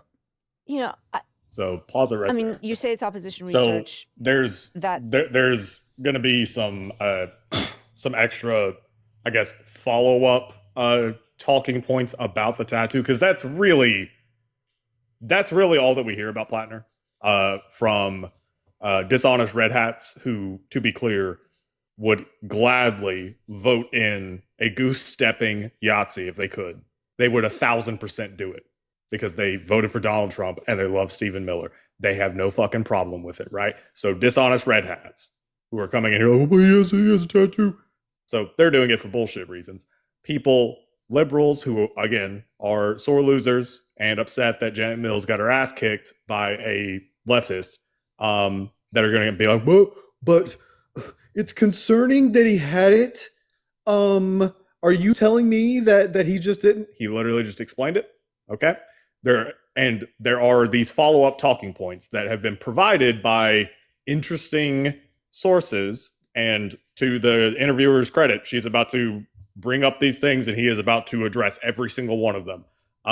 But if you take anything away from the tattoo thing, take away everything that you just heard him say, which is, me and my unit were on shore leave in Croatia, went to a tattoo parlor, got a skull and crossbones tattoo. He ended up fucking up. It ended up being a skull and crossbones tattoo that is what's referred to as a Totenkopf, okay? And that is a symbol that was used by the SS. Now, it existed before the SS, but again, it was used by the SS. It is considered a Yahtzee symbol, right? Now, if you know anything about Croatia, the history of Croatia, it's actually not surprising at all that he was on shore leave there and walked into a random tattoo place, and this random tattoo place had that particular skull and crossbones on like their flare art thing. You know, tattoo places, they'll put flare art up. That's not surprising at all, because if you know the history of Croatia, it's dark. It's dark. It's the, is it the Stasi? Is that it? Ustasi. It's the Ustasi, Ustasi who controlled Croatia, and they were the ultra-nationalist. They were the Nazi party there.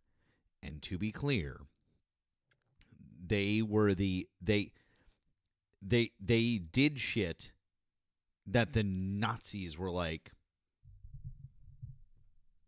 we're good, bro.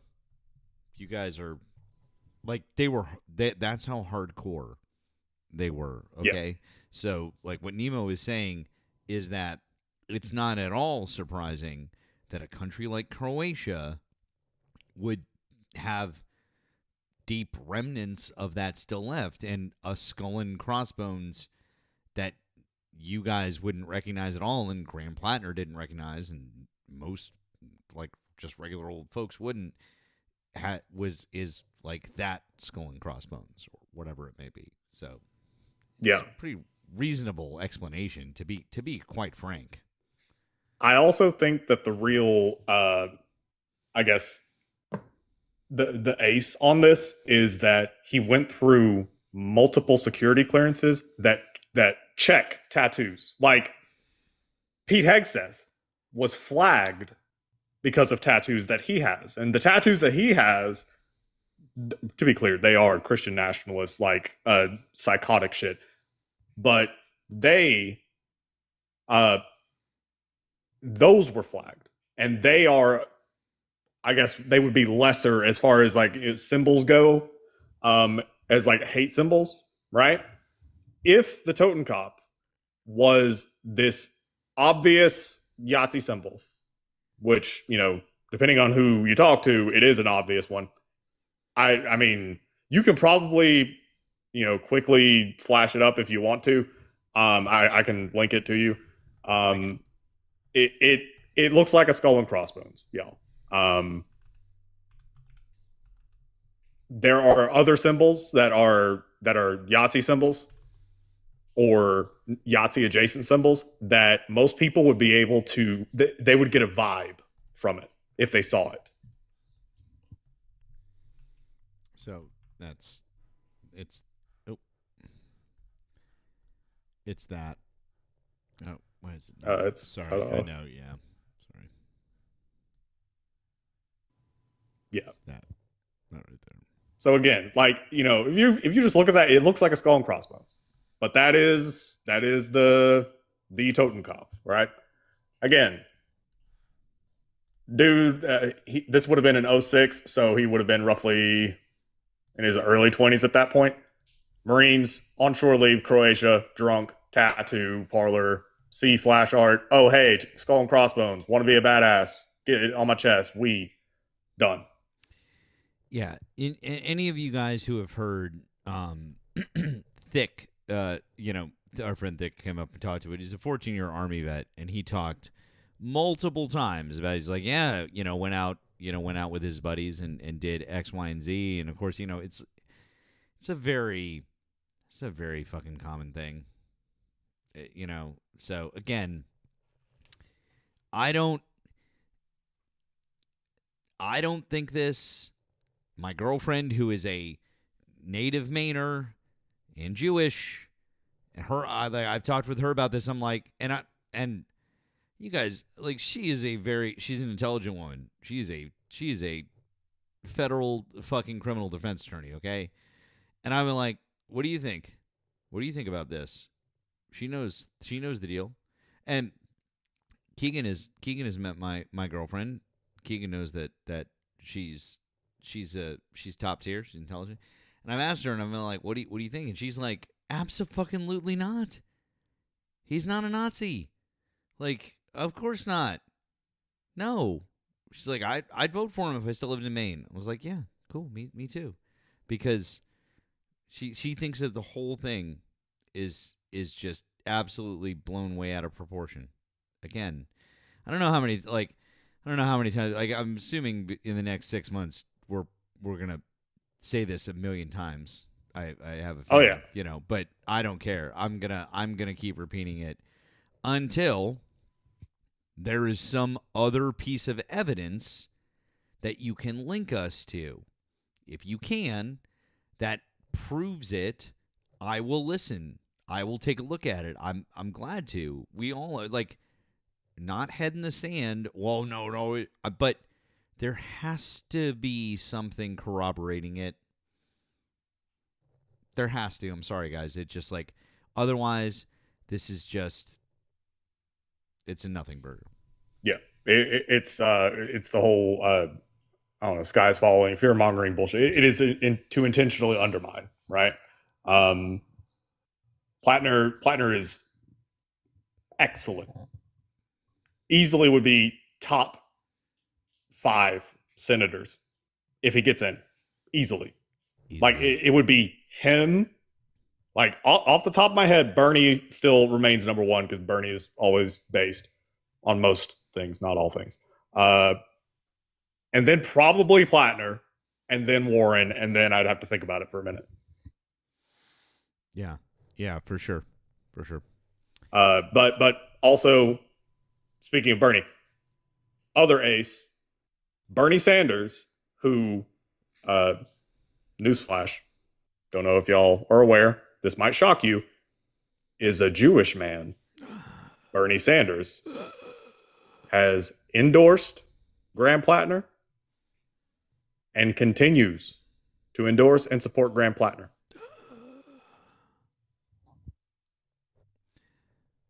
FB in the chat says, can we at least agree it's not a good look? No? I mean, you say it's not a good look. Graham Plattner said, all right, yeah, once I found out, I got it covered up. So, like, if you want to say having the tattoo is not a good look, well, he got it covered up. Like, that's the whole point. Once he found out the connotations with the thing, he got it covered up. So, I mean, I feel like that's enough. You guys, and also with the Plattner, you guys also with the Plattner comparisons to Fetterman, okay,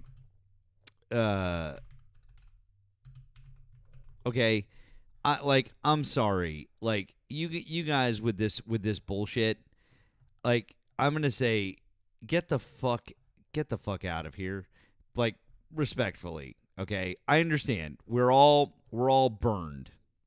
We were all burned, and we all felt it. Plattner graduated 2 years after I did from high school. This is him in his senior yearbook. If you can't read what's on this piece of paper, it says free Kosovo, Chechnya, Kashmir, Palestine, Kurdistan, and Tibet. Okay? So we're all clear. Okay, when he was 18 years old, that's what he held up in a yearbook photo under most likely to start a revolution. Okay? Imagine being right like that in high school. Because I can tell you, you rewind the clock on me to immediately after October 7th, or I mean, I guess like even a month after or whatever. I was saying that Hamas is bad, Hezbollah's bad, hang them all. Like I was saying that shit, right?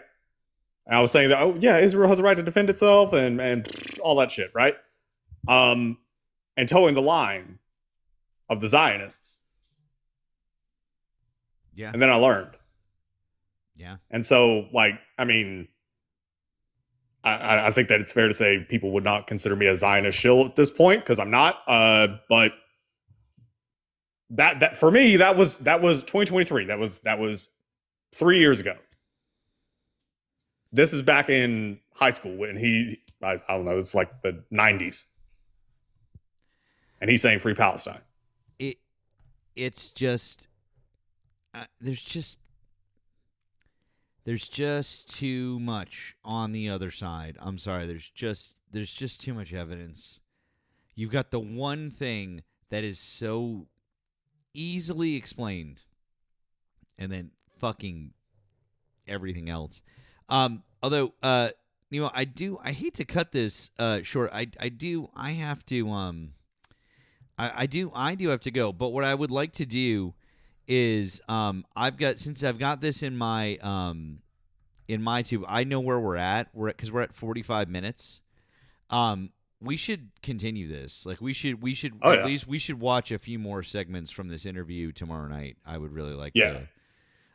Before we go, sure. This one's very short. Sure. If you can go to, we may have. I don't think that this was already covered. Go to 2642. Got it. And let it run for. I mean, it'll be obvious. Why did you want to serve? Because you were anti-war. Very. You were out protesting the conflict. I just saw this post about you actually in Maine kind of Yeah, protesting George W. Bush. I got dragged out of a Bush rally in, I think, November, December of 2002. I want to thank the people who take time, who work hard to make sure that the democracy is strong. Yeah, so it's a strange thing so- to sign up. So you can pause there. So if you pull it back, now the audio you can't really hear because again, obviously he didn't have a mic in this rally, but there's the subtitle is there. Yeah, you can, if you listen closely, and you can hear him screaming, "Don't attack Iraq." They've confirmed this was him. Listen, And again, imagine saying that, being correct, having the correct position about Iraq in 2002 at a Bush rally. Listen, at 19. Just listen to it one more time, you guys.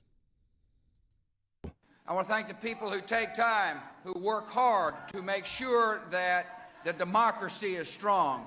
It's really easy for me to hear with the headphones on. I don't know if it's easy for you guys to hear, but like, yeah, you guys have got to go. You guys have got to go watch. Again, there's just, guys, it's just too much. There's just too much. There's too much evidence. There's too much there. Sorry. Like, I know I don't think I had the correct position on Iraq in 2002, 2003. I don't. Right? Like, most of America did. Fuck, dude. I mean, like there were people who were absolutely saying, wait, what the fuck, Iraq, what? But I mean, 2002, 9/11 happened literally months before this, right? Like, I mean, because I think he said that this was in it was a year December before. of 2002, something like that. So it was a year before, basically. 18 months before. Yep. Roughly. And like, I was a kid, so I don't know what it was like, navigating life as an adult during that time. I do know that even me as a kid, I was drawing pictures because I used to I drew a lot as a kid. I was drawing pictures of George W. Bush, looking like, all heroic and shit, and drawing pictures of Osama bin Laden and being like, dude, right? Like, I was doing that as a kid in like 3rd, 4th grade. Okay. The propaganda was everywhere, right? Yeah. The jingoism was everywhere. So to be correct on it as a teenager, because again, he would have been roughly 19-ish at that point.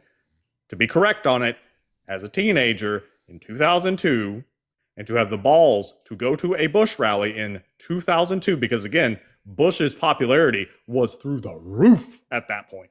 It was. Through the roof after 9/11. To have the balls to go to a rally and to say that.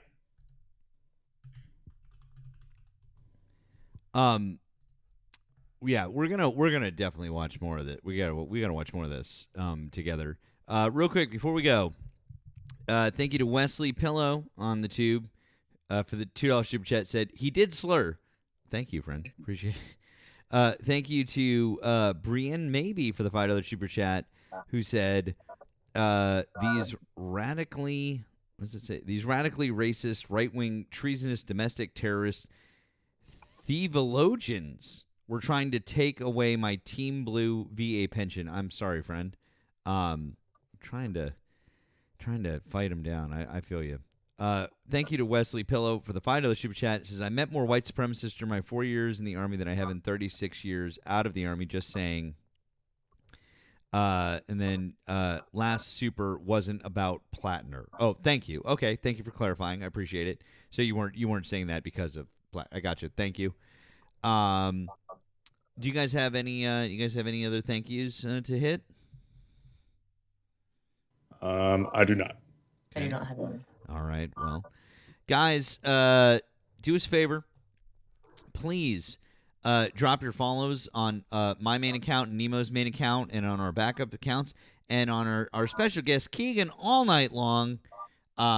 Sorry we didn't get more debates, Keegan, but can you guys drop Keegan a follow when Keegan absolutely, positively, 100% starts hosting his own debate lives again for sure, because that's definitely a thing that is happening. Absolutely.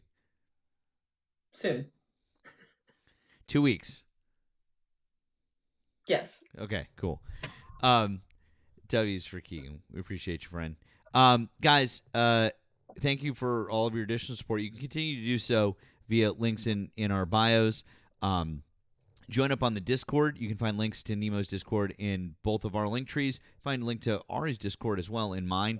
I'm active in both, and I love the live chat in Nemo's Discord. Also, a lot of times if there's resources that you see here, videos, different things, we often post them up here.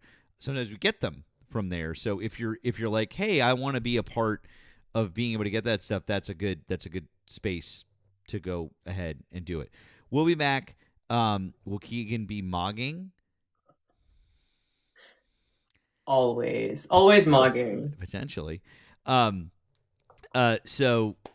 Anyways, we appreciate you guys being here. Nemo is back. We're glad that Nemo is back.